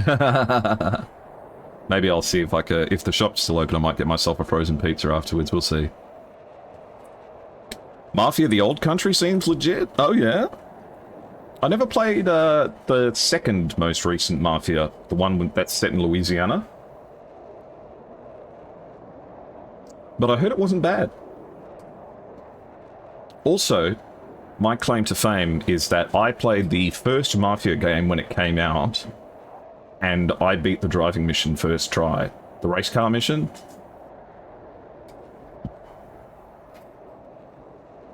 But the only way that I did it was by crashing so badly at the start of the race that all of the AI bugged out for the other planes, the other drivers. Alright. Here they come.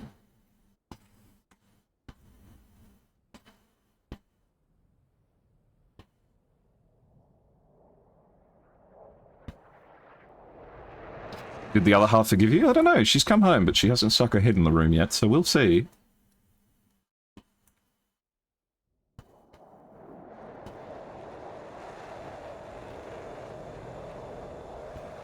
They're not afterburning, which is interesting.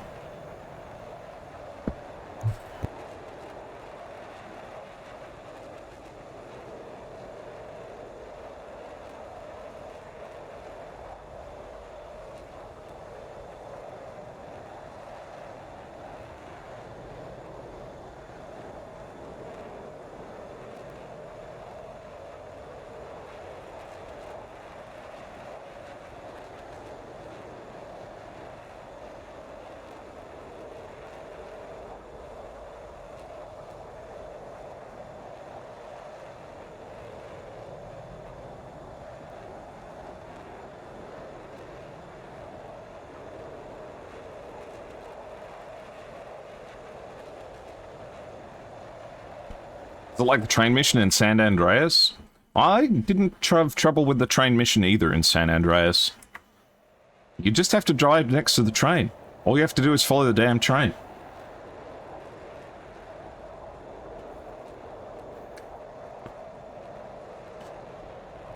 Hey babe, welcome home. I hope work today was good. Sorry, the SATAC match is going for a little bit too long. Can you go out and get me beer and pizza?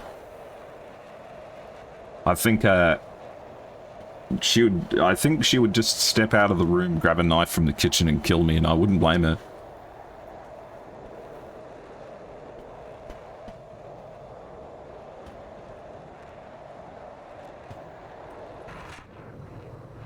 Off they go. So they're about to enter the circle, 104th and the Reds at the same time, the 36 Stormo. Varmo is the SIG pilot that they have with them at the moment. I must say that this livery for the F-18 is one of my favourites, and this livery for the F-16 is definitely one of my favourites. This Italian F-16 livery is probably in my top 5 for SATAC.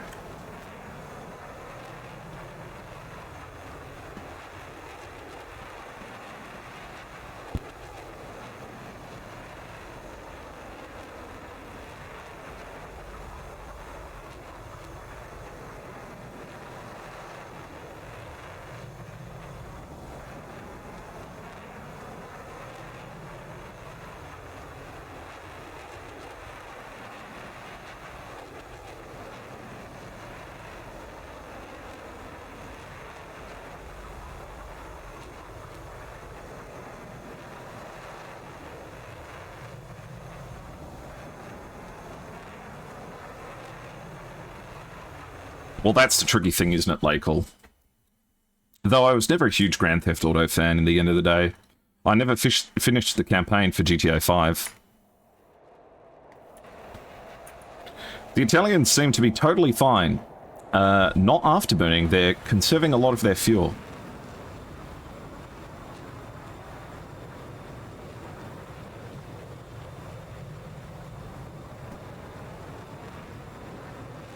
How's it going today around here? Well, we're in our second SATAC match in a row. One after another. So we're a little bit loopy, but that's okay. Duriel's peeling off the single F-18 for the Italians, peeling off.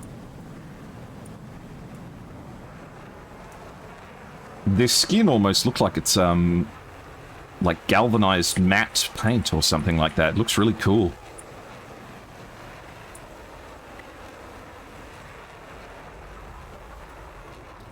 Sometimes I like to think what life would be like if I was just a missile on a pylon.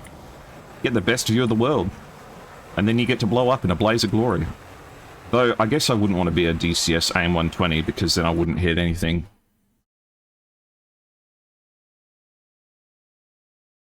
More pizza power for later. Alright, fuel tanks are going off now. Pyro's dropping their center lines. I think there is a distinct effort to accelerate now into attack speed.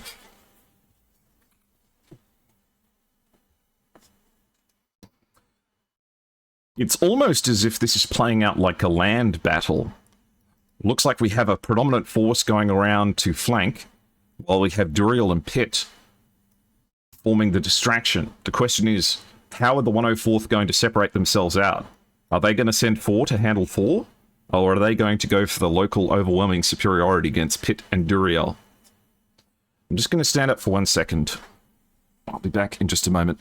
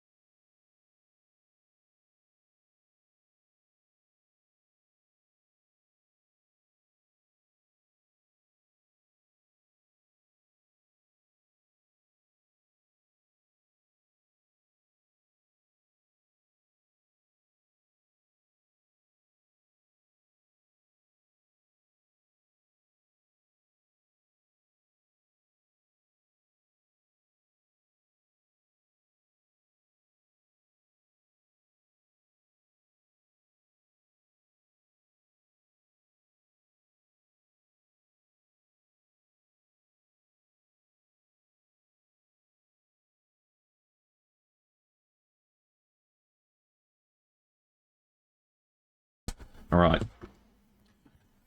I tried to pass the speech check for pizza and beer, but it didn't work. Unpasteurized milk drinker, raw milk. I just don't like drinking milk. Look how fast Pyro's going, 943 knots. Pyro is going at light speed at the moment.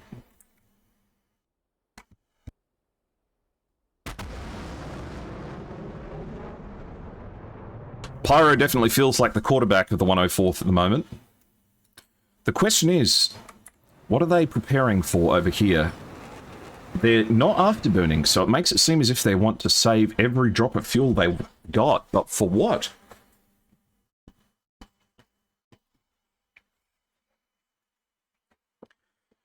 I don't often see deliberate attempts at winning a fuel victory, but if they are able to put pressure onto 104th just by making their fuel situation a bit tense, but they have MoGas in reserve at 40,000 feet. It's all going here. Pyro is 18 nautical miles away from Duriel, and he's traveling at light speed, so if Duriel makes the mistake of twisting a little bit, Pyro might have him dead to rights.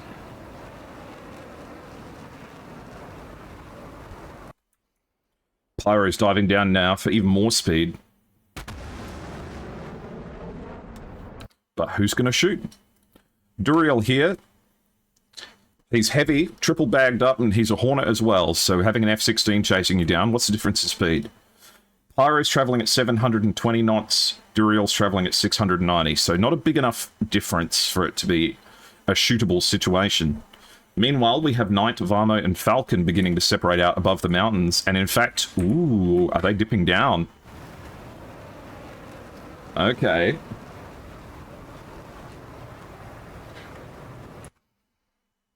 So they're separating out, almost as if they're setting up base camp in amongst these mountains. But who's going to be brave enough to try and go for them? Looks like Play might be having a go.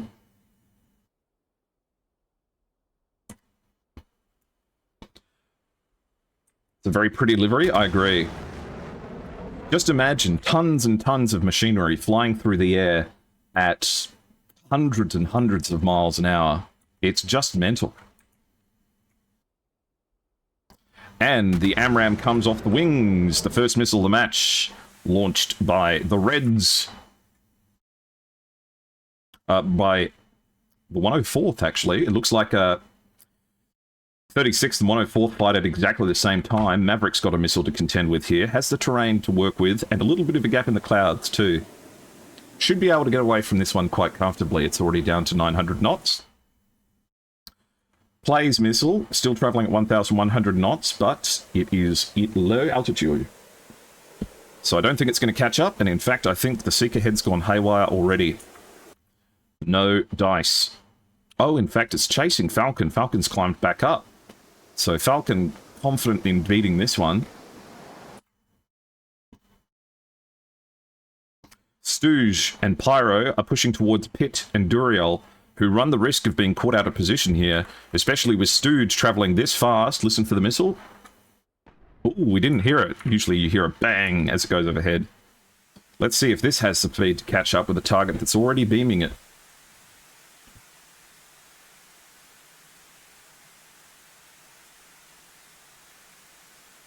$1,700 knots, 1,600 knots, 1,500 knots, 1,400 knots, 1,300 knots, 1,200 knots, 1,100 knots, 1,000 knots, 900. It's too slow now. Meanwhile, Duriel and Pyro have traded shots. Is Pyro going to collateral himself against another enemy again? Looks like Pyro is being forced down to low altitude with this missile. Hopefully he doesn't lose his bearings in the clouds, because he is definitely in the soup. Trust your instrument, boys. Meanwhile, Duriel dies. But how? Looks like we've had a casualty for the 36 Stormo. What's happened to Duriel?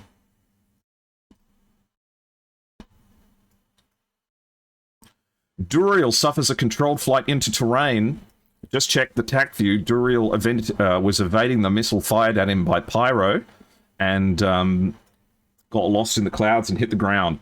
Wiley, Knight here in a very bad position, being pincered on all sides. Wiley shooting from only 8 nautical miles away. Almost impossible to get away from this missile at that altitude.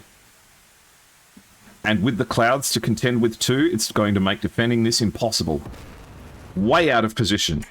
That's 2 down. 36 loses 2 pilots. Wasp is being pushed around here now too. CFIT, yes. CFIT means controlled flight into terrain. I was wondering, I thought you might have not known what CFIT meant. Okay.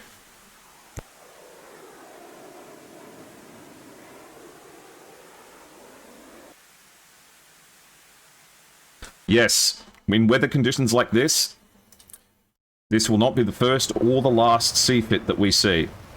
Just look at what's happening from the pilot's perspective. A mountain can come out of anywhere instantly, and it's all over. Another AIM-120 going for Wasp now. This one even faster than the last 2. But he can't dip below the clouds to defend. Doesn't find the gap in time. Gets impacted. Wasp, that's 3 down for the 36th.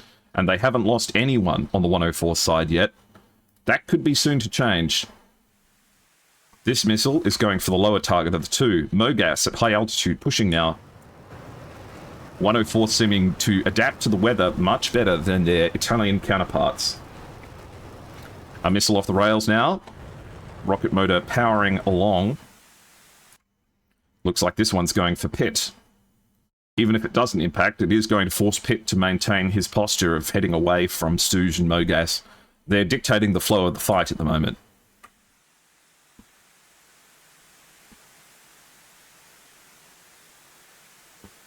This missile still traveling at 1,300 knots, now 1,200, 100, 1,000 knots, 900. Very slow now, just needs to maneuver away from it. And he gets away from it. Only just. Pitt manages to get away from it. And close range shots between Wiley and Falcon here. Falcon with a 120 coming in through the mist.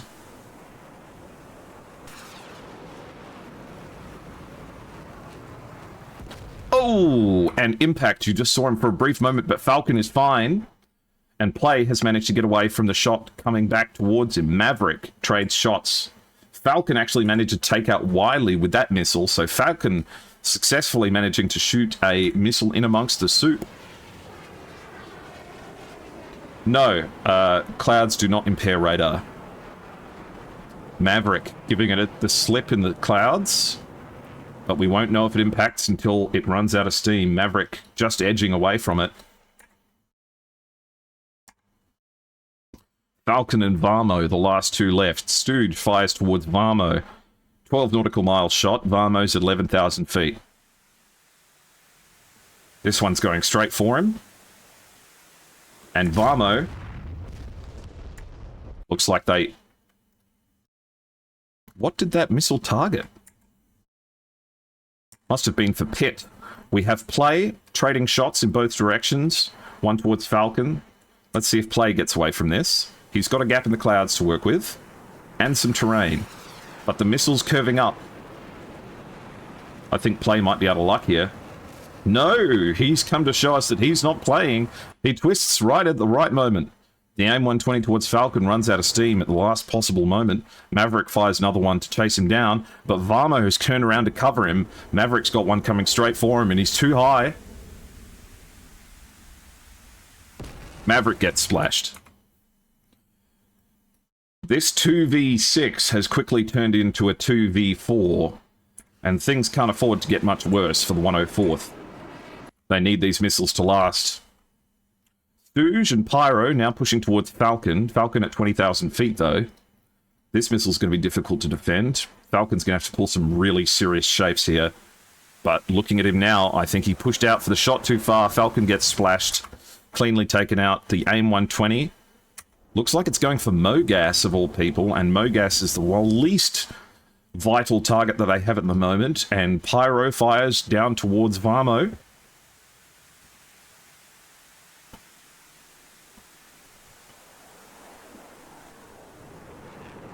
And the terrain doesn't save him.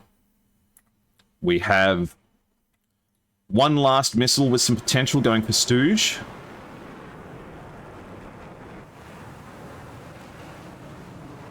And Stooge managed to get away from it. Incredible. Is everyone down and down? 104th. RTB. Alright, 104th seems to comprehensively take away the second round as well. Let's have a look at the TAC view and see what we miss. So a very slow approach from the members of the 36th. The first one that we lose here is Duriel. Duriel trading missiles here with Pyro. Looks like it's about a 15 nautical mile shot. 13 actually when they fight on each other. But Duriel here pushes it just a little bit too hard. Probably zero visibility in this environment as well. Though, doesn't the F-18 have a terrain avoidance mode in its radar now? Either way, Duriel traveling quite fast at Mach 0.97 impacts the ground, which is easy to do in conditions like these.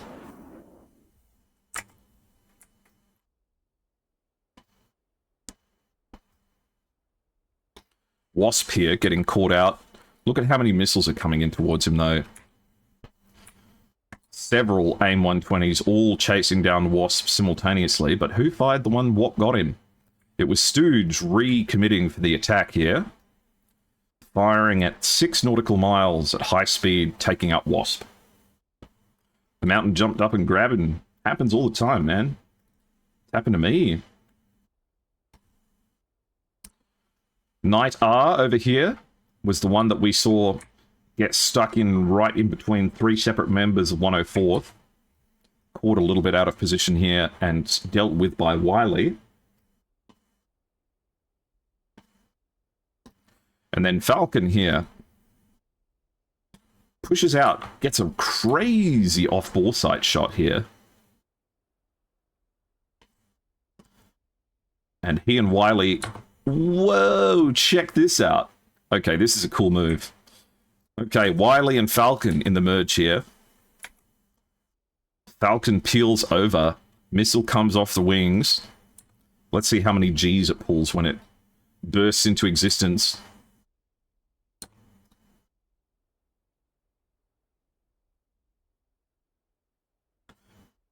Nine Gs. Oh, not as many as I thought. But it chases him down. Oh, it pulls 10 Gs for a moment there. impact. And the missile that was going for Falcon just gives up at the last second, does the AMRAAM shaker.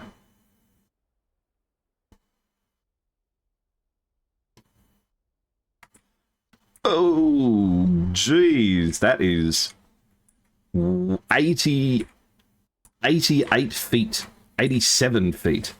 That is pretty close.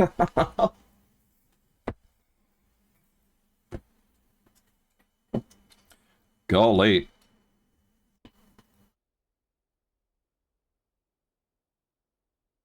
So Falcon gets away with it. Smooth moves, taking out Wiley there.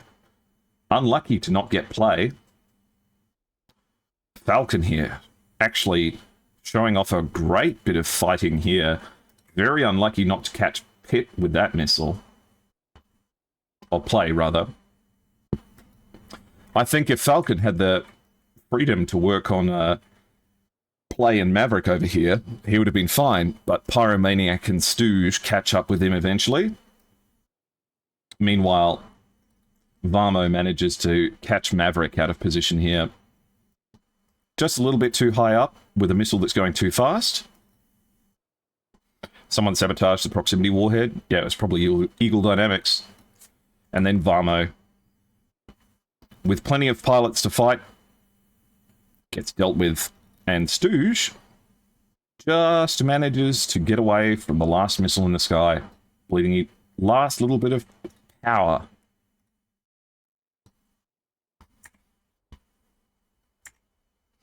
Alright, looks like they're zooming home. Must have plenty of fuel.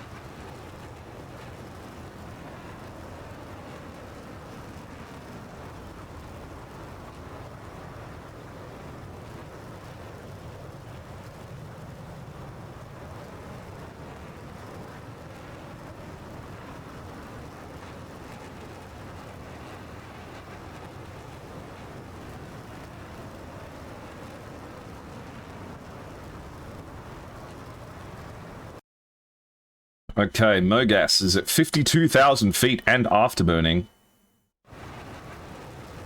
He is going speedy.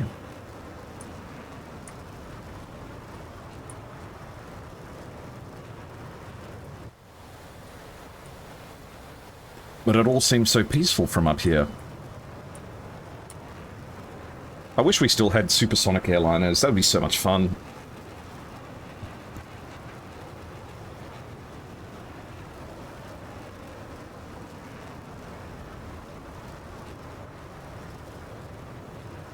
What was that famous story about the Concorde, that they were struggling to send anything to intercept it?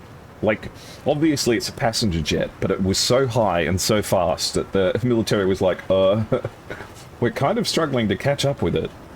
I don't know if that's true, but I feel like it's true.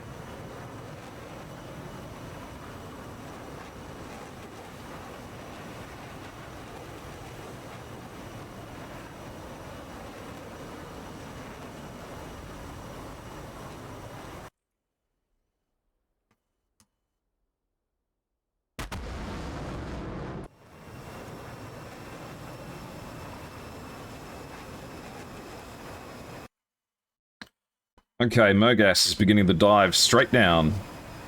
How confident is he in the environment through the clouds?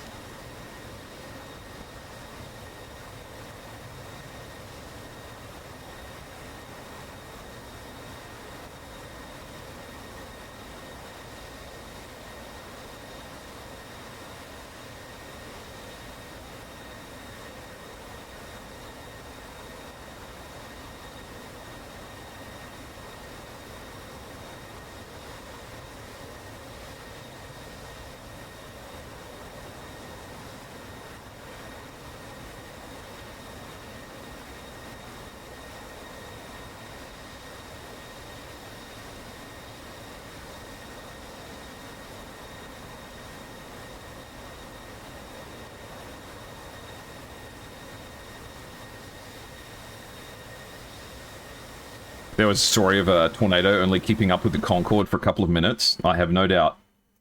Looks like Pyro's going straight down too.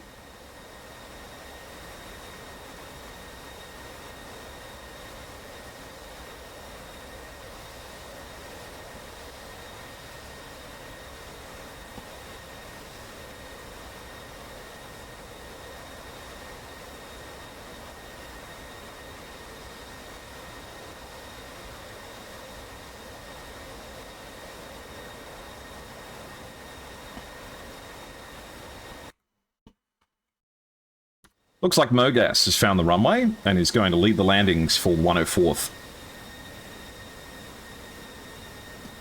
The reason for the interception? Probably just testing. Probably just to see if they could do it.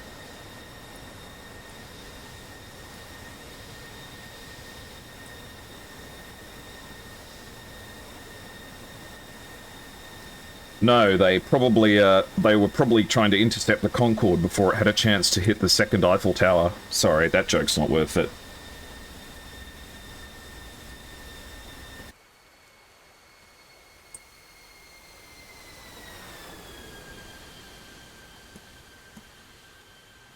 And there goes Mogas securing the round. Alright.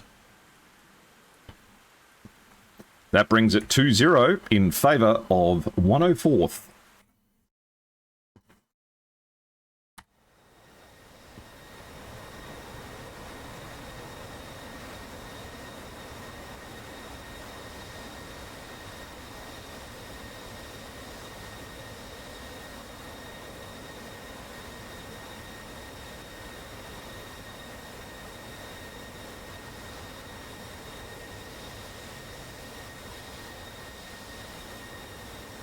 Question is, can Pyro find the runway? It's not easy.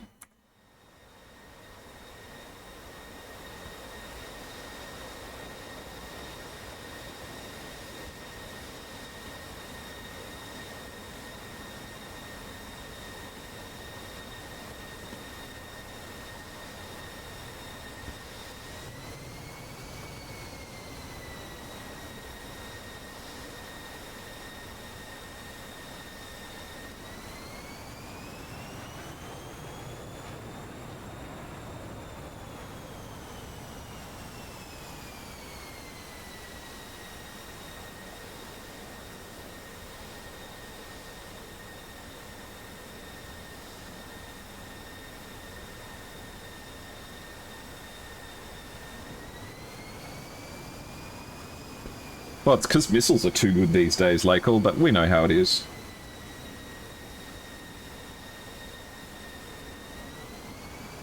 That kind of interception mission, the AIM-54 was developed to attack the Soviet bomber formations because a large amount of Soviet coastal defense was relying on heavy bombers equipped with anti-ship missiles.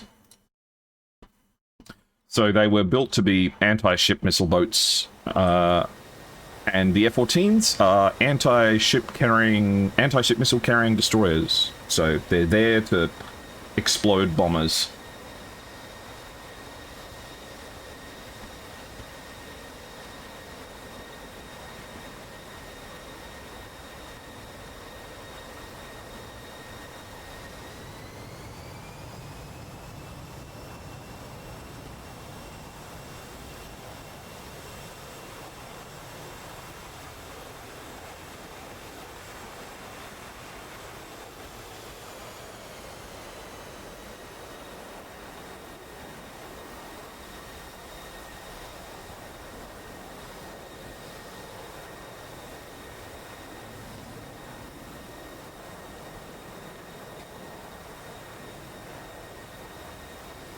So interception, but not that kind of interception? Ish.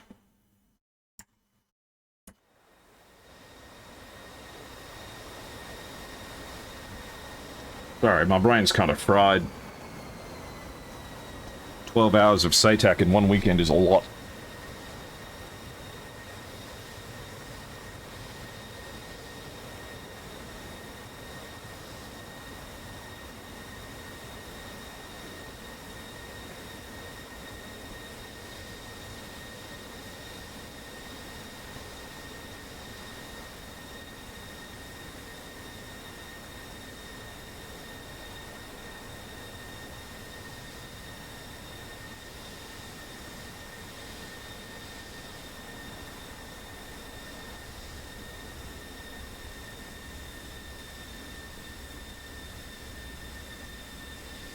All right, that's play down. Stooge is the last one left.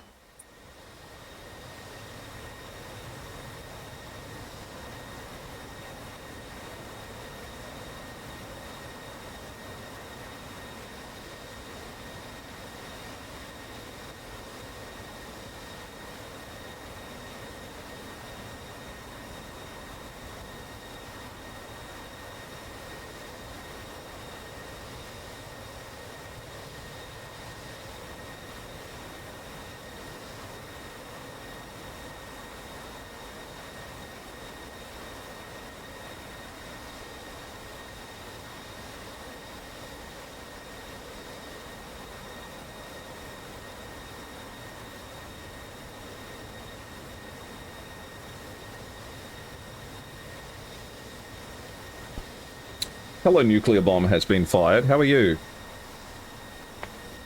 It's my pleasure, Dozer.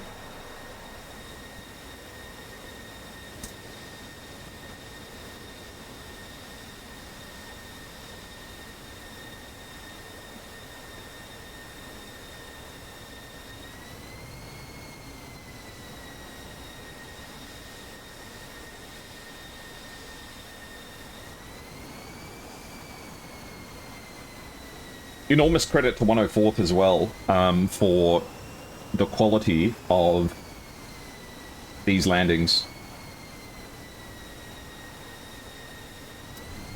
All of them managed to make landing in pretty bad weather look quite easy.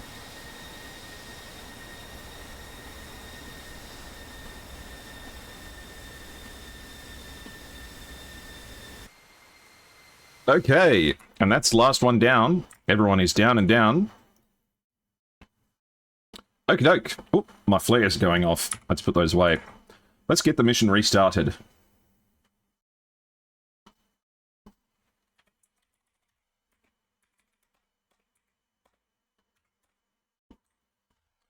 And 3, 2, 1, kablam! Alright. Let's shake up the music because this sucks. Let's try...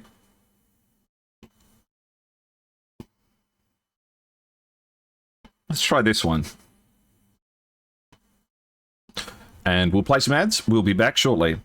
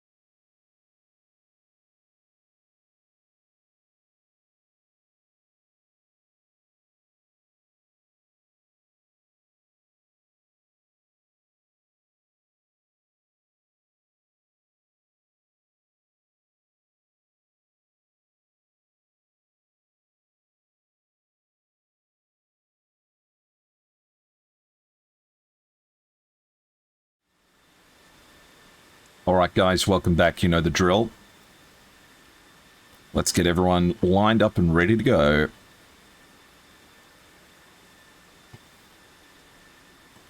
In this wet and wild weather, we have the 104th back on the red side.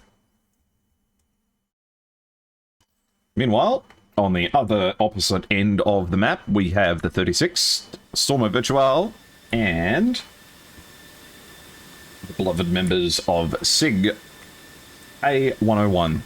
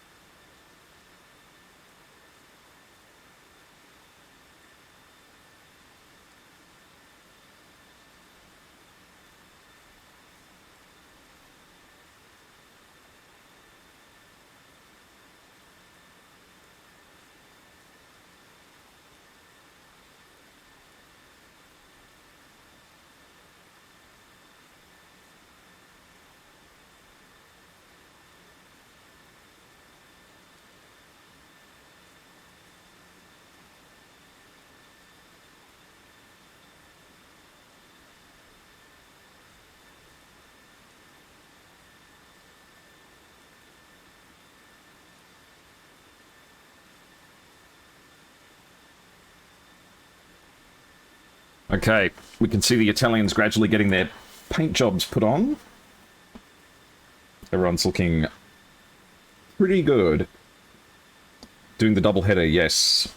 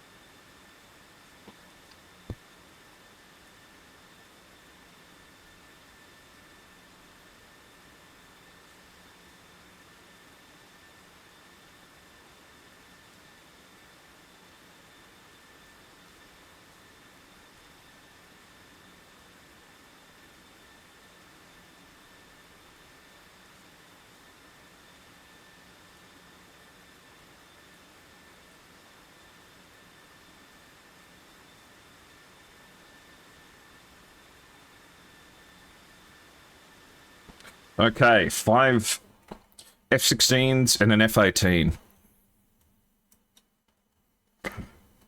On the opposite side, 1, 2, 3, 4, 5 F-16s and an F-18. So, identical loadouts for both teams.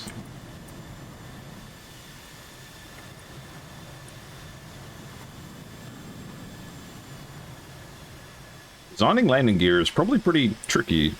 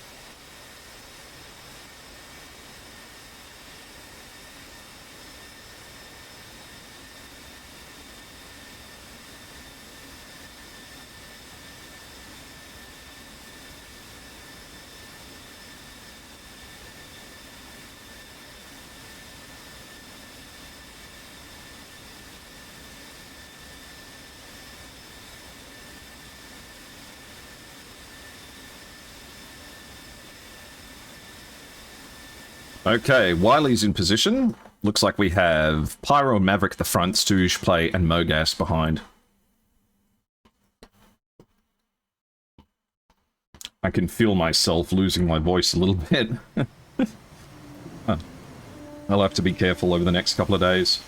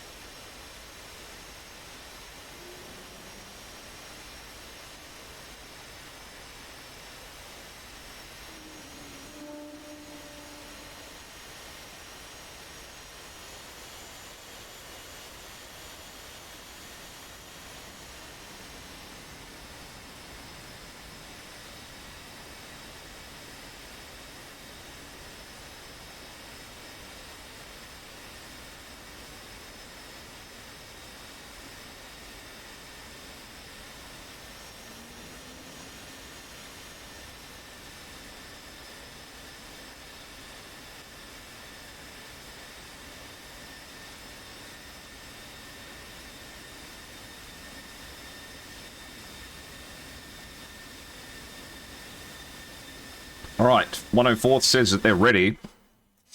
And 36, I think, is going to say the same very shortly.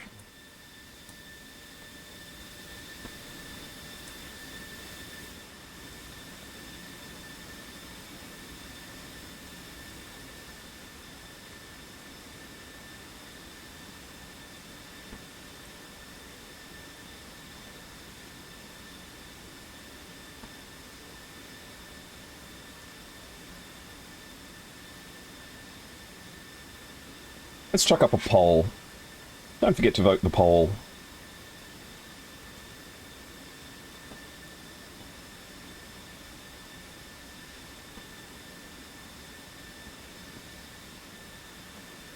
Okay, both teams ready. Get set. 10, 9, 8, 7, 6, 5, 4, 3, 2, 1. Go, go, go.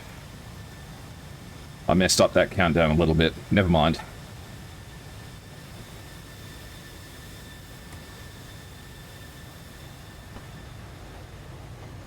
Still gentle starts for the Stormo. Hello, Raptor Dad. Welcome in.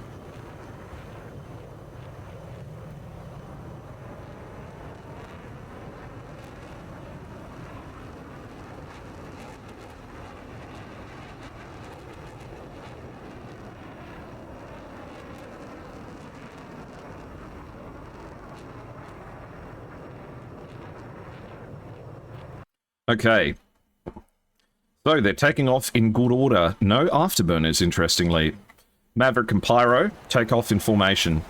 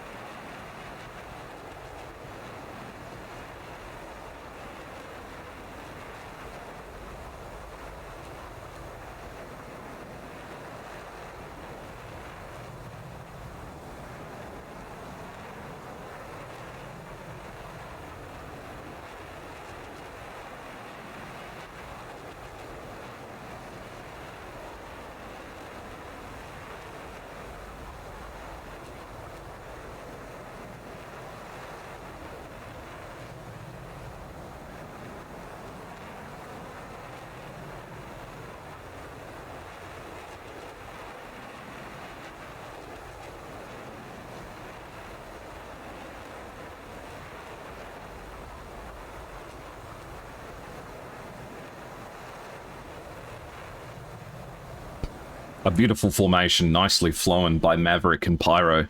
No gas heading down the runway. Last but not least, tail end Charlie for the 104th. And typically they're high altitude guy. The music combined with the visuals of the weather is for sure a vibe. It's all I've got left, man. All I've got is stuff to look at. I can't talk anymore. The Italians still not afterburning though.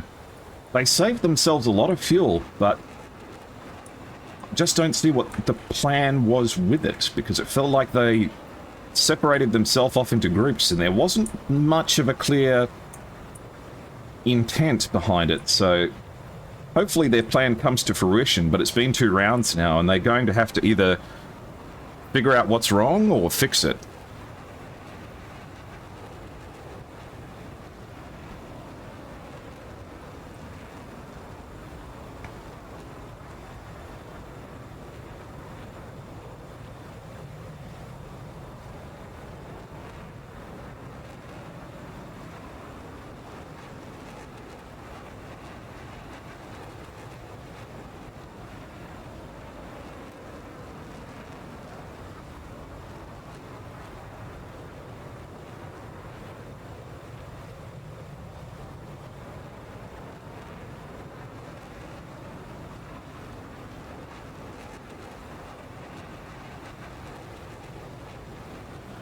Be strong, brother.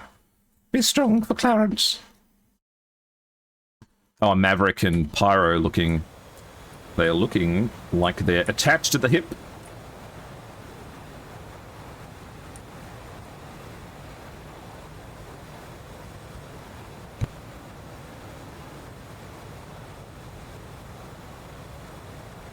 Very cool liveries for both teams.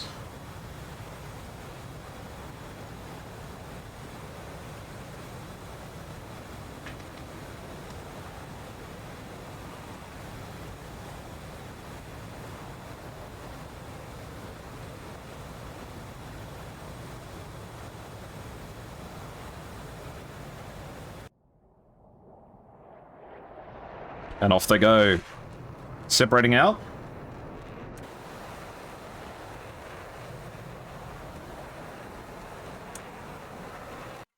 Maverick and Pyro separating out into their separate directions. Meanwhile, the 36 are cruising.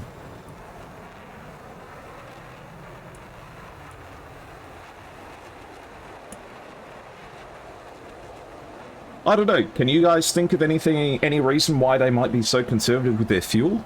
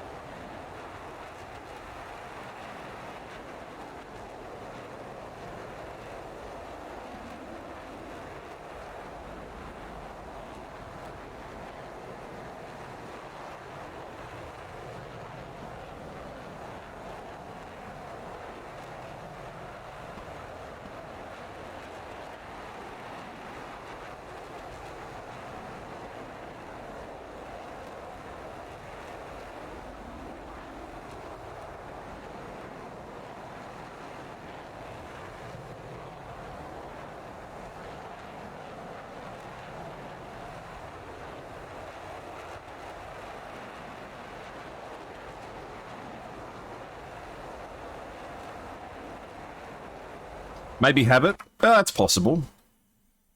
Gas prices? That's true, that's true. Sanctions.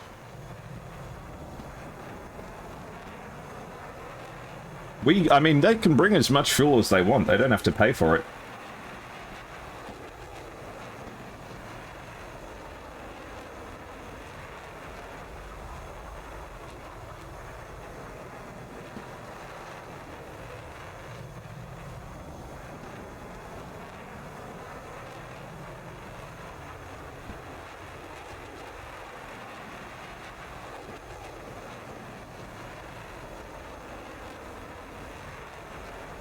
More burner time once they get into the fight? Yeah, I'm thinking so. I'm thinking so.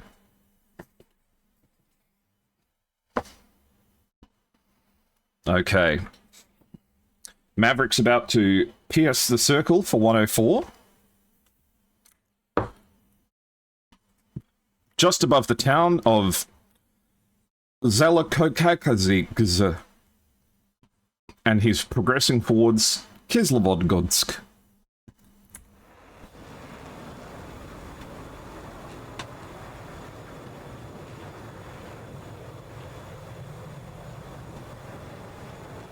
You know, if I ever go to Georgia in real life, I'm worried that I'll go to Tbilisi-Lochini Airport and it won't be like a bunch of F-18s, F-16s, Su-27s, and MiG-29s just crashing into each other. Okay, so we have a match. The 36 are still happy in the mountains.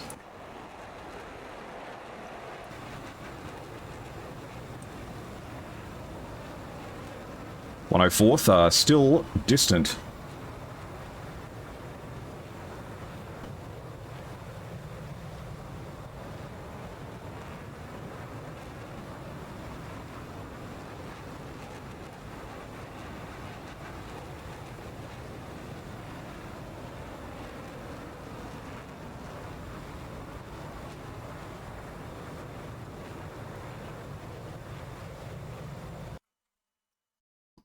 Current distance is 85 nautical miles.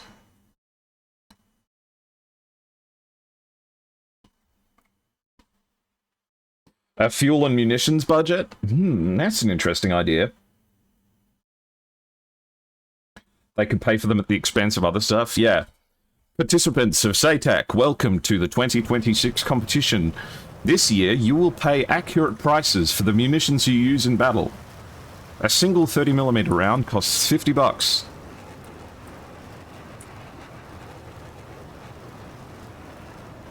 Be some Danish names? I don't know. Looks like Play is actually leading the charge here. Going quite fast, too. And it looks like the 104th Phoenix are the favourites for this match as well. Very interesting. We'll see if they are able to keep up their winning streak so far. Their morale is definitely going to be high. Then they'll be looking to close this off.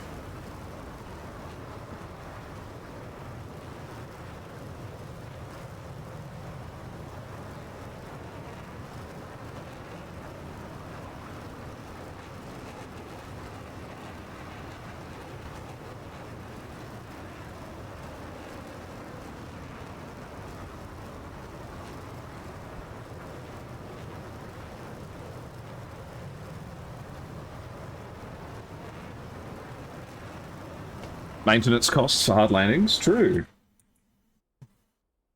Though, to be honest, there are very few hard landings in SATAC. Most people land really well. Okay, the 36 are starting to speed up now.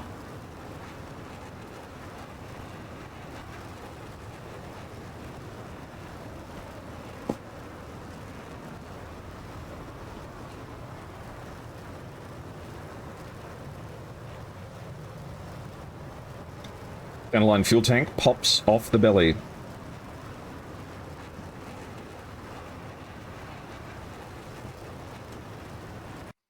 Looks like we've got Play and Stooge heading in now. Burning a lot of fuel and going very fast. They'll be looking to get the opening shots of the match, I think.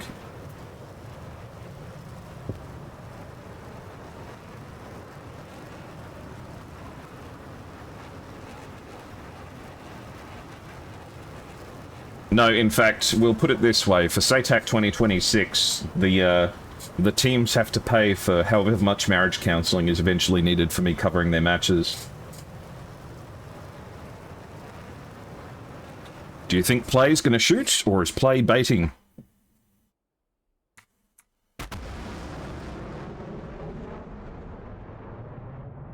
He's putting the moves on. And going defensive.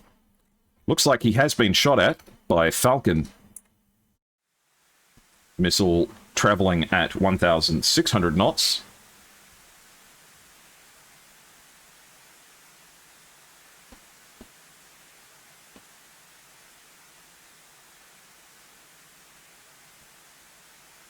But with Play already notching it, hopefully he can get away. 1,400 knots. I can't get too complacent here.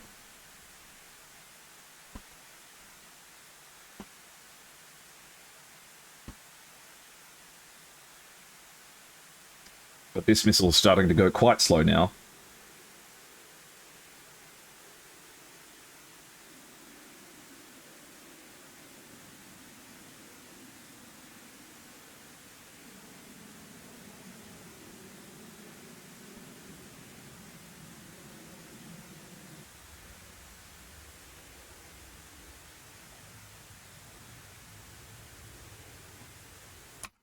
No effect on target. Stooge is also being forced away with the 120.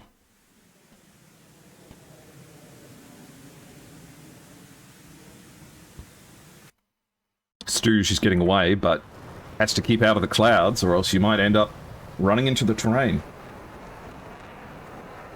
Get her into DCS, and she'll understand. She knows what DCS is, and she couldn't possibly be less interested. No, in fact, she does love it. She is an enthusiast as well. She goes to air shows with me. Okay, Stooge has done an Immelman here and switched directions. It would be easy to get complacent here. Maverick is at 30,000 feet, cruising along.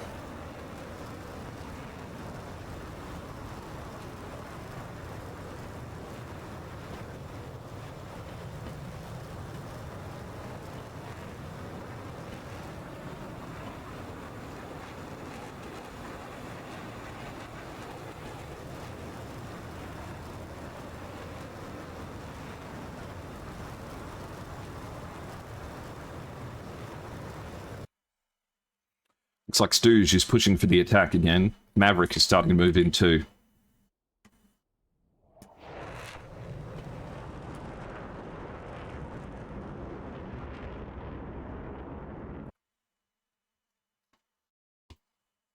Mogas and Pyromaniac have gone very high and quite far away to the northwestern corner of the map. They do have an enormous amount of energy and speed, but they're quite a long way away from the fight, with 44 nautical miles to cover before they are within striking range of the Stormo.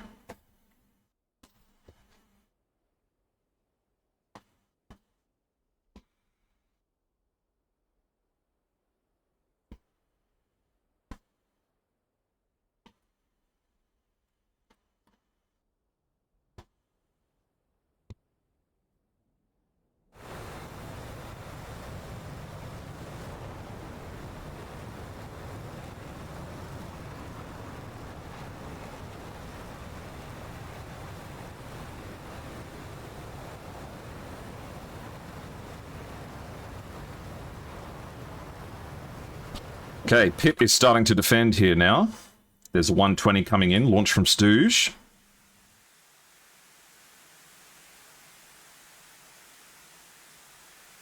Looks like it's been handily defeated, though. Play has his own missile to contend with here, but it's already slow. Wiley beginning to chase Falcon here. Co-altitude only 7 nautical miles away. But does he see him? That's the question.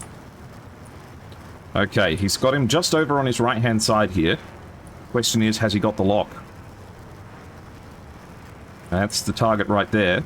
He's got to have him now. He's turning in. Whoops, that's not what I meant.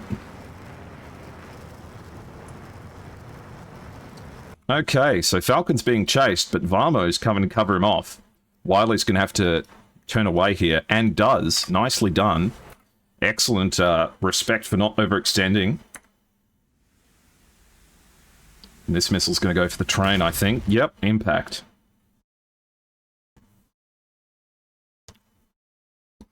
Okay, he is hoping that the investment in Pyromaniac and Mogas is what pays off here. As Mogas fires off the first AMRAAM of the high-altitude attack.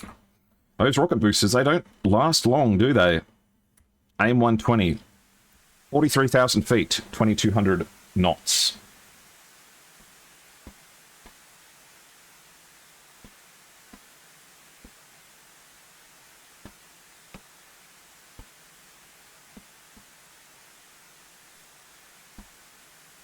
Mogas might be in here with a trick. It's moving pretty fast.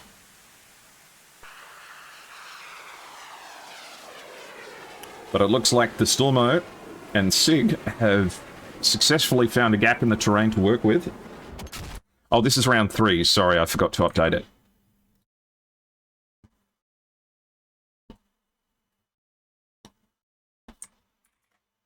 There we go. Stooge is getting quite involved here. 5 nautical miles away.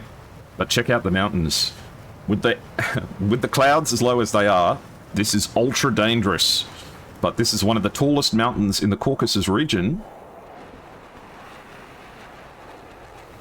So there's plenty of space to work. Stooge not willing to crest the mountain and run the risk of meeting Varmo.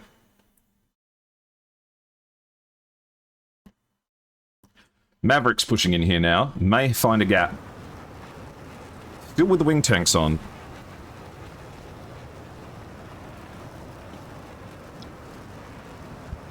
Maverick tends to be pretty conservative with his missiles. But look at this separation. Stooge is 8 nautical miles. Maverick is 11. And Pitt fires a quite high off-bore sight missile here. Looks like Wiley's shot one at him as well. I don't think Pitt's missile has much of a chance against Play, who's already cold. But did Pitt get caught too high?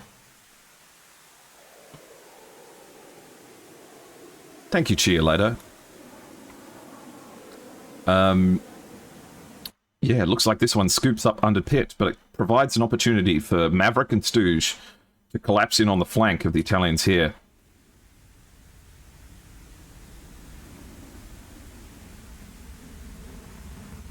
This one's going quite fast.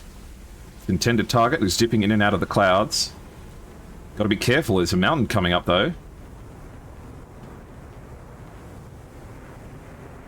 I think it's going to miss them by just a tiny bit. As you see the vapor trails form on the wing edges. And the missile breaks lock. Stooge and Wasp are about to merge with each other. And Falcon just gets hit with an Un-20 from Pyromaniac. Stooge slots in behind Wasp, fires a close-range shot. Wasp is totally defensive here. Drops the tanks. But the missile meets him. That's a kill. 2 kills, Pyro and Stooge breaking into the lines of the 36th. Duriel's fired back at Pyro, though. Pyro needs to defend this one quite enthusiastically, I think.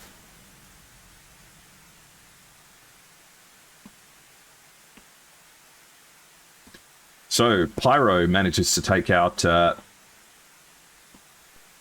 Falcon, and Stooge gets to take out Wasp. Pyro gets away from the missile that was fired at him to get him to go away. Duriel manages to pull the missile back, but Varmo here and Stooge are preparing for a close encounter. The question is, who can find the other first? Thank you for the follow, Flying Dive. And Stooge is scooping up from underneath. Other close-range shot. Stooge winning the close-range fights, successfully splashing yet another target as Varmo goes down. Pitt's next here. And Duriel has snapshotted an AIM-120, and it looks like it's going for Knight. Hopefully Knight can evade this friendly missile. Okay, Knight manages to evade the friendly 120. Stooge has got... Okay, that one doesn't go for Stooge. But that friendly missile has forced Knight into an unfavorable position, and he might get caught out here. Knight gets splashed. We have Pitt and Duriel. Pitt fires an AIM-120. And has to contend with one coming in as well.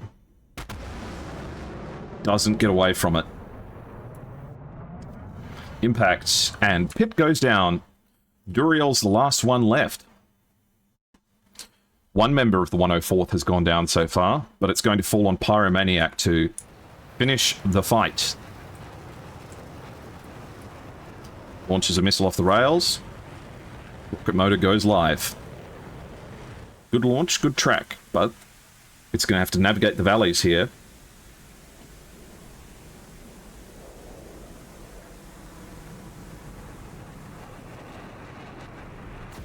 Impact. Great shot. Pyro just has to get away from this now. And sure enough, he does.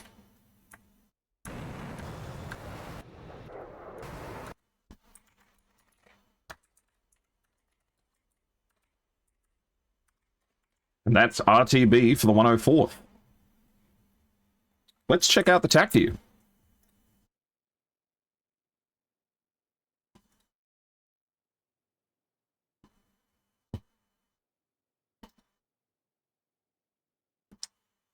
Hello, Merlin. That was a tremendous battle for all involved. I hope that you guys had a good time. All right, let's check out the TAC view and see things as they happened. 36 Stormo gets engaged here. Oxido de Peroxido, thank you very much. Yes, I'm sure the 104th are thrilled with that performance. An extremely tough fight and difficult conditions that they adapted very well to. Some excellent defenses against hostile missiles as well. The 104th showing here that they can really make it work. Falcon here getting taken out by Pyromaniac. An 8.5 nautical mile shot, head on.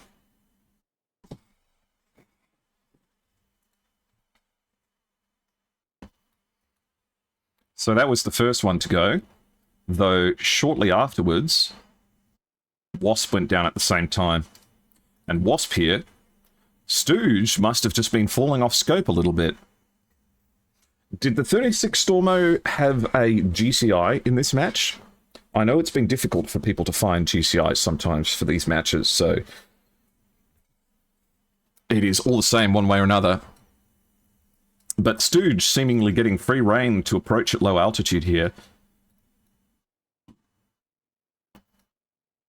Cleaning up Wasp. Now, I don't think we saw what happened till night here. No, we did.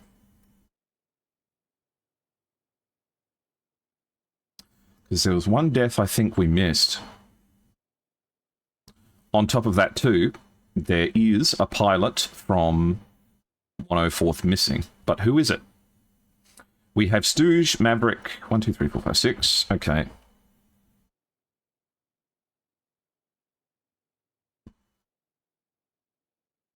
One, two, three, four, five, six. So what happened with... Oh, it was Stooge that got chased down here. Okay, I didn't realize that Stooge got chased down and that Pitt's missile actually managed to catch him. So Stooge managed to pop up here, but does eventually get chased down by Pitt's missile, meaning that it's not a totally clean fight for 104th, though they do manage to disassemble Knight, Pitt, and Duriel in quick succession here. Would GCI have much vision in these mountains anyway? Well, that's the trick, isn't it? Let's see. If I go here and I pick up... Yeah, let's go to Stooge and connect up to the red E3. Yeah, the coverage, like here, as he's pushing, the E3 loses coverage on him and visibility. So you're right, it does look like the large mountain in the center of the map was giving them a bit of hassle. He's invisible to scope still. Briefly appearing and disappearing here, but hiding in the shadow of that mountain, I think, definitely gave them pause for thought. Though he should have been quite visible for a lot of it. The E3 is also nearly 100 nautical miles away, which is pretty much as far away as it gets. So it had the hardest...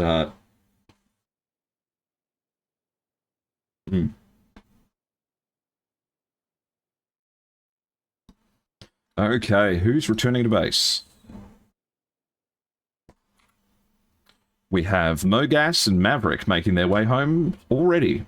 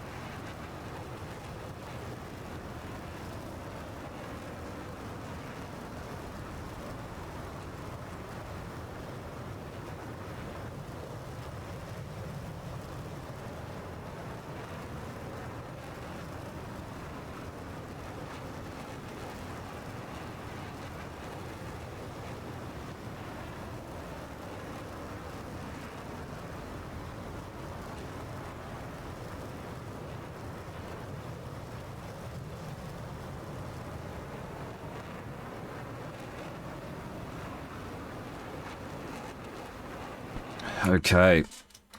Is Maverick or Mogas beginning the descent? Looks like it's Maverick. Popping a couple of flares to celebrate the win. What do you reckon? I'm sure he's handled an ILS landing before. He knows exactly where the runway is. It's as if the clouds aren't even there.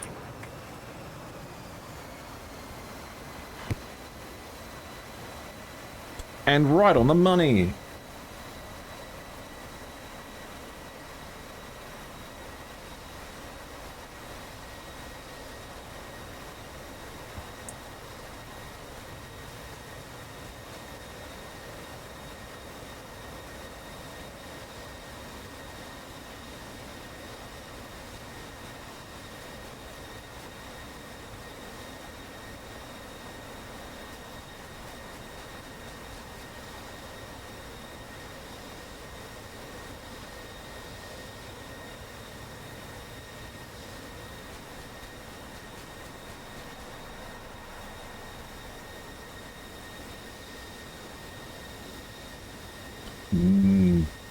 Good turns, good turns.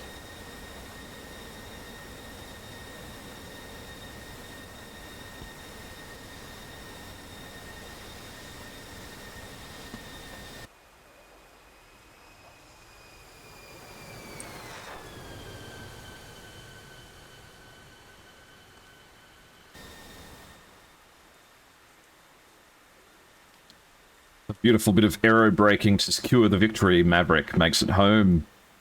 Look at the wingtip vortices. That's how you know it's humid outside, or at least wet.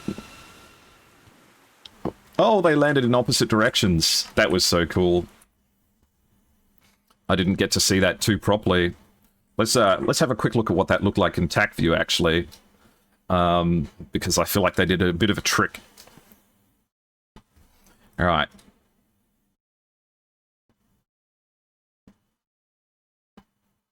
Had a hard time keeping track of red and blue aircraft low in the hills? No, I'm sure. And look, we have Mogas and Maverick doing the beautiful simultaneous landing in both directions. What more could you possibly want? Nothing.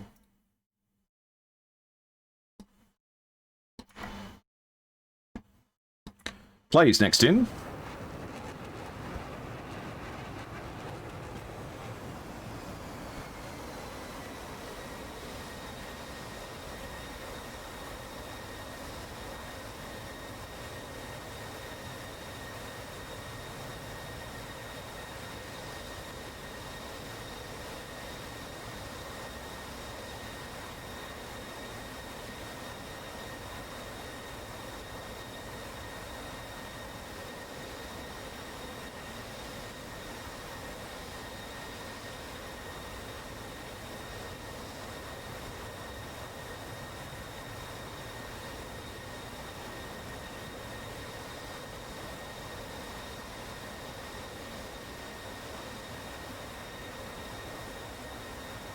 Whoops. Why did it pick that up?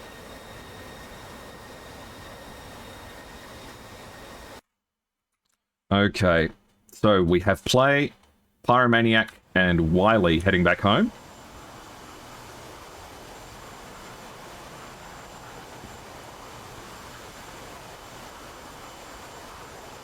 Let's see if anyone wants to have a yap with me. This extends to the 36 as well. Alright.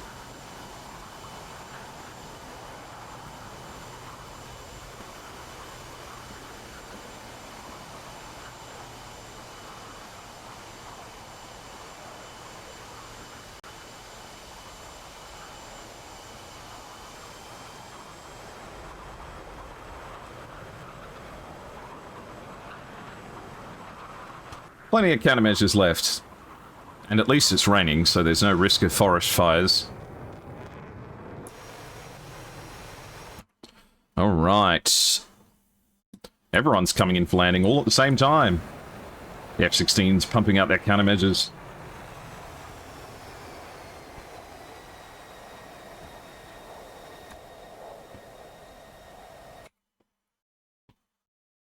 Ooh, are they all going one after the other? Man, if they pull this off, that would be so cool.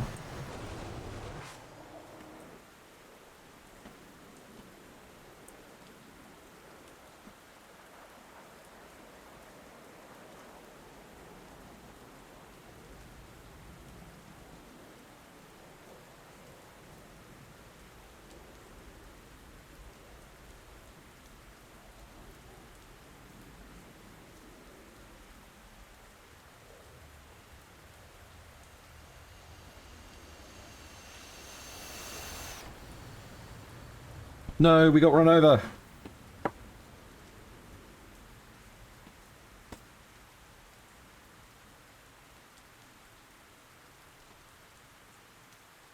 £500 fine for $500 fine for littering though. Would there be any letter?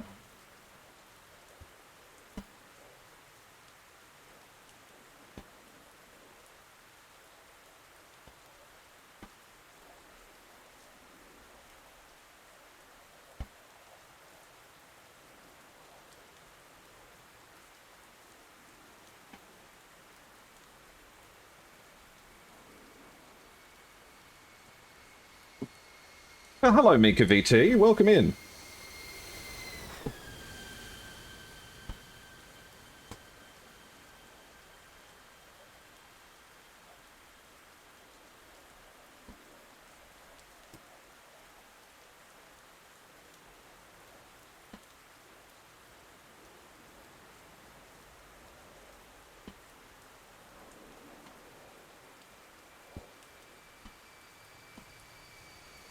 I'm sure these guys are tired, and it's the weekend as well. They probably have plenty of things to do, so may not be able to have a quick chat with me, though. How does a flare burn completely? Isn't it just a magnesium ball? It's just a piece of magnesium, isn't it, that you set on fire? I know there's more to it than that, but that's kind of the fundamental of it. Magnesium and paper or something like that, I'm sure.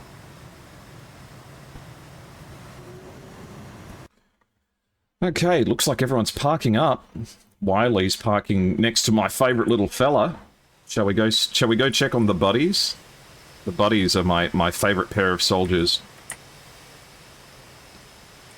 Because they look like they get along, you know, they look like they're friends.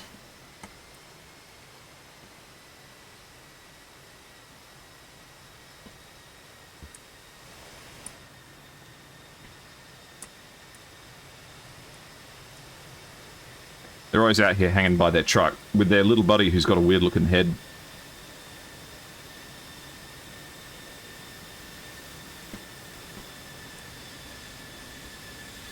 Does put into perspective how big these jets are though when you see them go past people.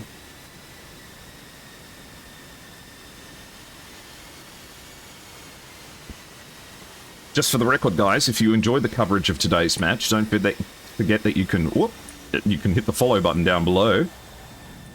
This is how planes give hugs. The unbeatable professionalism of the 104th. Uh-oh. Here comes revenge. No! Oh no, oh no. Don't worry boys, they're safe. We've got the 0-0 parachutes.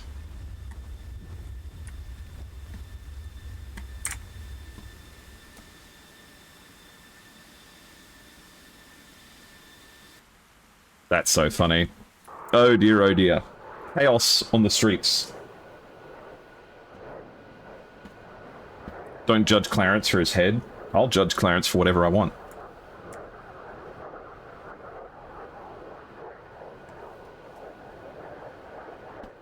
Okay.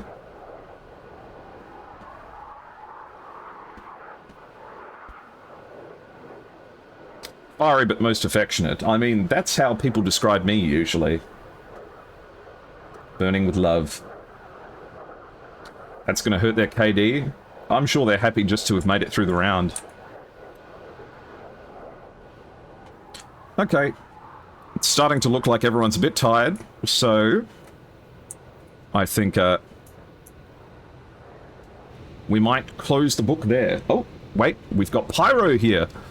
Hello. Hello. Is this Pyromaniac from the 104th Phoenix? This is, in fact, Pyromaniac, 104th Phoenix. You got yourself Proud into to a be little here. bit of an accident down there. What's going on? I was, team building exercise. Oh, I see, I see. Well, speaking of team building exercise, how is the team feeling after that exercise? Good. It was a tough exercise. It was a very good fight they gave us. We've got Stooge here as well. Welcome in. Yes, it was a tricky fight. Not made easy by the fact that the weather was a bit crap as well. Once you saw that you were dealing with some proper weather, did that play into your anticipated strategy? The strategy didn't change so much as it just adds all this extra margin of keep 5,000 extra feet above the deck. As it really was just completely socked in, and you could very easily hit a mountain just right at the edge of the clouds there. So it was nerve-wracking. Absolutely. And I think there was only one C-Fit during that match, but there were plenty that came close. Stooge, you especially seemed to take good advantage and felt quite at home in amongst the mountains, getting in pretty close without them seeming to know that you were there. Were you the designated stealthy guy to try and find the gap? No, I was just opportunistic. I figured that I was feeling aggressive, of course, because I'm more on the aggressive side. So I see this huge mountain sticking through the clouds. I figure I'm going to camp here, and my teammates were providing all the location data for the enemy. So I didn't have to rely on GCI calls, and I was just kind of waiting there until one of them looks like I could pounce from behind, right? So it was kind of geometrically it was optimal that they were trying to hide on the other side of that hill. Absolutely, and it felt like it's a shame we don't have any members of the 36th here at the moment, because it would be lovely to know what their strategy was. It felt almost as if they had planned on taking you guys down into the mountains and had their plans thwarted a little bit by the low-lying cloud. So it would have been interesting to know whether or not that was the strategy. Either way, it was interesting that they would tend to come in atop the mountains and you would come in across the valley in the north, even depending on which side you started on. What drove that thought? Did you just not want to be over that kind of high altitude terrain? Yeah, we prefer to minimize the chance of CFIT and yeah, from what we saw, they were definitely biasing towards those mountains, and they were making very good use of them. It's impressive that they only had one CFIT. That is extremely dangerous with those clouds. So they did a good job with it. They made it work. And it interrupted the sightlines of the GCI as well. I know that Nuts, who was your GCI for this one, said that once things started operating in that area, the picture was spotty. How did you feel your awareness of where the hostiles were? Was it a vague idea, or did you feel precise? There weren't any big surprises. So yeah, I think we kept a good, just general idea of where to, pick up the scan when we have to come back hot. And yeah, we were able to, no one got around us or above us or anything. We had a pretty good handle on it. Terrific.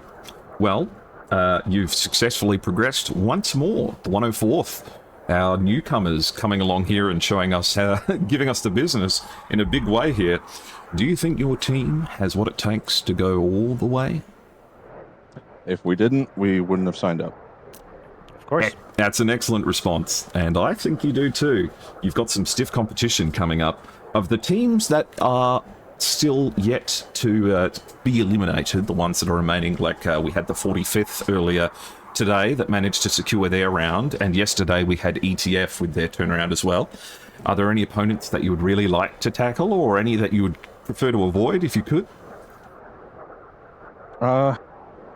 I know we're fighting 45th next, and we're looking forward to that fight.